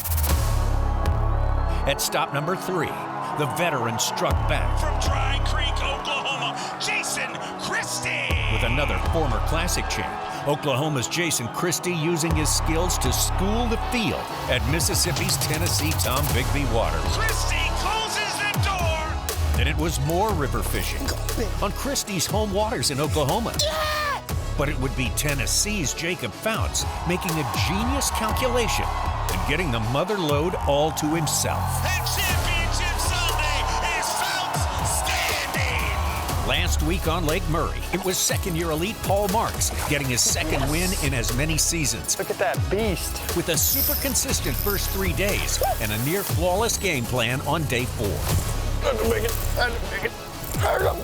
Boy. And now we're into the second half of the season, and the season-long points race looms larger than ever. And even an angler with a big lead is subject to losing his spot after a single bad day. Right now, there are a handful of anglers still capable of turning everything upside down in the race for Progressive Bassmaster Angler of the Year. That's why you keep freaking working. As we head into the massive Santee Cooper Lakes complex, and one of the 99 will grab the 6th trophy of the year. What an incredible day of bass fishing! Your tournament leader! So I don't know what's going to happen tomorrow. I think we're going to get some fish, but I got them in today, so who knows what's going to happen tomorrow. But I'm bringing my swim shorts tomorrow because I only got 1 bait left, and if I get it hung up, I'm going in to get it. So stay tuned. Should be an interesting day.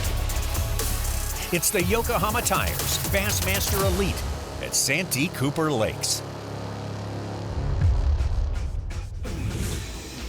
What a place, South Carolina, Santee Cooper Lakes, long time. A destiny for the biggest of the big bass.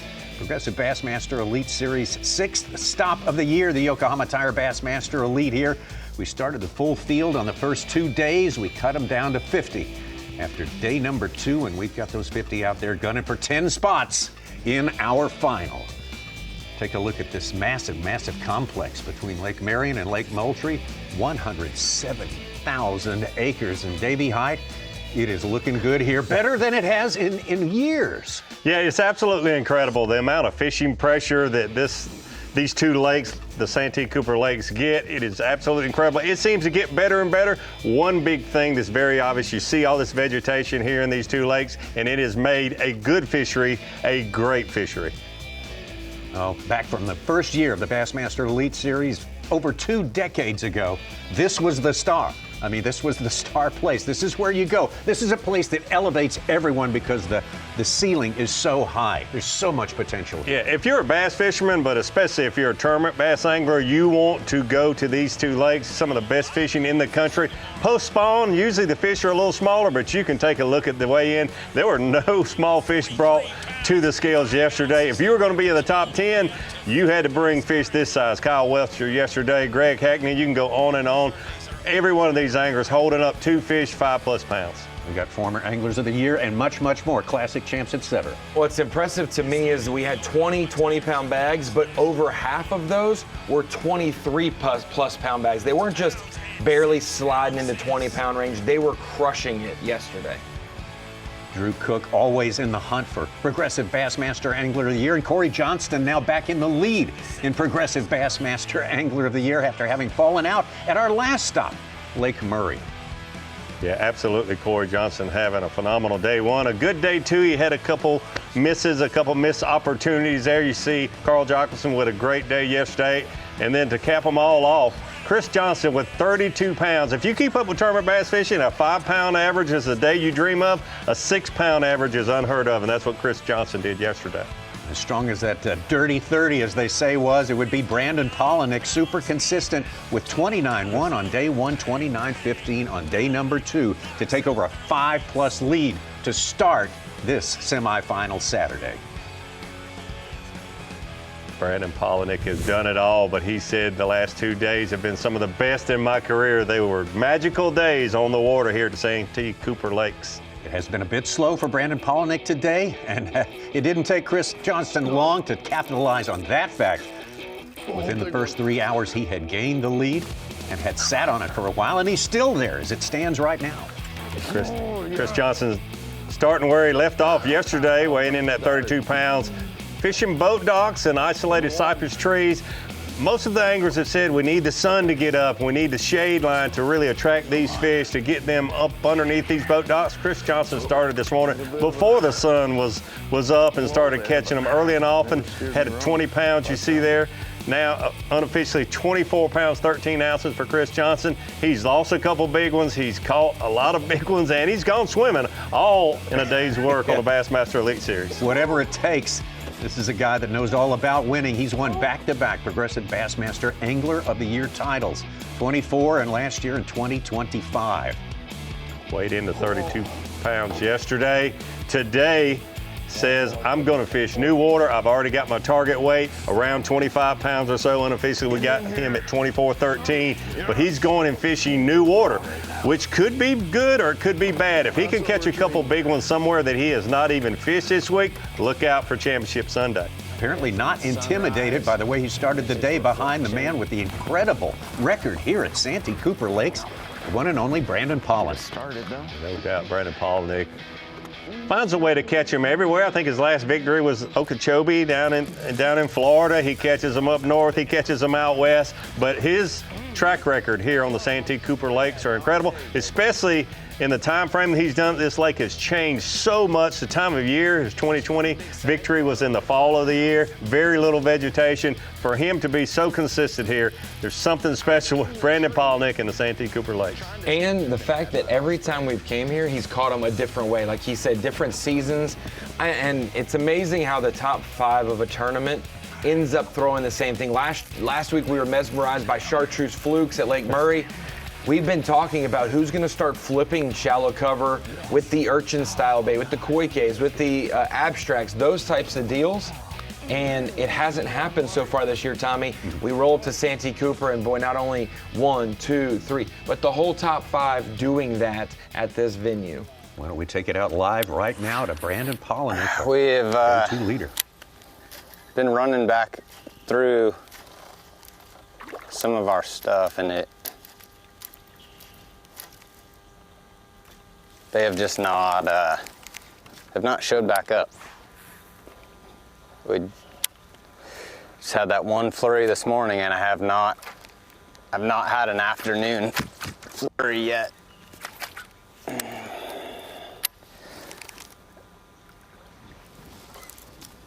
Just trying to dodge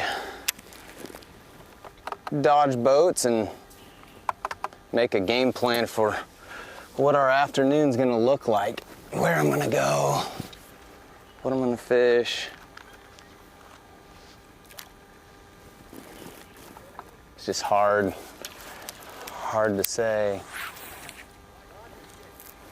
what the right call is. Like, a lot of the really good stretches,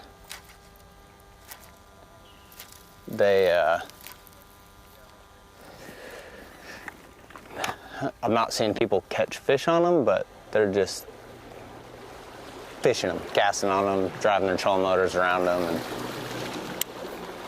so it makes it hard for them big ones to move up. I think like that boat was where we had that flurry this morning, but I think our difference there was that they weren't moving, right? They were just stationary. These fish seem to be, the big ones seem to be very fickle about, pressure, and they're smart. They don't get 5+ pounds by being dumb.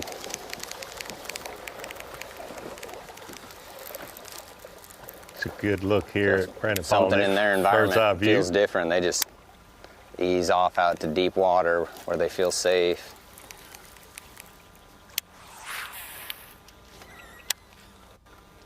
A couple things to add to what Brandon's telling us there is it is a Saturday, a beautiful Saturday in May. On any of the lakes in South Carolina, you're going to have to deal with local pressure. What my next move's going to be, right? Is it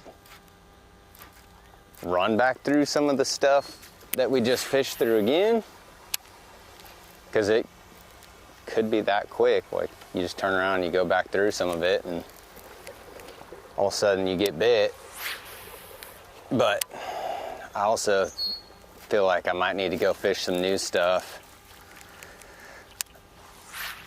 I got some stuff up that I haven't been to yet. The only thing that scares me about it is that you have to idle it, because I don't know how to run it with how many trees there are, how much timber there is.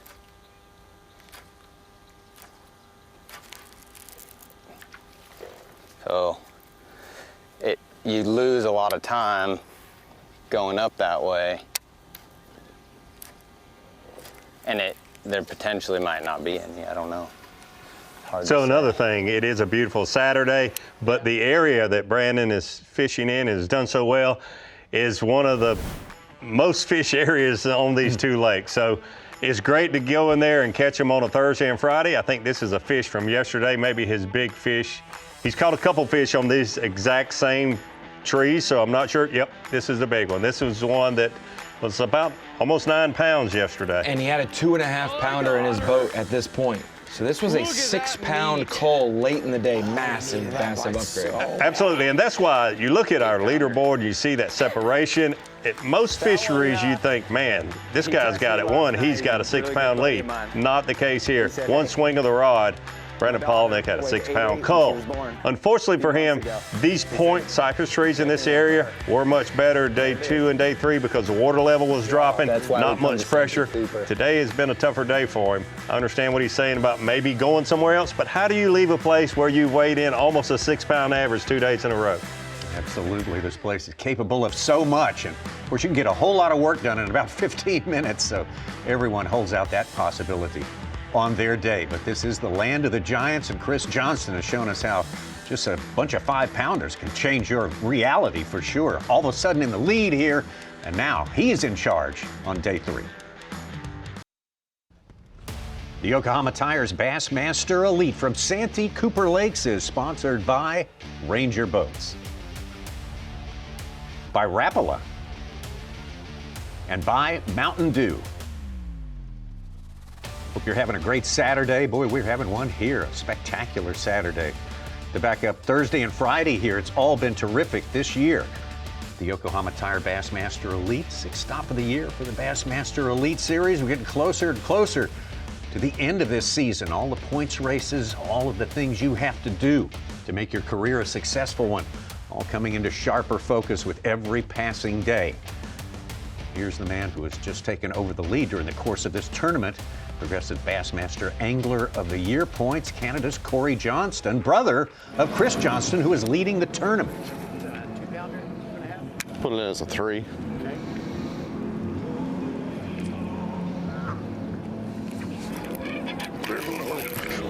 Oh, God. No, he's barely hooked. It's barely hooked.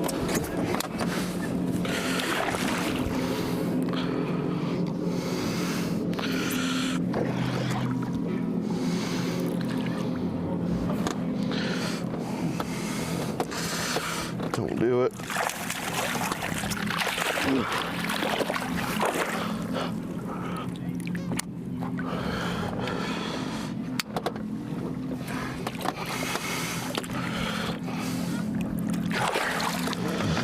There we go.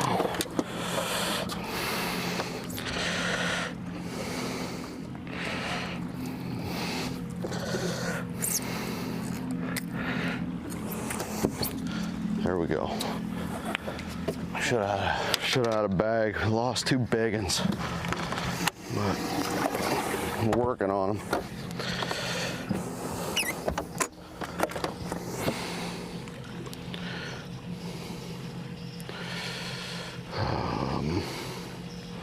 Number 2. Another thing that's so impressive about what these guys are bringing to the scales, they're losing a couple 5+ pounders every day. They are. Sometimes 7-pounders. Yes. Bring 5 bass limit for Justin 29 Hammer caught a pounds. 7-pounder, second 6-pounder. Easton Fothergill with a 7-pounder.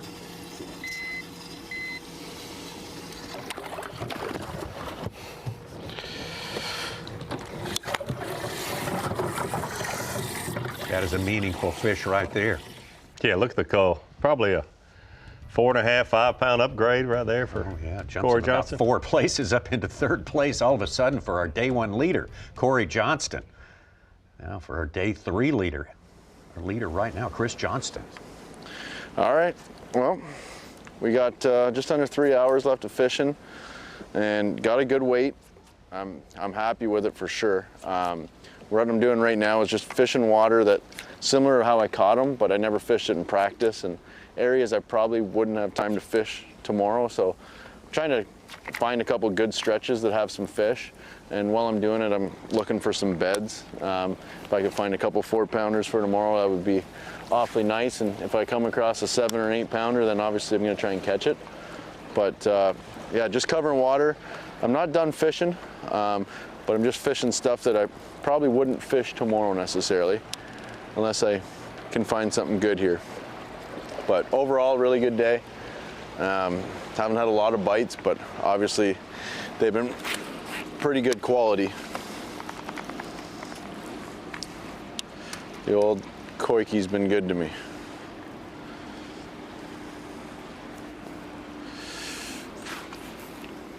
I think it triggers these bigger fish. Like, you could skip a wacky rig around here, and I bet you 1 in every 5 would eat it. But this thing just gets a reaction out of them. It snaps in front of them almost like a jerk bait. And like I said before, they haven't seen it before, and it'll probably only be good for a year or 2, because it is a pretty goofy looking bait.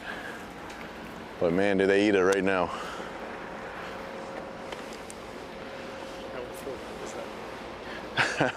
this lure is my whole tournament. Without this, I wouldn't have the weights I have, I guarantee it. Like if I was flipping a jig or wacky rigging a Cinco or something, one just followed mine out.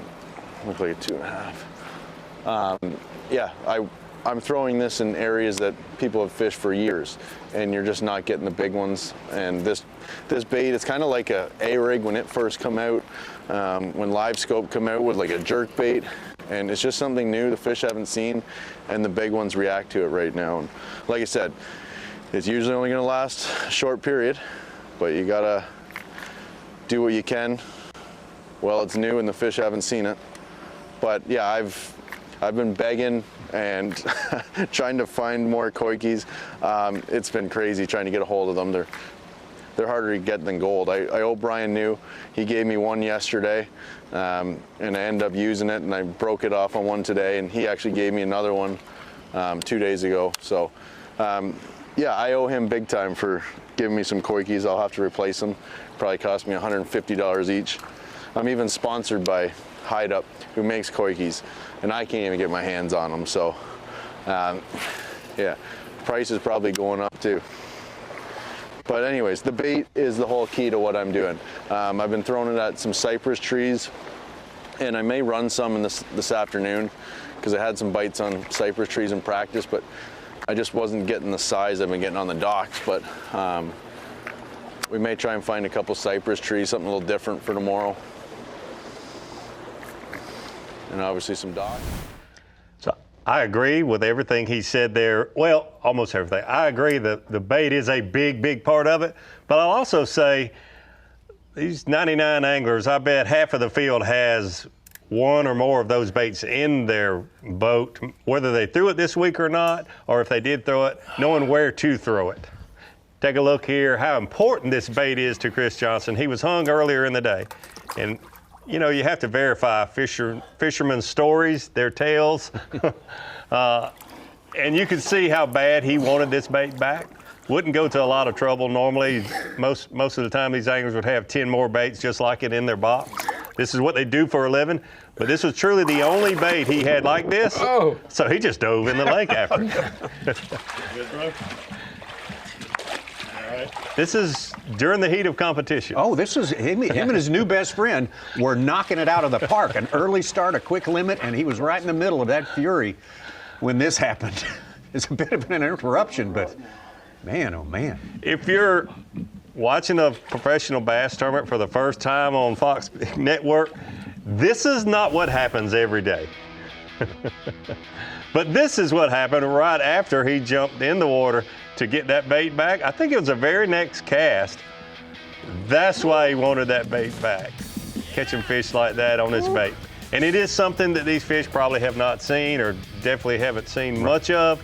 A big, big key, but Chris Johnson also selling himself short a little bit. He's done a great job presenting this bait and finding out where these fish are moving from and headed to. Tommy, probably a 6, maybe a 6.7 for the dive, but he has stuck the landing since he did that. He hit the water.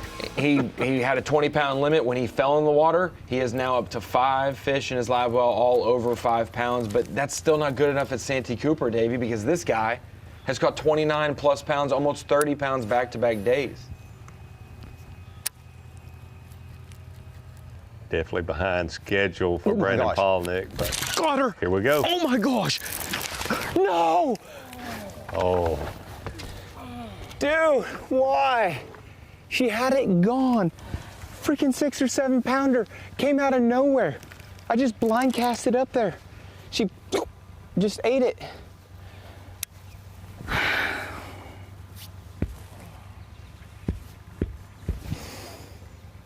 Freaking giant.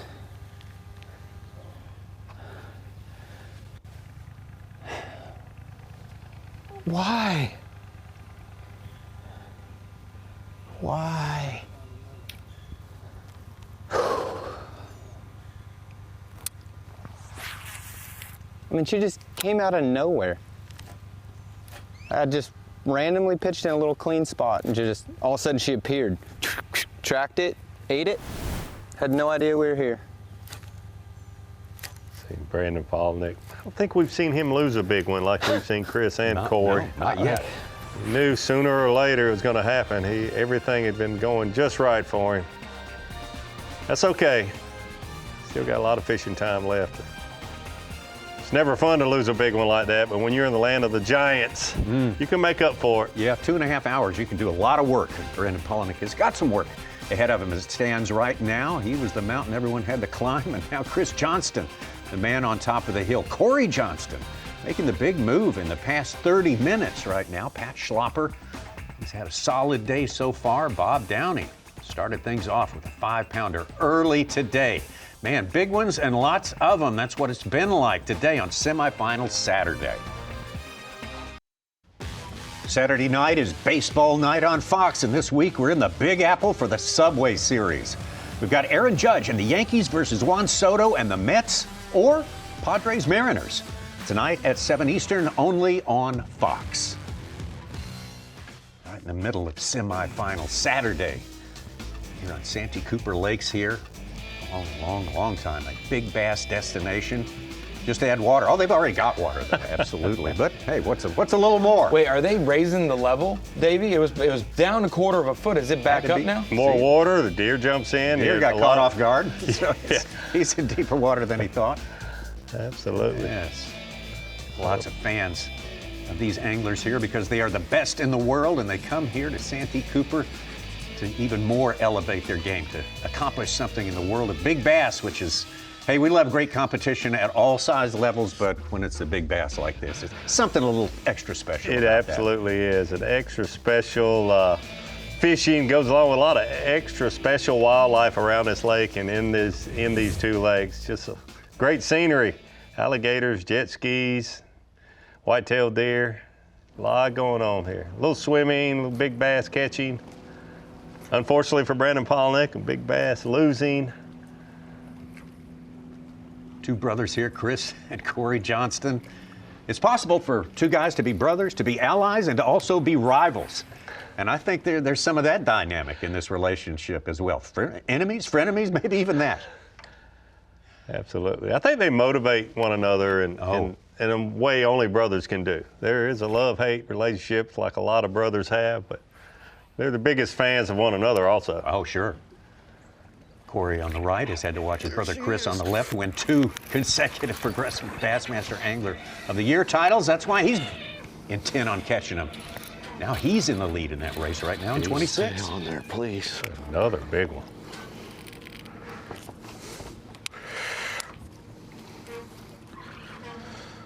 No, don't do it.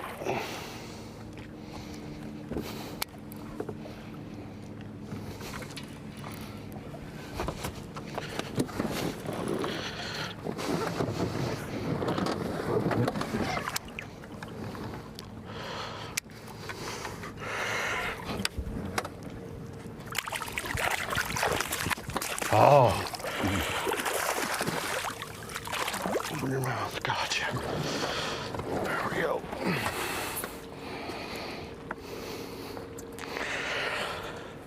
Heck yeah.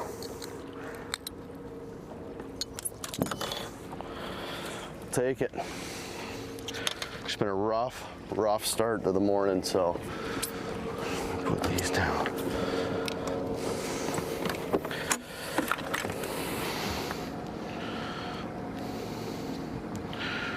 Smallest fish, 2 pounds. 2.5 pound cull here. This is live 4. I guess I'm down, but I have 3 catches to send you. A 3 and a 5. And what's this one? 4 3/4. And a 4 3/4.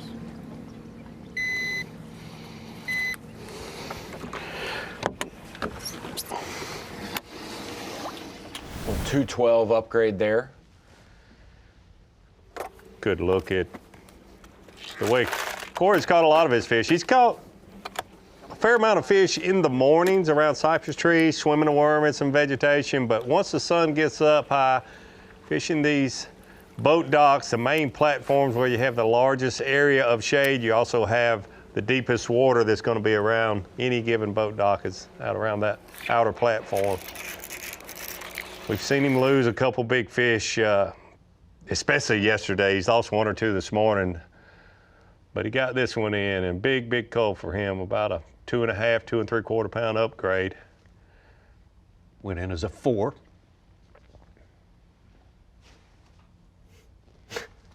Somehow, I mean, It lost 12 ounces between the scales and from the bass track. A lot of 1-pounders, 2-pounders this morning. The last half hour, he's caught 14 of his 20 pounds. Yeah, if you're just joining us, we keep an unofficial score. No scores in tournament bass fishing are official until they hit the scales. Because you got to make it back. We've seen guys catch a big bag and not make it back. Corey's hooked up again.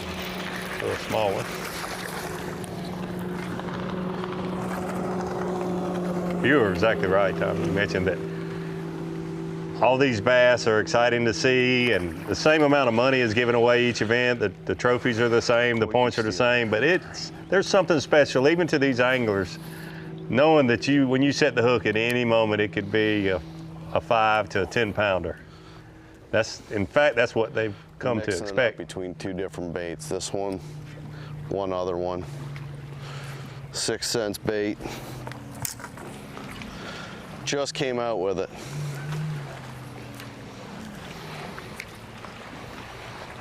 Or give you a good look at the 6 cents abstract bait that he is using here this week.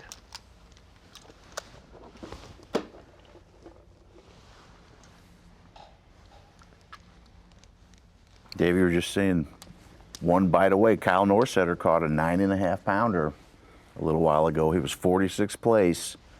He's knocking on the door, getting in the top 10. He's got a 111 and a 2.4. He's up to 21 pounds, 11 ounces. We remind you, if you've just joined up with us, being in the top 10 after today is what it's all about. That will qualify you for the championship round tomorrow. And we've got 50 anglers out there going for those 10 spots. And Brandon Polnick, the leader starting today, has only had 4 fish in his live well right now. We saw him make a 4.5-pound upgrade yesterday when he had a limit. He caught an 8+ pounder. A 6.5-pound upgrade. It was okay. It was just a 2-pounder, and 2.5. And he got rid of with an 8.5. Yep. Okay, so 6-pound upgrade, but he had a limit then. So everything goes bottom line here. If he catches an 8-pounder now, which isn't a miracle fish, he did it yesterday afternoon about this time.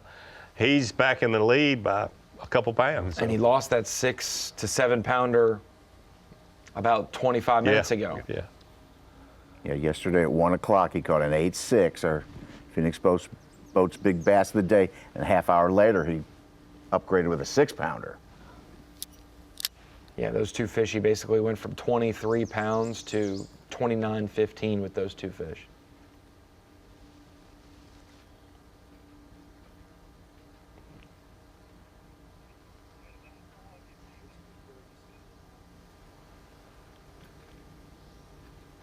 Get a look at the bird's eye view on the right side there. If you notice where he is pitching, you see his line on the water there to the right of the log.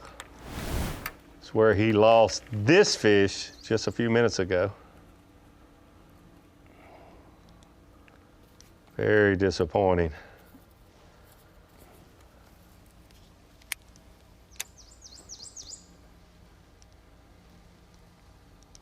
Brandon Polnick, been in this situation enough to know, even if you are leading an event like this, those bigger fish, you need to try to, well, I'm sure he did try to get them in the boat, but you need to get everyone in the boat because one loss can mean the difference in winning a tournament and finishing the middle of the top 10.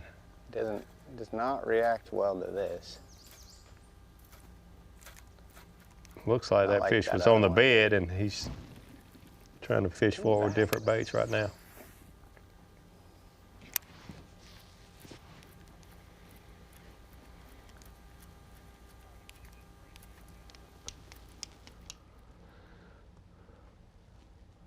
In the last 15 minutes, we've seen Brandon Polnick lose a 6+ pounder, Corey Johnson catch almost a 6-pounder. Yeah. And a 4. And a 4.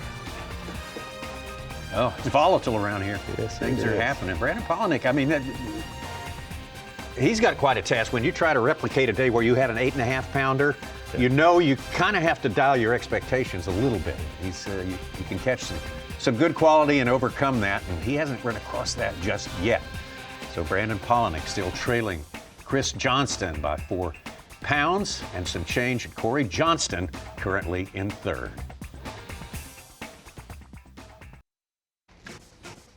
Into the afternoon session, clock is ticking. Semifinal Saturday at the Progressive Bassmaster Elite Series, 6th stop of the year, the Yokohama Elite here on fantastic Santee Cooper Lakes. Our coverage brought to you by Strike King on this day, and it is indeed a pleasure to bring this live coverage all day long. We're going to take you all the way up to check-in time, weigh-in time.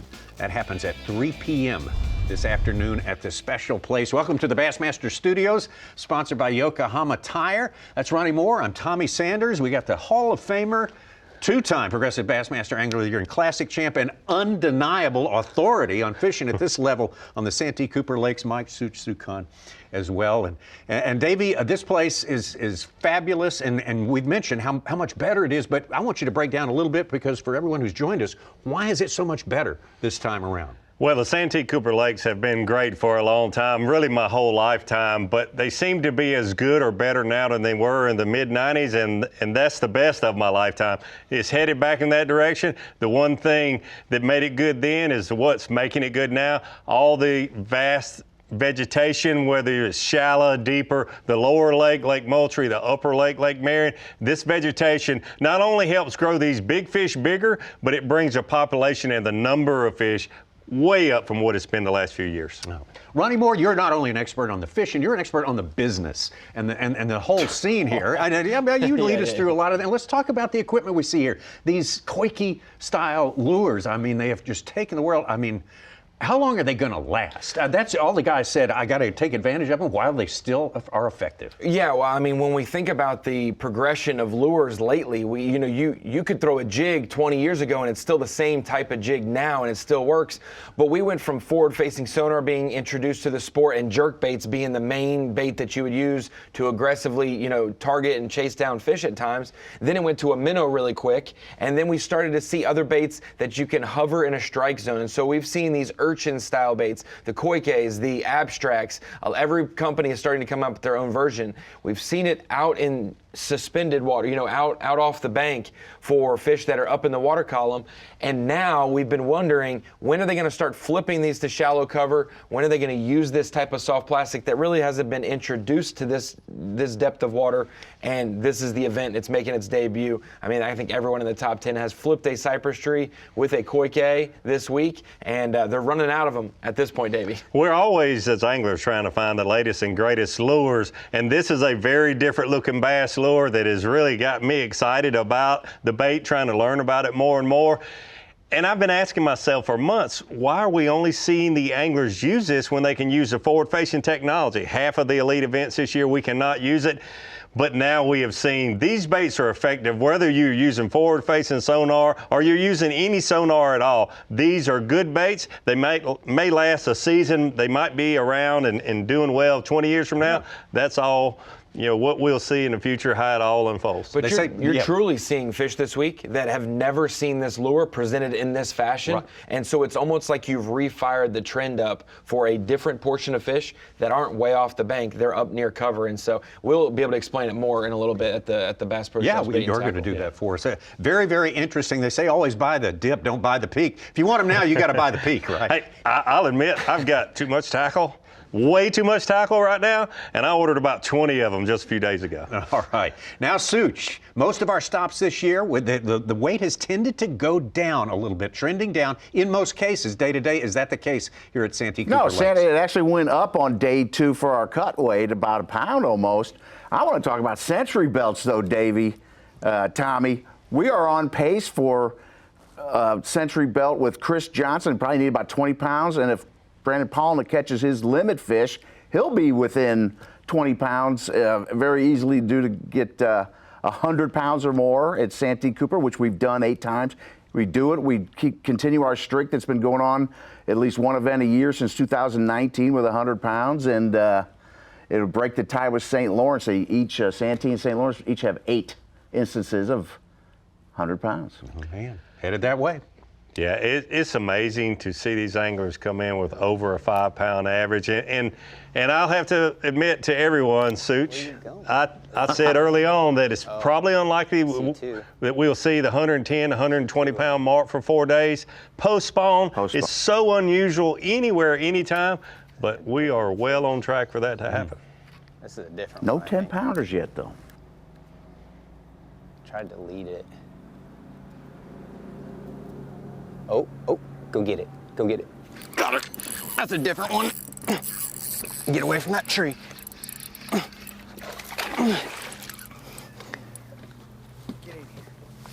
Oh, come here, come here. She's wrapped up. Come on, come on, come on. I got her. In the mouth. In the mouth. That was a different one that just showed up. The other one's still right there. In the mouth. The other ones are still right there. This one just came swimming in. They're just all over in this little pocket. We're in the shade, she couldn't see us. Stealthy like we're elk hunting. It's only a 2 3/4. Oh gosh, we needed that bite. That one hadn't been messed with, didn't know we were here. I pitched my deception worm out far enough in front of her the direction she was going. Swam straight to it. As soon as she saw it, ate it.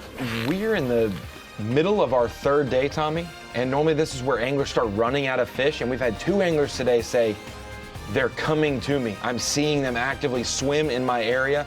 This could be a totally different leaderboard by tomorrow morning. Oh, absolutely. This is not the typical tournament that we cover here, and it's not a typical sort of place, a very special place.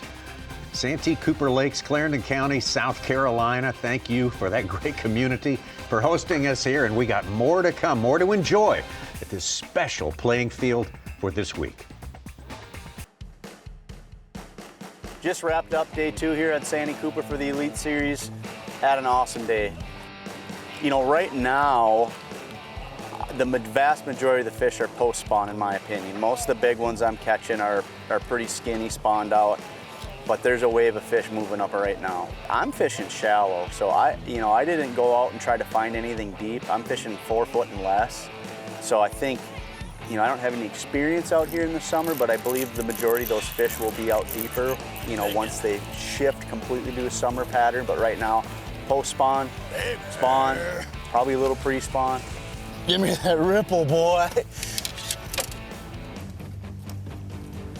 I mean, not a bad one.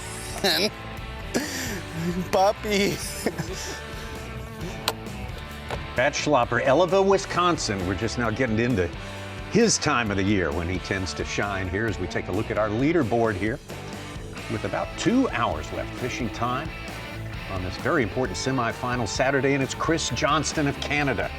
Started behind Brandon Palnick by 5 pounds plus and still hanging on to that 4-pound lead as it stands right now. Brother of Chris Johnston, Corey Johnston, gotten a few key fish in the last hour and a half to put himself firmly in 3rd place right now. But why don't we follow Pat Schlopper down? You said coming into his time of the year, we just talked about that at the Screen of Knowledge, the average. Out of the last 4 seasons, 17 events, he's made 13 of those cuts in the second half of the year. This is his time of the year, no doubt about it. Seen him earlier today, catching some good ones. Fishing a little different than we've seen a lot of our other top 10 anglers. Fishing vegetation just outside these trees. A lot of these other anglers are catching them on boat docks or the cypress trees. Seems like a lot of these fish, like he mentioned, are moving offshore. That's his game plan. We heard him just describe it, that he thinks most of these fish are post-spawn, and they are, with a few new fish moving in. I like his game plan.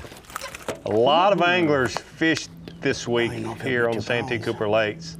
This vegetation just outside these cypress trees. The thing that's so different about this, these 2 lakes are so big. What's happening in one lake, the water levels, the water movement, the current can be totally opposite than not only the other lake, but a certain part of Lake Marion because it is so big.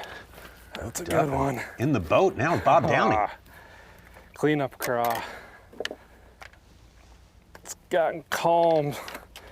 Flipping cleanup craw on the cypress. That's a nice healthy one. Sweet. Bobbin's taken a lot of different approaches here. He's vibrating jig a lot yesterday. Did some sight fishing today as well. Swim jig this morning in a new area. Yeah. Cleanup crawl there. It's a Crush City bait. I would say first cousin to the Bronco bug that we saw a lot of last year. We'll probably be seeing in our next event. Yeah. Once removed or twice removed? I'm just kidding. I think just once.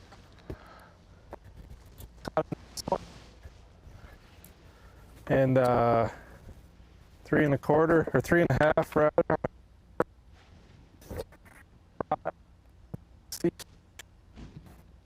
A cypress tree. I haven't been flipping these a whole lot. I've been throwing chatterbait around them for the most part, but it's got kind of slick calm back where we're at right now. So just started flipping a little bit and got a nice filler fish. I feel like we're one giant away from maybe having a shot at tomorrow. Like we need like another 4 to 5, 6, something like that to have a shot. So it's been a way better day today, way less stressful. Yesterday was very stressful. It's really nice to get off to a good start today. It just calms you down so much and you can just fish a little more at ease. So it's been fun today for sure. Bob Downey having a good season, good tournament here at Santee Cooper Lakes. Pretty good season for the veteran from Australia, Carl Jochimson. I'm not saying Bob's the last nice guy on the Elite Series, but he's one of the last nice guys that hasn't won an Elite yet. So Bob's trying to make that happen. When he saw him coming. Hey, Kyle Norsetter did it. He caught our 9 1/2 pounder up from 46 to 10th place. He just knocked Carl to 11th. Wow. Got him. Maybe not. Joanne, stay on. Stay on. Survive the first one. Please survive the second one. Please survive. Please survive that one. Yes. Okay.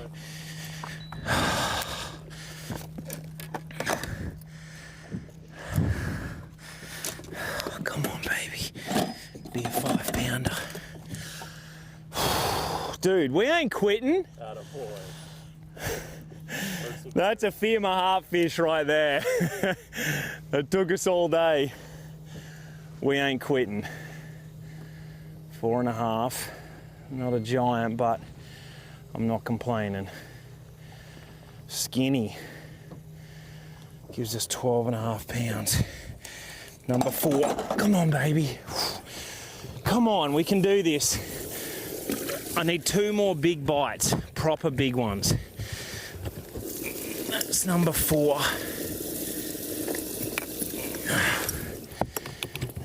Okay. Took a little bit, but come on. I need that big fish back. Thank you, God. That was much appreciated. I needed that one. Fish number 4 for Carl Jochimson. Puts him one swing away from definitely securing a spot on Championship Sunday, top 10 tomorrow. I was about to ask, what weight? 42.7, that's 21 1/4 a day. Do we see it hit 63, heavy 63? I think it'll be 60. I don't know about 63, but I think you'll have to have that 20-pound a day average to make it to Championship Sunday. Just moved out onto the main river. I had one bite out here yesterday, but it was a 5 pounder. Filled my bag out for the 26 pounds I had yesterday. And we got to the same tree and I just caught a 4 1/2 and had another one chase it out. I'm hoping that this stretch is just good and not that one tree. But for whatever reason, sometimes just one tree is good. That's how it's been all week. But I think if I can catch 2 big ones in the next 2 hours, I can get over 20 and still be in this if it just gets a little tougher for everyone. But I'm not quitting. I needed that fish. I've had the bites this week to give a real shot at this thing, but you just never know. I'm not giving up. You don't know on this place. This tree, I could catch a 9 and a 7. I've hooked those types of fish in the last 2 days. I'm doing exactly what it takes to do it. Man, it gets better as this sun gets up because the shade pulls smaller and it pulls those fish in tight, so I know exactly where to cast and where they're going to be. Just So Tommy, sink it a little bit Ronnie? deeper. This is big fish territory. These are deep trees. They're hard to get to bite, but if you catch one, it's going to be a big one. Carl is fishing around the main riverbed before these lakes were ever created. The area he's in right now is where Francis Marion was known to spend a lot of time in the Revolutionary War. To think that an Australian is fishing a bass tournament around the same cypress knees that Francis Marion lived, pretty spooky. Wow. He started chasing it. I have no idea what any of that means, but it sounds provocative. What? Revolutionary War there, Ronnie. Oh no. Oh no. Oh no. Brandon Polinick with this fish that was on the bed that he hooked a little earlier, I'm pretty sure. Oh. I think that's it. Oh. God. Inside. Wait. That was clutch, dude. I mean, hold on.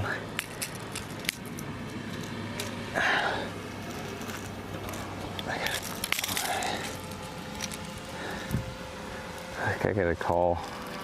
I mean, he's not on a bed. He's just a cruiser. He's not on a bed.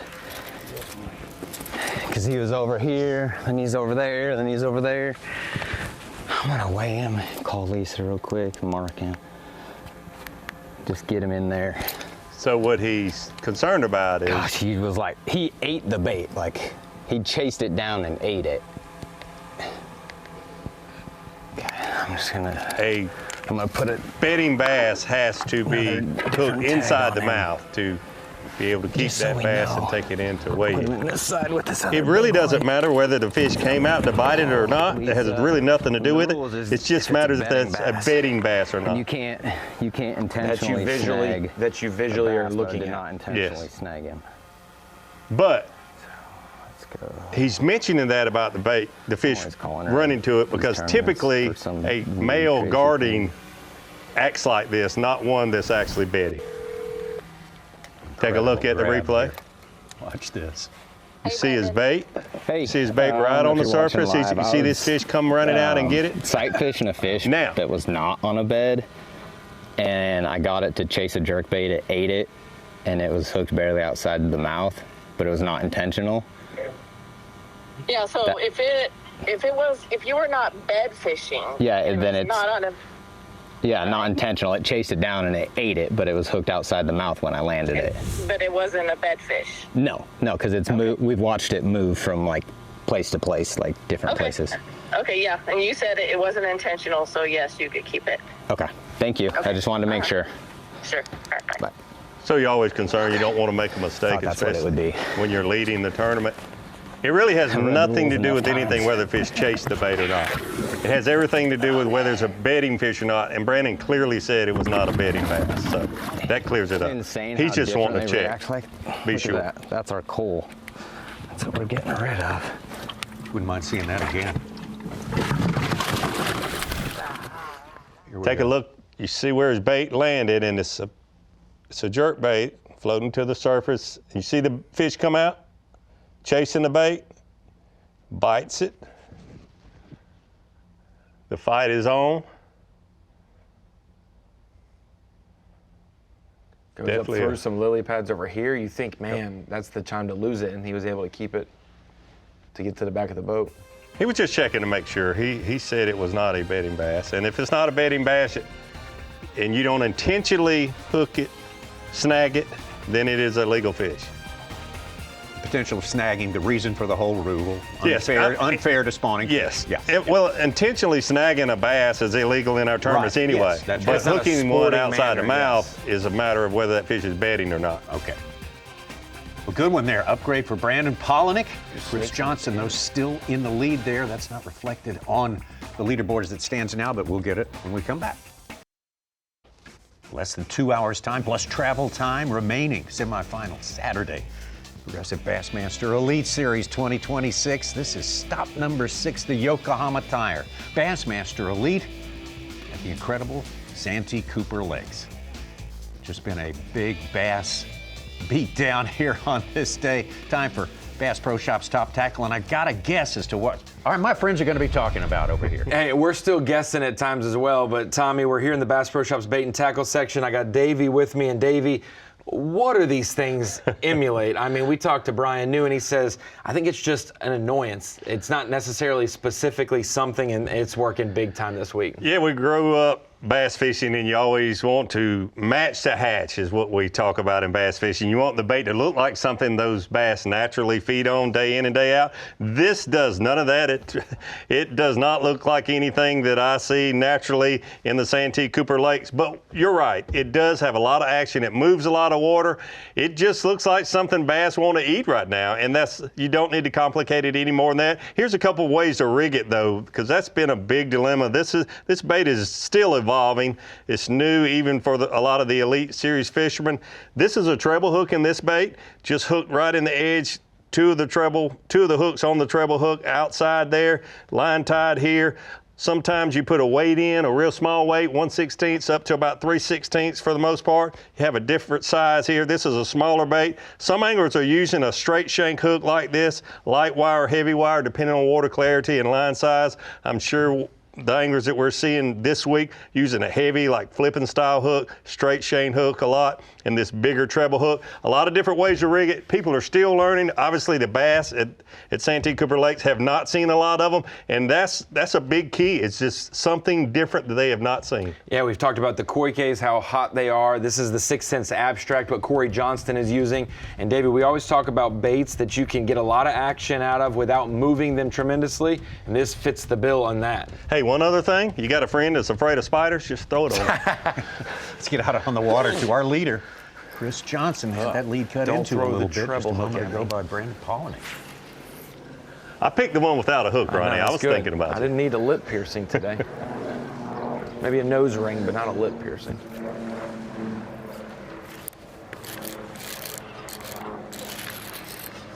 Chris Johnson said he was going to fish some different stuff this afternoon.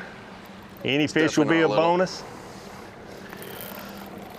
Uh-oh. Come on, baby.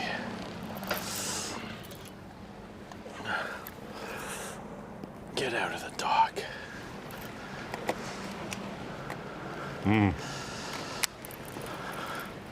Got it hung up under the dock. Ooh, it's a big one. Looks like a good one. He's got it out now. It's out. I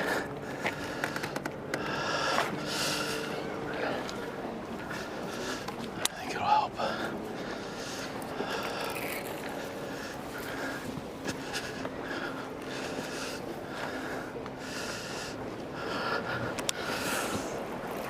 Oh my God, it's big.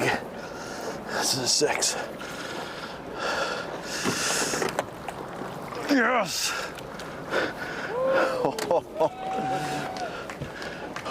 Oh, that's what we're after. Thank you. That's what we're after. Look at that thing. Ridiculous. Holy smokes.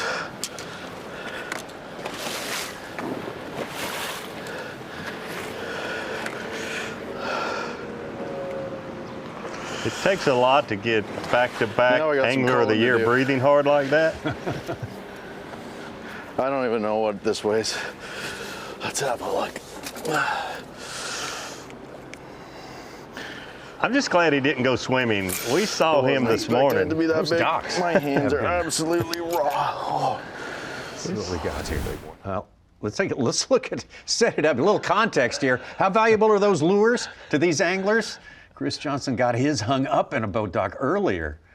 And yeah, whatever it takes, you got to get that thing back. He said this morning at takeoff he only had one of his special secret lures left, and then he would go swimming if he had to, and he did just that. Made good on his promise. I thought he was going to go swimming again. A lot more difficult conditions here, a lot of boat wakes, a lot going on here. This fish got hung up, but he didn't go swimming for this one.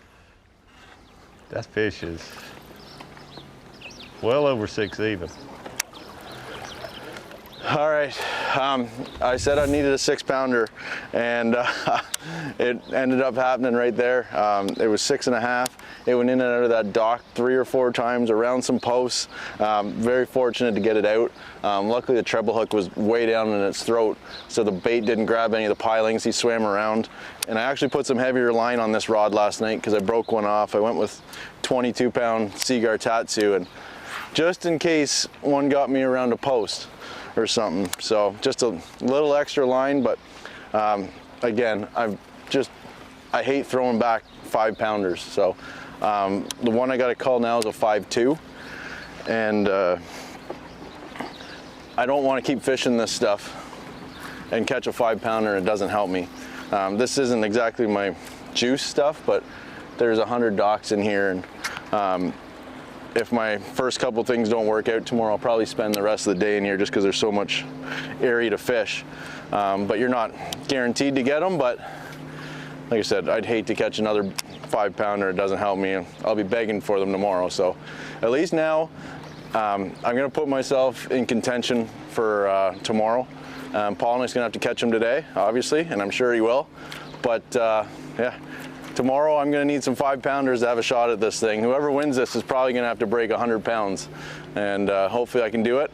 But I am a little worried because this morning it seemed like anything I fished yesterday and got fish on, I fished it today, except for where I started. I fished it today and I never got a bite, and it seems like the ones I caught lived on those areas because they're pretty isolated docks. They're not replenishing, whereas I feel like these ones, there's more fish in these areas and a fish could pull up anytime. So anyways, I'm a little worried about that because the areas I caught them, like I said, didn't reload. But I'll fish some new water tomorrow. But like I said, I'm going to try some different stuff here. Maybe try some cypress trees outside some hydrola I know of. And then we'll head to Takeoff Creek and maybe see if I can find some retreads or something for tomorrow because, like I said, I'm going to need them. But what a day. Culling 5-pounders on Santee Cooper. You couldn't ask for more. Catching them on heavy line freaks me out a little bit. I've been a bit of a hot mess. I went swimming. My feet are scalding on this carpet. But I broke my sandals when I went swimming, and I smell like Santee Cooper. I got dried slime on me from going in the water. It's just, it's been a day. But I need to get my baits back. I only got 2 of these koikis. One's green and one's red. And the super very special day for the one and only Chris Johnston, back-to-back Angler of the Year titles, and follows it up by igniting his 26th season with this performance. When you go to an area that you don't plan on fishing and you continue to catch 6-pounders, you're having a great day. Good stuff today, and Chris Johnson extending that lead again. Brandon Pollock had cut into it a little bit earlier, but back to the status quo as it stands right now. Coming up tomorrow, there's $1 million on the line as NASCAR's best battle each other and the concrete monster of Dover. It's the NASCAR Cup Series All-Star Race. Pre-race coverage starts at noon Eastern with the green flag at 1, only on FS1. Great tournament, great season so far in 2026. The Bassmaster Elite Series. It's a non-forward-facing sonar event, and here's Corey Johnston to explain that and some other fine points. I don't have any specific one bait that I caught them on. You know, a hodgepodge of different techniques is basically what I'm doing. I think the summer pattern's kind of starting right now. We don't have scope for this event, so there is a ton of fish offshore, but it's so hard to do it now without scope. Oh God! Don't do it.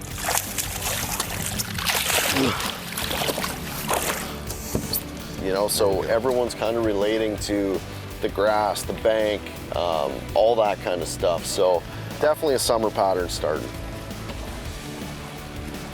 Corey says scope. He's talking about live sonar, forward-facing sonar. Half of our events with and half without this year is a sort of an experiment, a compromise. Seems to have worked out very, very well.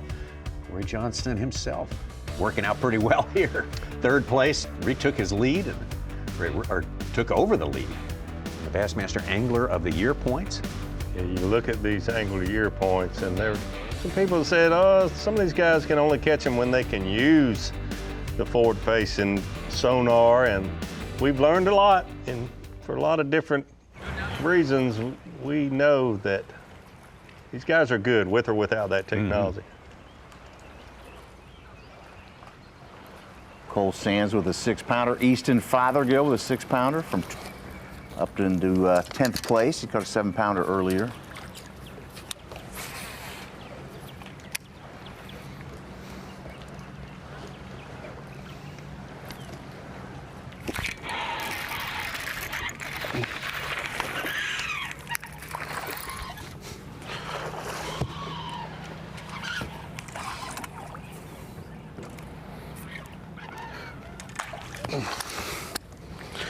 Here we go.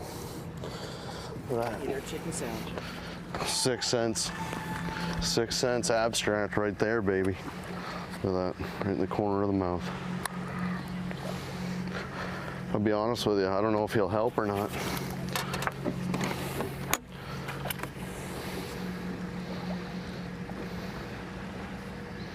I just looked over there, Tommy. I think he stole the one we were just talking about. I noticed it's gone. Yeah, exactly. It's gone. I also think he's fibbing a little, talking about a hodgepodge of baits, because we have seen him weigh 70 of his 72 pounds on one bait specifically. Well, a hodgepodge is a relative term. A hodgepodge in Canada might be a smaller number than in South Carolina. Greg Hackney.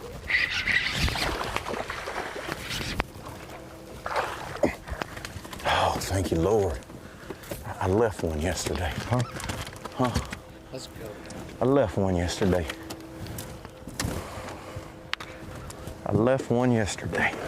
Another 2-pounder.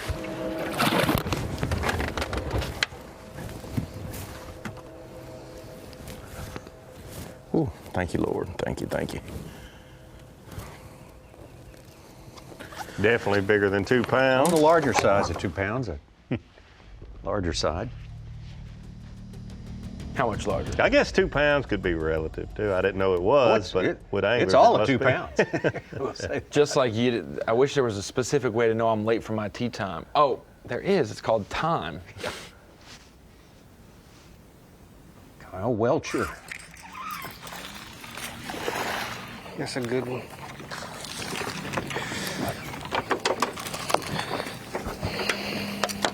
Big call opportunity here.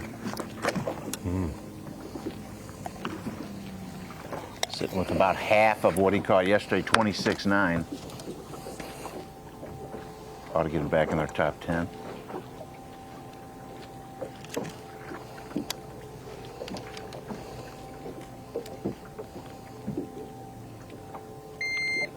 Get rid of pound 14. Yeah.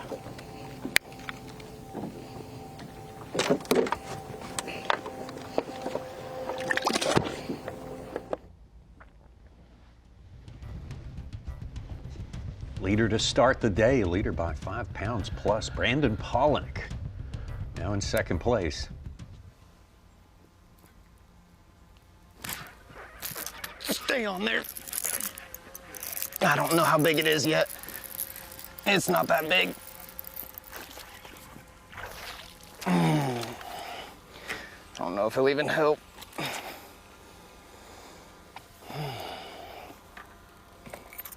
I don't think he'll help.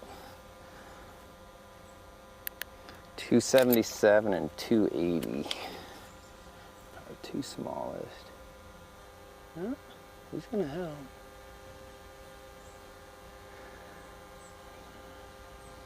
A little help there, Brandon. 5 almost need to be balance beam.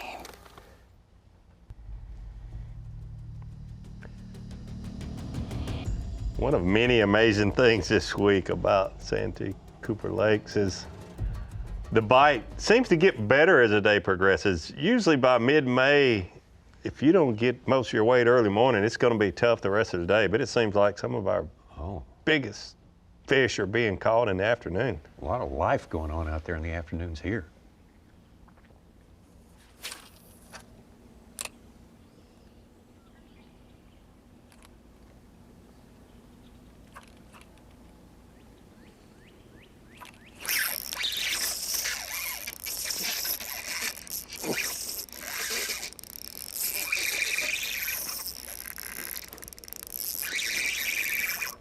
This is just the male. Female's like a 9.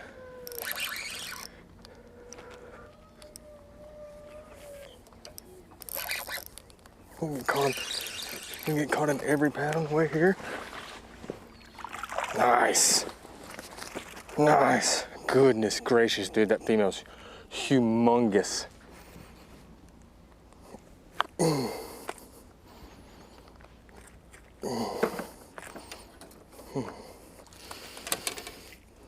God, dude, that might be the biggest male I've ever caught.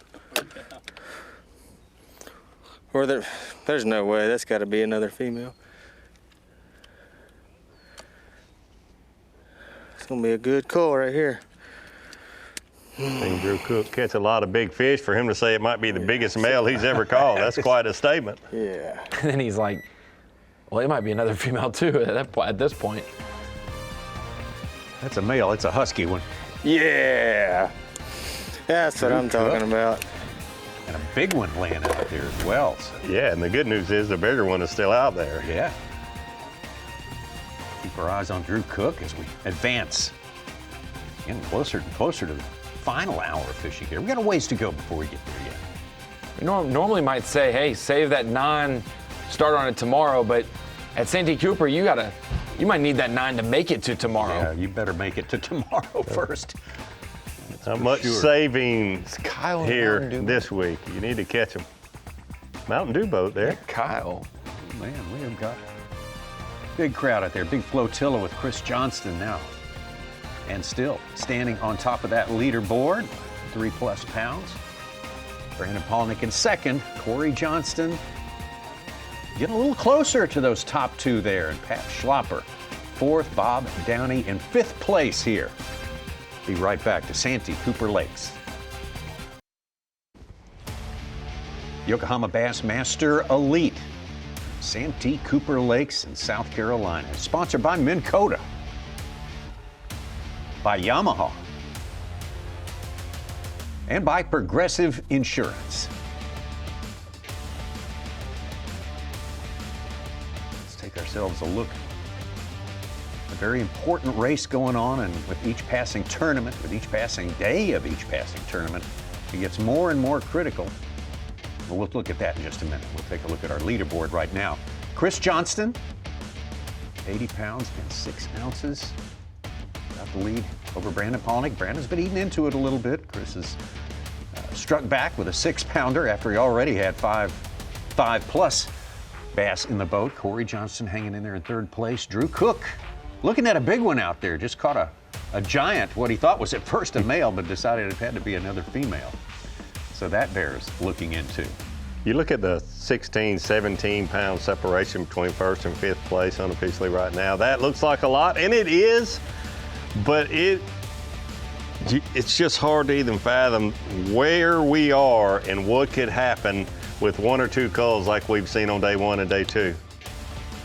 And it's back to our leader now. Chris Johnston certainly has been the man today. Very busy. What you thinking? What's on your mind, man? I'm thinking I'd love to keep fishing what I was doing all day, but I'd hate to catch a 5-pounder and not need it because I'll be begging for it tomorrow. And like I said, the areas I fished this morning, they seem like they're getting kind of beat up.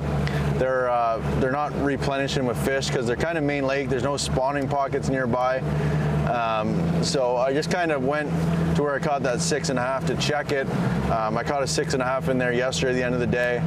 And but I think it's very time consuming in there. You got to fish a lot of water, but I think any one of those places can replenish and you can get a big one.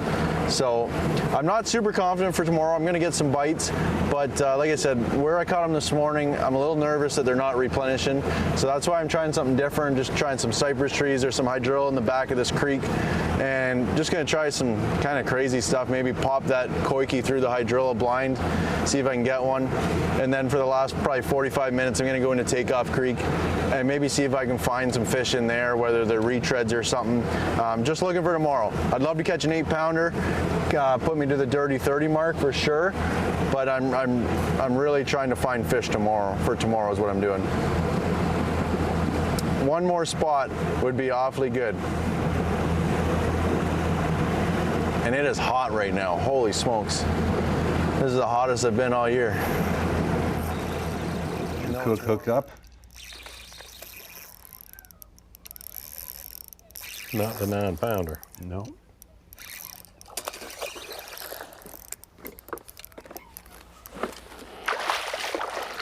Maybe this is the male. Come on. Come here. Okay. All right, then.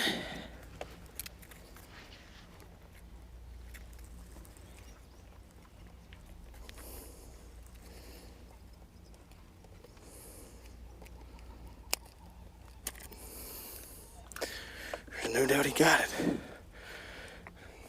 Another male. But he will call.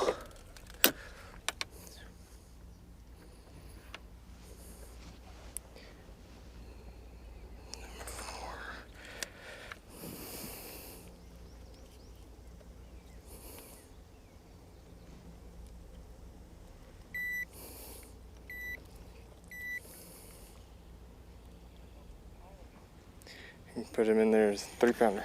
Crazy that Chris says it's the hottest he's been all season when he's been cooled off more than anyone else today, right? Yeah, he's been fully submerged. He should be able to tell us accurately what the water temperature is.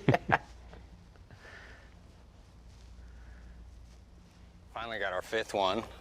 It's cold a couple times since doing that. Just trying to keep that open mind and juke and jive, move, fish some different water. A lot of the stuff that caught him on the last 2 days is getting hit pretty hard, which I just don't think works out well in our favor. So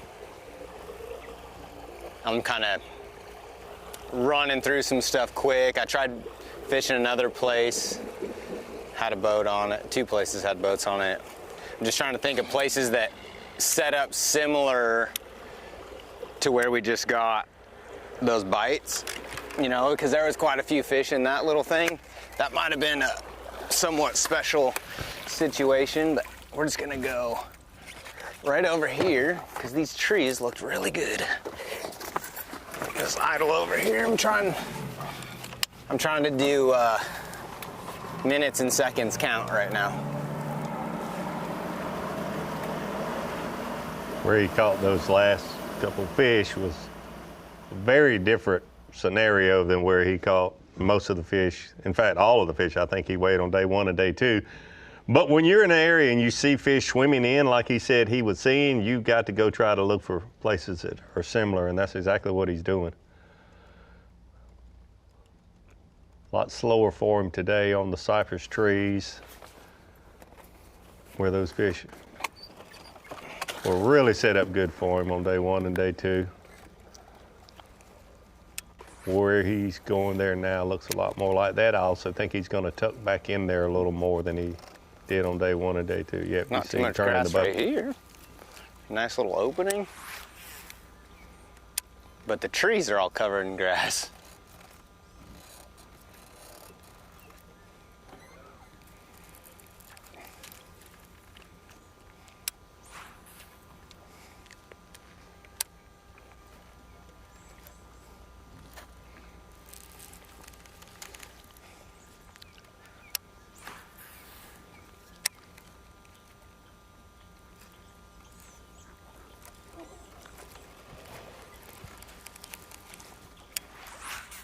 good view here. You can see all the vegetation around these trees, and this is not the scenario where he's caught a lot of his fish the last 2 days. The trees where he caught most of them did not have the vegetation right around them. There's vegetation in the area, but not right around the trees.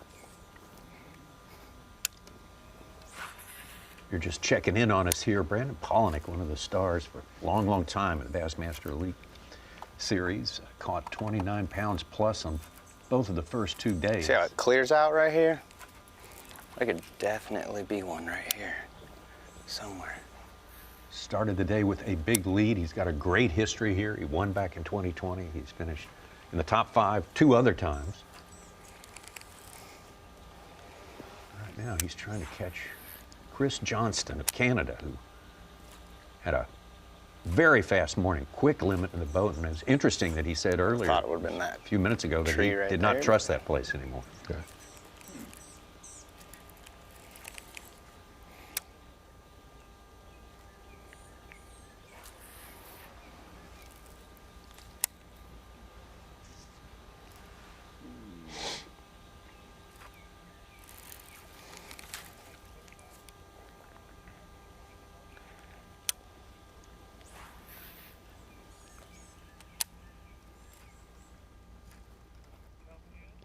A 2020 win. If you recall, 2020 was a tough year for sports. It required a lot of rescheduling around all sorts of crises going on. And this was an autumn tournament, Santee Cooper. Very different. Yeah, very different. Typically a much more difficult time to catch 20-pound limits.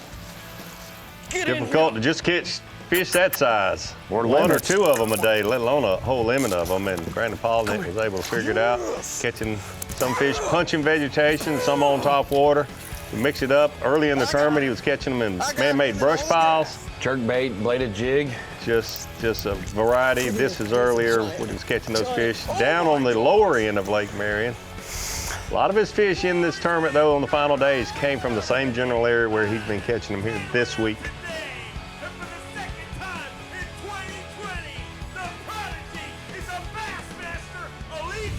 He has won from Bull Shoals and Highlands Lake in Arkansas to Florida to New York. St. Lawrence. He's got a diverse win total. Rayburn in Texas. All right, we are floating closer and closer to the end of the day. We'll be right back after this brief pause. 50 anglers out there today. Let's take a look right now at Progressive Bassmaster Angler of the Year. This race has been a very interesting one all year long. And there's the standings as they are right now, with Corey Johnston out there fishing in our top 10 today, trying to make up a little ground. He had a bit of a slow start today. And the name Trey McKinney right below there. For most of this season, that race has been about that young man, 21 years old, in his 3rd year in the Bassmaster Elite Series. Trey McKinney from Carbondale, Illinois. Started out at Lake Guntersville down there with a top 10 finish down there. He was off and running. Off and running when he arrived in the Elite Series about 2.5 years ago. He's been in the conversation for Angler of the Year and got off to his best start this year. Points-wise, back-to-back, just great finishes. Had the biggest lead I can remember in recent history as far as Angler of the Year points go. Midway through the season, coming into this event, looked like he was unstoppable. But we have learned time and time again, don't assume someone's got something wrapped up. This is a sport called bass fishing, and it will turn on a dime. 20th place at Alexander City, Lake Martin. To think that this young man has missed 3 Elite Series cuts, yet he can't win Angler of the Year so far, or has not won it, just goes to show you how you cannot bomb. Finished in the mid-90s at Smith Lake in 2024, ruining his AOI season. Finished in the 80s at the St. John's, ruining his 2025 season. And this week, finishing in the 90s, could have possibly derailed what was a flawless season so far. Well, we said just a couple of tournaments ago, it's not going to be over this season until the last event between Corey and Chris Johnston and Trey McKinney, especially Corey Johnston with the season he's having. But it looked like Trey McKinney was going to run away with it. But you just never know. We've got 9 Elite Series events, and any single one. Something can happen, good, bad, or indifferent, in your control or out of your control. There's a lot of factors in tournament bass fishing that we do not control. He was top 5 just last week at Lake Murray. Came into here with a good lead over Corey Johnston, and day number 1 is when the trouble got started for Trey McKinney. Yeah. We had a camera with Trey McKinney on day 1, and you could tell he just didn't get it going, and then some snowball effect on him. He had some trouble there with a prop. Not sure if he hit something or just a malfunction in the prop itself, but it does not matter. You don't want to be on the shoreline when you need to be out there fishing. So the service crew, they do such a great job helping these anglers spend every minute they can on the water. Met him at a boat ramp, and in less than 5 minutes, changed out his prop and his lower unit, got him back out on the water. Lost just a little over an hour in overall time there. But this day was just not going his way. You pointed that out early on in that day. No, it really wasn't, and that just compounded it. But he had plenty of time after they got him back on the water, run around and fish, and he just did not get it going. I'm still surprised that it happened to him here like that, because I know he did his homework here. He's caught a lot of fish here. Some days it's just like that. I don't care what sport we're talking about. Some days things just don't go right for you. And even the next day, just 4 fish for him on day 2 as well. Missed the limit both days. Out to Bob Downey.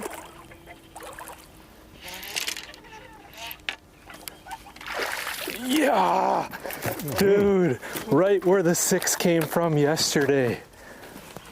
Oh, yeah, baby. That fires me up. That fires me up. Yes. Yes, dude. Yeah, baby. That is right where that 612 came yesterday. There's current rolling through here right now.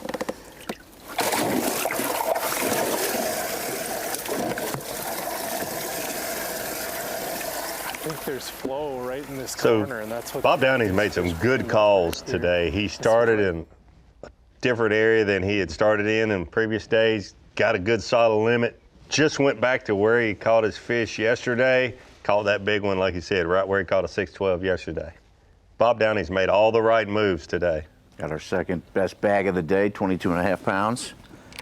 He's in 5th place. Benton. Got it, somehow.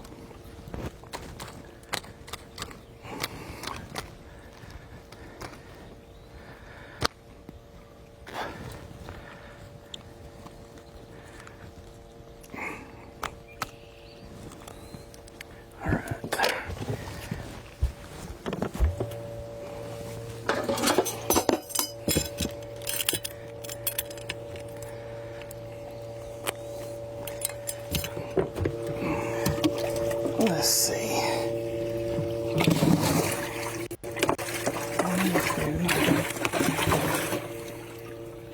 Have a pound and a halfer in there somewhere for Drew Benton. That'll be an upgrade. No, 1 5-pounder, no giants. Otherwise, for Drew today, he's doing what he really ought to be doing. Yeah, both of the Drews, they're having a good day, but they're culling 2-pounders and pound and a half, 2.5 pounders, and Chris Johnson, Brandon Pollock, Corey Johnson are culling 4 and 5 pounders. Justin Hamner, the latest to jump in our top 10 merry-go-round down there. We got more on the way. When we come back, we'll talk to our man on location, Dave Mercer, who will be presiding over the weigh-in, which incidentally happens at 3 Eastern.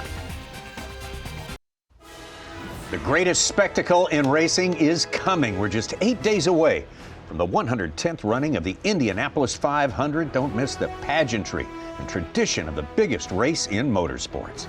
The Indy 500 Sunday, May 24th on Fox. Pushing into the final hour of competition. We are in the state of South Carolina with Santee Cooper Lakes. 2 lakes, 170,000 acres between the 2 of them. Lake Marion, the largest lake in South Carolina. Lake Moultrie, the 3rd largest. We go down to the John C. Land sport fishing facility, the boat ramp, and the weigh-in taking place there in an hour's time. Our colleague Dave Dave Mercer will be there. And Dave, the headline to start today was Brandon Palaniuk, former winner here, amasses big lead, 5-pound plus lead. Chris Johnston is trailing, and now it's all about Chris Johnston's amazing day. He has been all over the place. I mean, what a spectacle it's been to watch him. A spectacle is a great way to explain it, Tommy. It has been. The last thing Palaniuk said to me on the dock, I asked him about his lead, and he said it was about 5 pounds. He said, not enough on this body of water, and we learned just how little 5 pounds is. But we also learned the evil part about the sport of fishing. Whether you're fishing a Bassmaster Elite Series event, the Bassmaster Classic, or just trying to beat your buddy on a Tuesday night tournament, there's a weird little evil part about our sport where sometimes you can do everything right, but everything still goes wrong. And that's what I feel like I've watched Brandon Palaniuk and Corey Johnson do today. And then you got the other side of that coin, and you have Chris Johnston, who has seemingly done everything wrong, but everything is going right. I mean, no matter what happens, he's had, obviously, his aquatic adventures we saw earlier. He's had fish wrapped around boat pilings. He's had all sorts of things go wrong, but everything is going right for him. And here's my prediction. We'll see how this all shakes out. But earlier today, I said, hey, I think what's going to happen is they're going to trade limits. We're going to see Brandon Palaniuk weigh in today, what Chris Johnston weighed in on day number 1, and this is going to be a shootout for Championship Sunday. And I'm all here for that because, man, it has been a spectacle, but a very entertaining one at that. So, Dave, you're from Canada, and you've known Chris and Corey longer than anyone that I know. For South Carolinians watching this tournament, and really people from all over the country, especially from the Southeast, how do two Canadians come here and relate so well to the Santee Cooper Lakes? Talk to us a little bit about where they grew up fishing and how similar it really is to these lakes. Yeah, that's truly it. I mean, Corey said it on day number 1 when he took the lead. He said, I feel a lot like home. And what he feels like home is where they grew up, Trent Severn Waterway, Peterborough, Ontario, I mean, Rice Lake, all of the lakes in that chain of lakes, very similar to Santee. I mean, they don't have gators, but what they do have is targets, and that's what they have both keyed in on this week. It is a target-rich environment, so whether you're fishing boat docks, whether you're fishing cypress trees, whether you're fishing weed edges, it's all about targets, and as long as they have targets to throw at, they're very comfortable. And the truth be told, everybody talks about their prowess when it comes to smallmouth bass. Truth be told, they were probably a lot more comfortable fishing this way, and the smallmouth part was something they added to their game as it started to evolve. But they grew up doing this, and they are very at home, and clearly the leaderboard is showing that.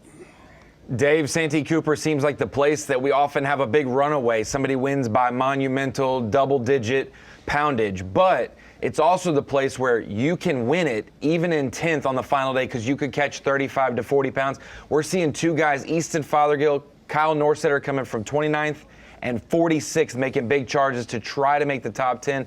Do you expect someone way down in the leaderboard to make it and squeak in to tomorrow? I think today has taught us one thing, Ronnie. We should expect the unexpected because nobody would have expected to see, I mean, nobody's shocked to see Chris Johnston take the lead. He was in second.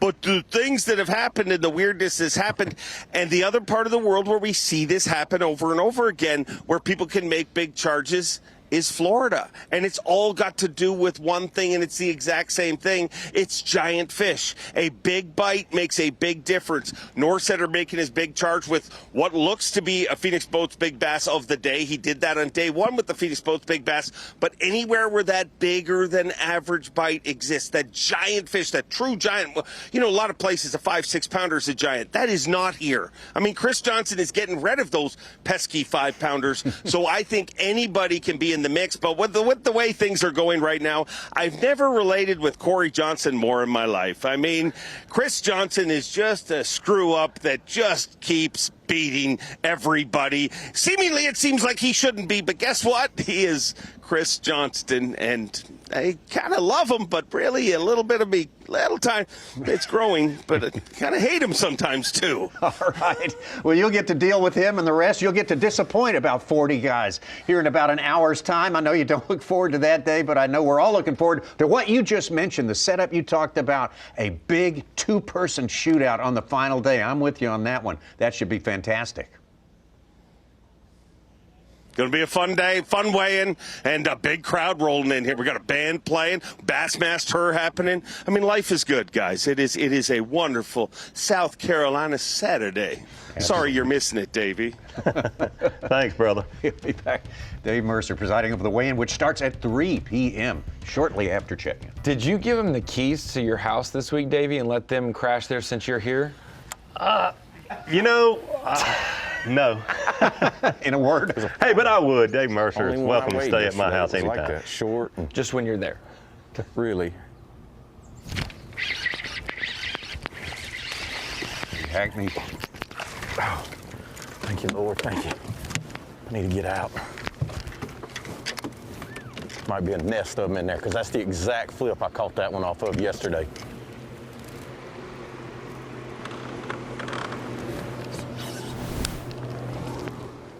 Get a good look here of Greg Hackney. Don't have to reveal his location to look at the water and tell he's in a very different place than Chris Johnson, Brandon Polnick, Corey Johnson. I guess the rest of the field that we've had a camera on this week. Greg Hackney, not unusual to see him doing his own thing, kind of away from the crowd. Absolutely. Always been one for that. Ronnie mentioned the guys rallying. Justin Hamner has caught several 4+ pounders. He's got 2 6s earlier. He's up to 7th place with 23 pounds today. Lost him.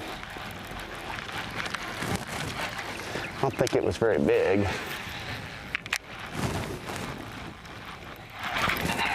That's a good one. That's a good one.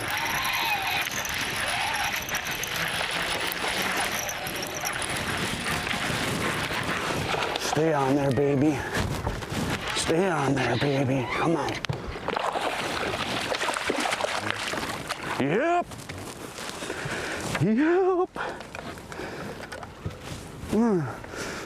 I says, Tom, all I need is that ripple. Boy, he gobbled it too.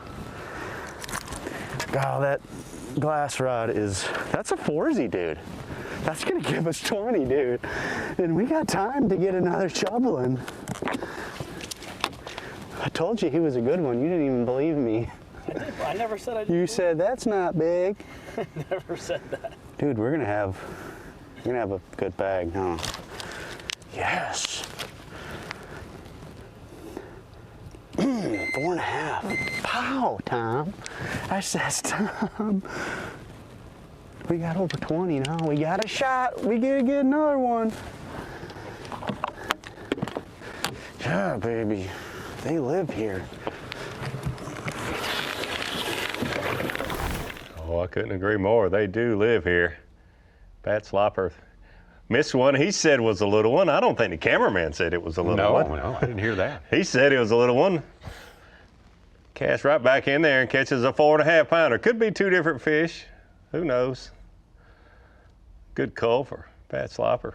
Pat Slopper, like Hackney, another good one for getting away from everybody. He's and finding a little spot and cleaning everything out of there. He's done that, and he's one of the anglers that wants the wind to blow more than it has. You heard him mention there. Just a little ripple makes a big difference with what he's doing and the bait that he's using.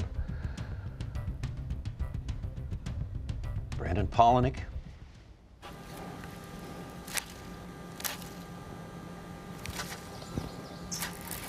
Still on track as it stands now to go century, theoretically. Yep, looks like Brandon's back on a stretch where he's done a lot of his damage the last 2 days.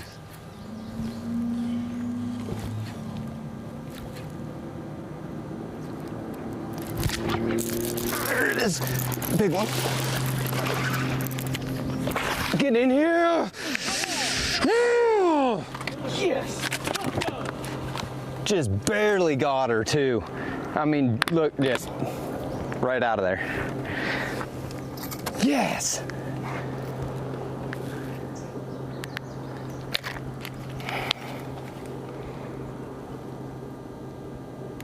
Just a 4-pounder, but that gives us almost 20. And I feel like 4-pounder, number 5.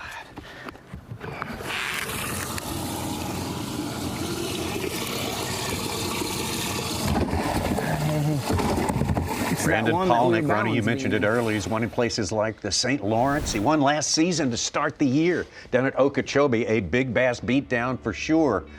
And he's a guy, well, he knows how to adjust his game to accommodate the big ones. Adjusting for big bites. Brandon Palaniuk, one of the best. You come here, you know that it's going to take heavy weight, and that makes it special. And you have to adjust, and I feel like you always have to chase those bigger bites. There she is. There she is. No, no, no, no, no, no, no. Stay on there. Stay on there. I got her! Look at that meat. There's always something a little bit different that the bigger ones are doing, right? The majority of those above average fish. And I feel like this week I've been able to chase those fish, but also execute when I've gotten those bites.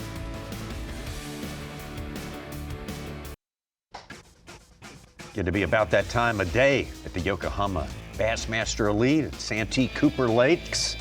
Guys getting ready to put the finishing touches on what has happened today. Lots of movement up and down, in and out of the top 10. Our live coverage presented by Strike King, and you've got to be in that top 10 when the carousel stops at the weigh-in. Catch up on what we have seen today. Let's turn to our Bassmaster midday report and what a day it has been. And we started it out with Bob Downey getting our first catch of the day. Bob, who did a good job of kind of saving his day yesterday, really improved today. Yeah, Bob Downey decided to go to a different portion of Lake Marion this morning, and what a great way to kick off the coverage on Fox. Good one for our Fox viewers. There you go, a 6-pounder before the sun got above the trees. Bob Downey mixing it up, using the vibrating jig. Well, the sun got up a little bit, started seeing some fish on the bed, caught some good ones doing that. Caught one or two on just a Texas rig worm around some cypress trees. Doing a good job this morning, getting his limit a lot sooner than he did yesterday. This fish was hooked real close to the inside or outside the mouth. He called Tournament Director Lisa Talmadge to verify whether that fish was legal or not. She said, you have to make the call, explain the rule to him, and it was inside the mouth. So Bob Downey was able to put that fish in the live well. You see him catching a fish here around cypress trees with a Texas rig. Done a great job. And then later in the day, he goes back to the area where he caught his big fish yesterday. The same spot, catches this fish to really give him a solid limit. Currently unofficially in 5th place, 65 pounds, 6 ounces. Great day for Bob Downey today, making a change and it working out good for him. Got a good shot at making the top 10. That's what the day is all about. Drew Cook, we knew what Drew Cook was going to be all about today, especially when we saw the conditions out there. Yeah, the conditions are perfect for sight fishermen here this week. Not very often do you get conditions like this at Santee Cooper Lakes. Calm winds for 4 straight days in a row. Most of these fish here have already spawned, probably 90% of them. We've heard some anglers talk about seeing more fish moving in. There are a lot of fish here, so with only 10% that haven't spawned, there's still enough fish for someone in like Drew Cook, Drew Benton, those anglers that are so good at sight fishing. The scary part and how this lake has changed so much in the last 3 years, this is exactly where Drew Cook caught a lot of his fish to win this tournament here on Santee Cooper Lakes. The exact same pocket. So things have changed a lot here on the Santee Cooper Lakes, but they've also stayed the same a lot for Drew Cook. A lot more pads in this place when Drew won in 2022, that's for sure. Yes, that is a great point. The more pads then, now there's more eelgrass, hydrilla, milfoil, that sort of thing. Drew Cook started the day in 5th place. He's currently residing in 4th place, so far a successful day for Drew Cook. Pat Schlopper, he's quiet during the season until we get down to these last 4 or 5 events, as Ronnie Moore pointed out today. He said, I got to catch up and make the classic, and then he puts it into high gear. Normally makes a couple top 10s, Normally his floor is that top 50 cut line. He's normally always making cuts. I didn't realize this about Pat Slopper, but you're right. He doesn't get it going until later in the season. It's like the person sitting there looking at their cell phone at a stoplight. He waits till the light's been green about halfway through until he decides to go. But man, last year did he press the accelerator, winning 2 blue trophies. So unusual to do. Pat Slopper winning 2 Elite Series tournaments late in the season last year. Getting it done here. Really good this week. Fishing differently than Drew Cook, fishing different than Brandon Palaniuk. Bob Downey, he's fishing out in this vegetation exclusively. He is praying for more wind. Several of his better fish today, he said, just a little ripple is all I need. If that wind will blow, I can make culls just like this. Corey Johnston started in this day having gained the lead in Progressive Bassmaster Angler of the Year points. He went out there. Was a little bit slow getting started for Corey. Yeah, a little slower day for him today. Yesterday, he caught his limit quicker, but they were just not the right size. He was day 1 leader with over 29 pounds. Day 2, he caught a lot more fish, but he lost those few big bites he had yesterday. We saw him lose one right beside the boat, about 7 pounds. He said he lost another 1 or 2 that we did not see. Today, he's having a better day, moving back up to 3rd place unofficially with 67.10. But you're right, the changes in Angler of the Year that have happened here this week, Corey Johnson having one of his best tournaments of the year, with Trey McKinney having absolutely the worst tournament of the year. Hard to believe that he and his brother both finishing in the 70s here in South Carolina just a week ago. I don't see how it's possible. I don't either. They are great fishermen. They're so consistent. Definitely the most consistent brother tandem that we've seen fishing the Elite Series ever. And I think we've learned one thing. Don't make those two Canadians mad, because they have come back with a vengeance this week. That's a good one. Brandon Palaniuk, what a day he had on day 1. What a day he had on day 2. Both of them over 29 pounds. 1 ounce shy of 30 pounds yesterday. Started out with a good lead, but wasn't quite as fast going once we got into today. Davey, was there a lake that you just vibed with that wasn't a home lake? This is far from Idaho, but every time we come here, he catches them in a different area, in a different way, and is in the top 10. What's the deal? Sometimes some lakes just connect with guys. Yeah, I've had lakes through the years that I felt like I connected with that were far away from where I grew up, but honestly, nowhere like this with Brandon Palaniuk. His track record here is really unbelievable, what he's been able to do. Also, the last 2 days, honestly, even knowing his track record here, like you said, Ronnie, he just kind of connects with the Santee Cooper Lakes. To catch back-to-back 29, almost 30-pound stringer like he did yesterday in the area that he's doing it in, because there's no secret area. It's one of the most pressured areas on Lake Marion. He's seeing that on a beautiful Saturday. For him to do it in an area that gets this much pressure, truly amazing. A 1st in 2020, a 3rd in 22, a 5th in 23, and he was our day 2 leader coming into today. What a great record here. Chris Johnston, what a great day he had here. Chris Johnston has been kind of quiet this season. Of course, he's coming off 2 years of back-to-back Progressive Bassmaster Angler of the Year titles, but had a really rough go of it, 75th place at Lake Murray last week, but what a difference a week makes. Yeah, really incredible. All eyes were on Corey Johnson. He was our day 1 leader. Chris Johnson having a good day, but not quite as good as his brother, obviously, being the leader. But Chris Johnson yesterday really made his move. Absolutely incredible what he did with no forward-facing sonar allowed in this event. Post-spawn, middle of May, for him to bring 32 pounds to the scales yesterday. Absolutely incredible. And here's the thing, today, he's probably not at 32, but he's not far from it. And at 11 o'clock today, he said, I've got to quit fishing places that I think I might need to fish tomorrow. And he has culled since then. He has gone to 2 different areas that he said, I'm not planning on fishing at all, and culled both areas, wants to get away from them. He's running out of places to fish on a 110,000 acre fishery. Well, you can kind of equate it to, hey, Mom, I studied all night and I got a 99 on my test, and then your brother who didn't study for the test gets 100 the next day, and you're like, well, what in the world? That is the Corey and Chris dynamic this week, and Corey's still hanging tough. Let's take a look at the leaderboard unofficially the way it stands right now. That's the list you want to be on once the weigh-in is completed. And right now it's headed up by Chris Johnston, Brandon Palaniuk. Not too far behind, Corey Johnston, Pat Slopper, Drew Cook, Bob Downey, Justin Hamner. With him all day on day number 1, but he came back and drew the course up today to make himself an element in the top 10 as it stands right now. Kyle Norsetter with the biggest bass of the day, 9 pounds plus. Carl Jochimson hanging in there somehow or another. It's been a tough day for him. And here are the ones right below. Kyle Welcher started the day in the top 10. Clifford Perch started the first guy out of the top 10. They both made it in at certain points during the day, but Easton Fothergill, a big climb up the leaderboard. He was down in danger of not making the day 3 cut. He has put himself very close there. Shane LaHue, Drew Benton started in the top 10. Ditto for Greg Hackney. It's been slow for them. They need some big, big things to happen in the waning hours of semifinal Saturday here at Santee Cooper Lakes. You look at those weights, they are truly incredible. We appreciate folks of Clarendon County having us here this week. We expected big things, and it has exceeded our expectations so far. Tommy Davey moments ago, Kyle Norsetter caught a 615 to go with his 9.5 pounder. That's why he is up to 28 pounds, 2 ounces, biggest bag on Bass Track, climbing from 46th place to 8th place right now. Wow.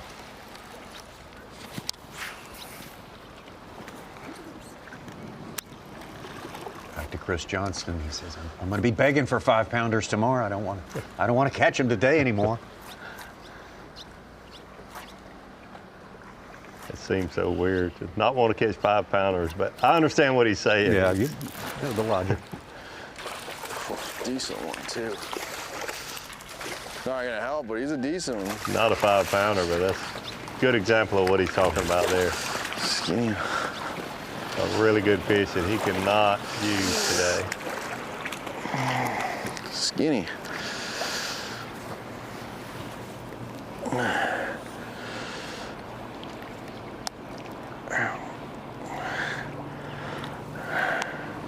These are the ones you hate catching because it's a nice one.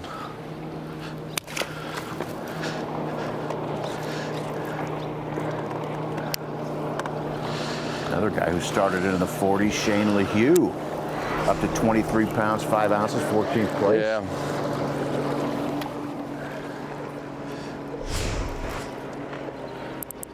There goes the Mountain Dew boat. It's really getting around out there today. Getting after it, for sure. Let's get back over to Bob Downey. One of the better limits today in our top 10. 22.8. He's hooked up again. I don't know. Yeah, I think that's gonna help. Geez, sorry fish, sorry. Nice. Man, that one ate right at the boat. Look how light color that is. That might be a 3-pounder, maybe. It's heavy. Gosh. Swipe at it, dude. That was crazy. That was cool. Yeah, wow.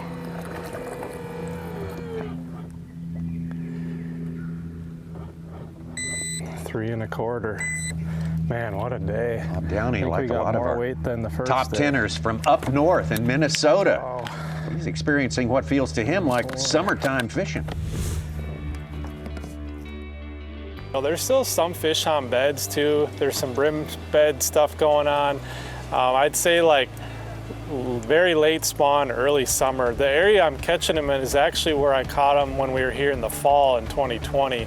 I've gone there in the past couple of years and that we've been here in the spring and haven't done well there. I decided to go there again just because we're kind of into that almost summer mode, just to see how it's set up, and they seem to be biting in there. And there was another real big bag that came out of there. So, and I caught one like almost 8 pounds in there in practice. So there's big fish around, and hopefully we can run into some more tomorrow.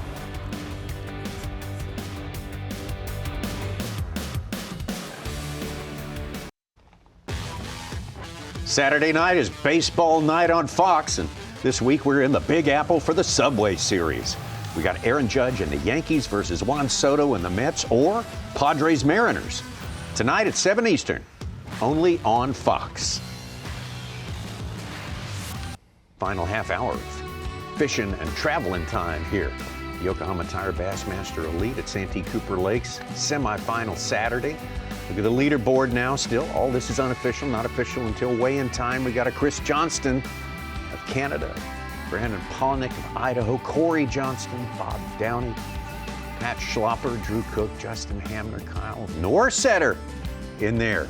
We got 2 from Wisconsin, 2 from Canada, 1 from Idaho here, down here in the world of the tulip trees and the Spanish moss and the cypress trees. Man, oh man, they travel. Their game travels well. But Kyle Norsetter, man, he has traveled way up the leaderboard today. Yeah, he definitely traveled way up the leaderboard. Let's jump straight to it. Fish number 3 at 11:47 a.m. this morning, a 9-pound, 8-ounce post-spawn Santee Cooper Lakes giant. For a fish to weigh 9.8 this time of the year, that is a big fish, probably weighed 11 just a month or 2 ago. But you look, you have to fill out that limit. He finished the limit, fish number 5 at 216, a long time after that 9.8, but another real good one, 6 pound, 15 ounces. Mercury move of the day. Today's weight unofficially 28 pounds, 2 ounces. Kyle Norsetter. And how about this for Kyle Norsetter, making that big move today from 46th up into the top 10. That's going to gain him, you know, in theory, 35 spots or so, and that would move him from 20. It moves him into 20th in the points race. Wow. And otherwise, he would be 35th. Single-handedly could gain 15 AOY positions off of his day 3 move. We talk about day 3, the most important day to gain points out of any of the 4 days. That man has gotten the job done this week on Santee Cooper Lakes. There's your leader on the left, right, Chris Johnson. What's that? All right, we're just wrapping up. Got 20 minutes of fishing here, and just came into the back of the Takeoff Creek here and see if we can get lucky and catch one 7-pounder. I'd love to have 1 or 2 more pounds today. I know I'm being greedy because I've got a pretty solid bag, but 1 or 2 more pounds closer to Polnick's weight tomorrow is going to make my job a little easier. But I don't think I'm going to fish back here tomorrow, so I don't think I'm hurting anything if I catch one on one of these docks, but I really think on any of these docks you could catch a big one. I came in here and I've caught a 3.5 and lost a 3. Sank right to the bottom. So there's some fish around. I'm not working them super hard. I'm skipping over a few where I caught them on the first day, but any of these you could catch a big one. There's just so many fish released in this creek, and giant ones. So see if we can get 1 more pound closer to Polnick. Regardless, tomorrow I think I'm going to need a probably 26, 27 pound bag to have a chance at winning it. Just so many big fish in this lake. Fun day though, regardless. My hands are absolutely raw. I cringe every time I have to grab one of these things. I'm not asking for people to feel sorry for me, it stings.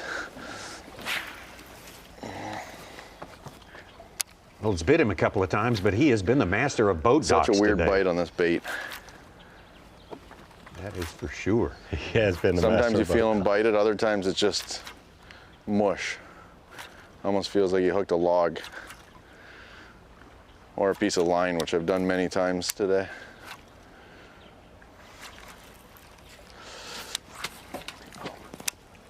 People might think if you're rigging this with a 16th or a 3/32 ounce, a very, very light weight, that with as hard as he's stroking it or popping his rod tip to get it to move, why doesn't it come out of the water? But that bait has just so much natural drag in itself, so much surface area, so much 1.7, movement. it's not too greedy. That weightless, it would be a lot to pull, a lot of rod tip bend as well. We got 20 minutes to do it. I think we're all learning more and more about These this look bait. just as good as any. People that have been fishing it for the longest amount of time since it came out. Certainly has to be one of the biggest attractions is how much drag and how much move it has in the water.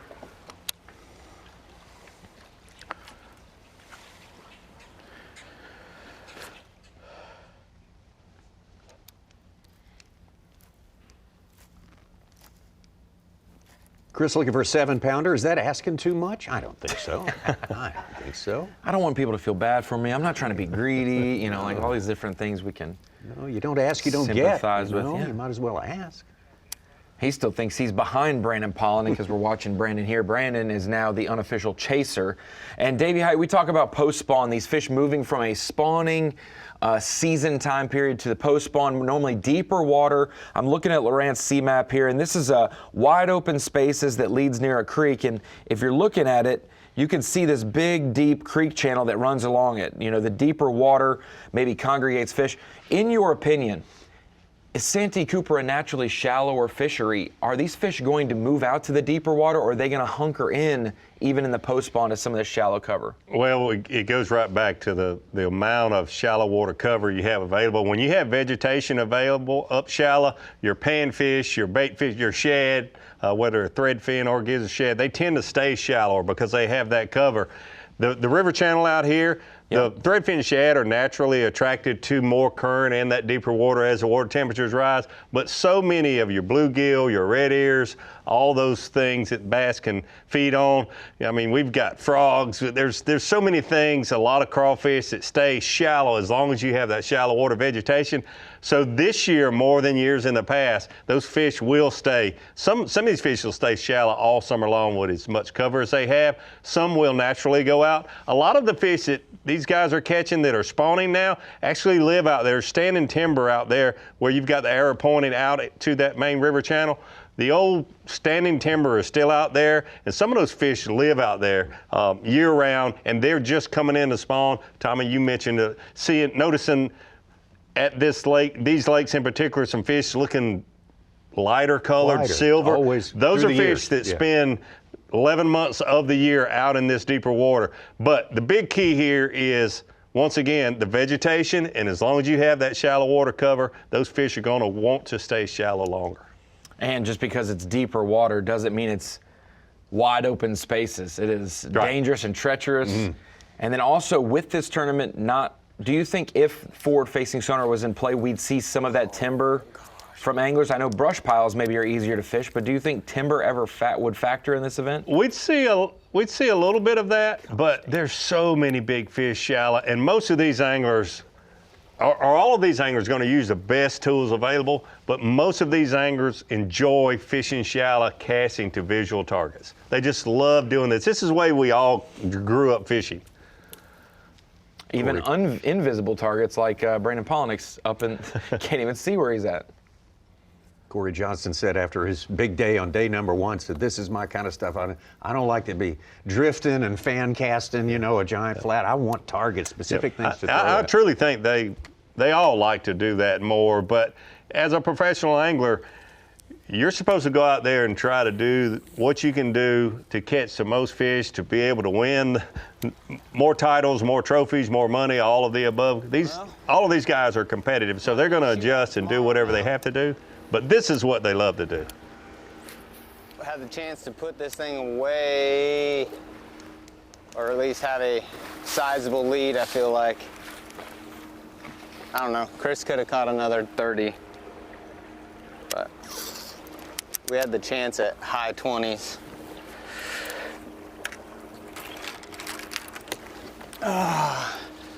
Take a leak before we run back. If you're not familiar with our tournaments, anglers don't understand, they're not able to know what the other anglers have. So what Brandon was saying there, Chris may have gotten another 30, he probably did, but Brandon has no idea whether he's got 10 pounds or 30 pounds. And Chris was just hooked up right as we go to break, so we may see the results of that in just a minute. We will do that. We're going to take a break ourselves. Chris Johnston with the lead now. He's had it for a good while. Corey Johnston, his brother, in third place, in between Brandon Polinick. Getting down to the final minutes here, Santee Cooper Lakes.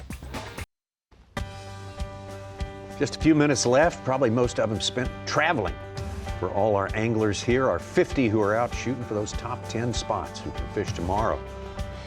Championship Sunday, let's take a look at the leaderboard. This is unofficial per Bass Track and shows Chris Johnston back-to-back Progressive Angler of the Year titles the last 2 years.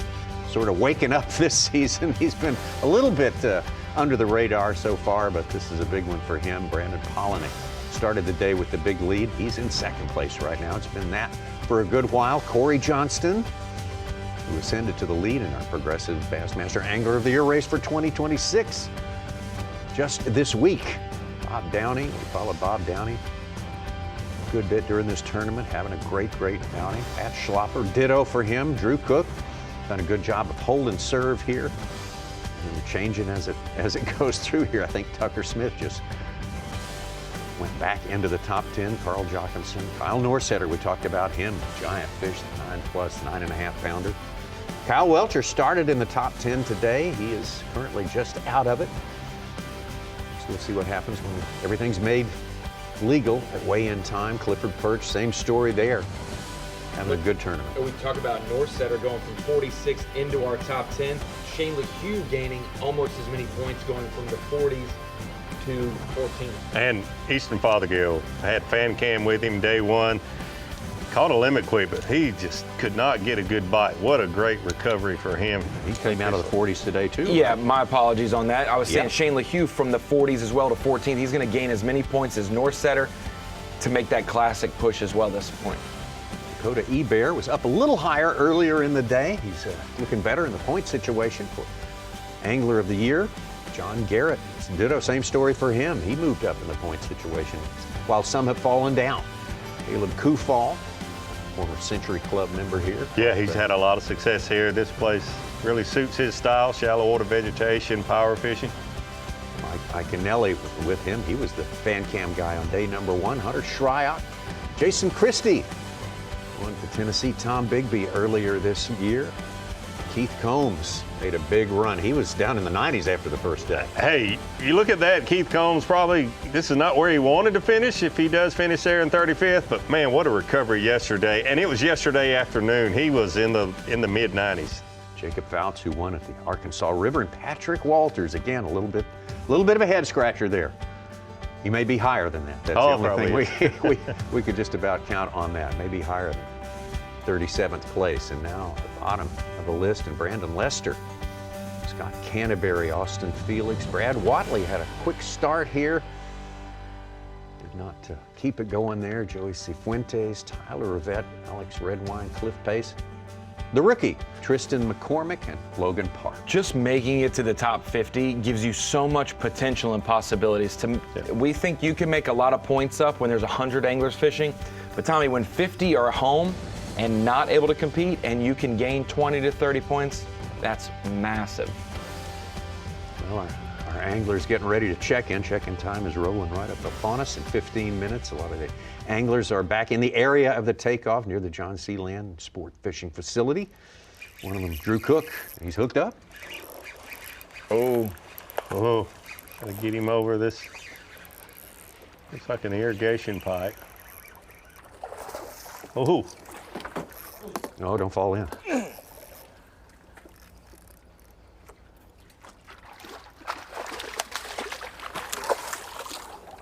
Dude, come on. Let's go. Let's go. Wasn't that big. About 12 minutes. Can you believe that? Before check-in. I got it in. Yeah. Come on.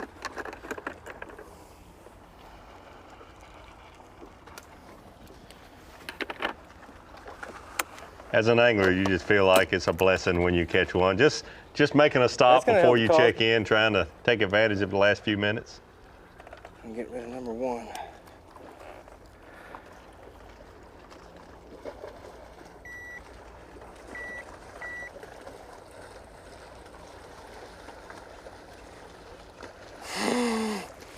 Yeah. Almost 5-pounder. Right at the end of the day. Love it. You have me all tangled up in everything too. Number one. Let's go.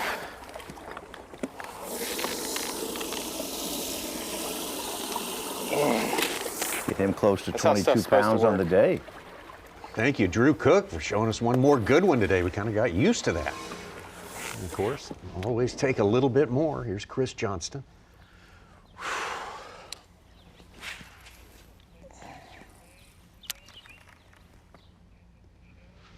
He has, as we've said 3 or 4 times already, has had some kind of day today. I think you could get to weigh in and say, did it go to plan today, Chris? No, I didn't dream of it happening the way it happened today. Just sitting in the studio watching his day has almost been exhausting. Yeah, I can't really. imagine I know the feeling. Chris Johnston, how he is going to feel this afternoon when he gets back to where he's staying and starts retying for tomorrow. What a day, Chris Johnston. 32 pounds yesterday. He might not have 32 pounds today, but he's not going to be far off of it. What a day, what a start. He got off to a good start. You see here he doesn't have his tournament jersey on because he took a swim about mid-morning, lost a big fish or two, lost his bait almost, and then he went swimming for it. What a day Chris Johnston has had. All things considered, just an incredible performance by Chris Johnston. Can't wait to get into more specifics about regions that have factored, that it all looks similar at times. There are certain little pockets that have been well. Yep. Looking at the way our top 10 is displayed on the map in general, man, we've got a lot of different areas in play that we get to kind of explore tomorrow. Yep, and it all starts to come together. We'll dial into that more tomorrow, give the reasons why and exactly where these anglers are fishing and the likely reasons why they were so effective in these certain areas. Different areas would have been more effective had we had different weather conditions, different water level conditions, but we'll dial into all that more tomorrow. Winning his second elite is probably more important, but if he were to get a century belt, which he's probably less than 17, 18 pounds away from, he'd become only the third person to do it on smallmouth and on largemouth. Wow.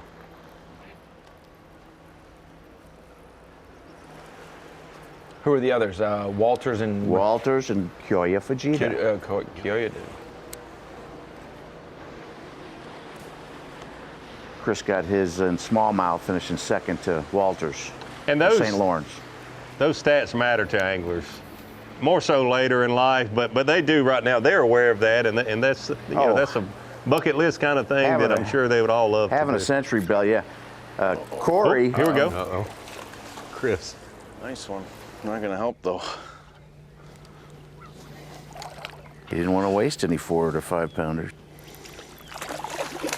And this is a totally different area that he doesn't even plan to fish, so this is all bonus. Asked Corey about Chris's first day of Hawaii. 3. And he's like, we got friends chirping at me and stuff, but I'm reminded every time I walk into his house that Take 5 trophy's of those right to start there. the day tomorrow. Take it over to Drew Benton. He's real close to check in also.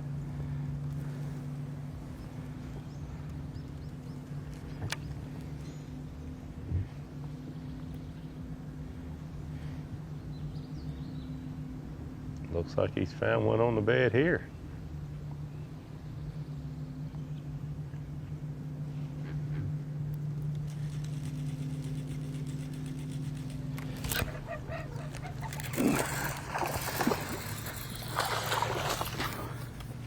It was a one flipper. You called it. A man coming in clutch. That might help, huh? Yeah, I think it will. A one flipper with 10 minutes left in the fishing day. And if it helps a pound, if the smallest one is 2 pounds, that'll probably help him a pound. Could put him in the top 10. That Cook Century Club mark on smallmouth and largemouth, he would love to join Patrick because they've been tied at the hip since they joined. They fished in college against each other. They've kind of been rivals yet buddies and roommates, and they're always they're the rookie class together. They've battled back and forth, and almost like the Johnstons are, they are mentioned back and forth. And so Cook doing a feat Patrick has done would, hey, look at me. Sound like they're having way more fun than we are right now. All right, that's it for today.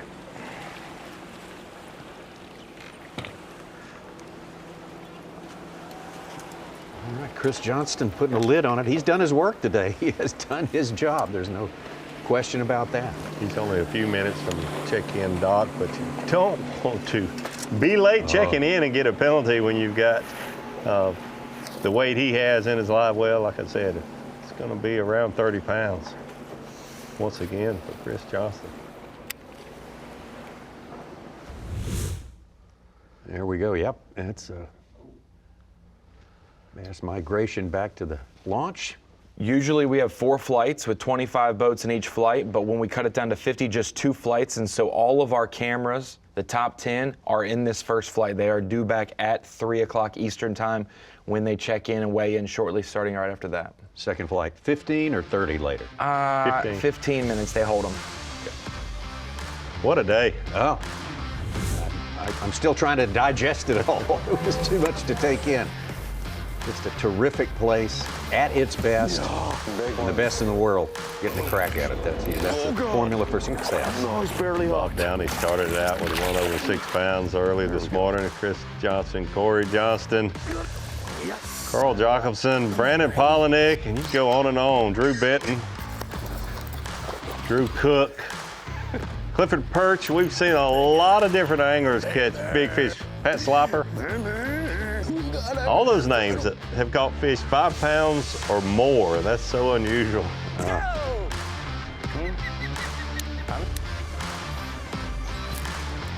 Brandon Polinick, well, you thought he might have been invincible after his day 2 performance there, but I was going to say, it seems like Chris Johnson can do no wrong. It's so easy. We've seen him catch a couple solid fish this afternoon. It's almost like, man, they're going to jump in his boat tomorrow. It's going to be over in the first hour.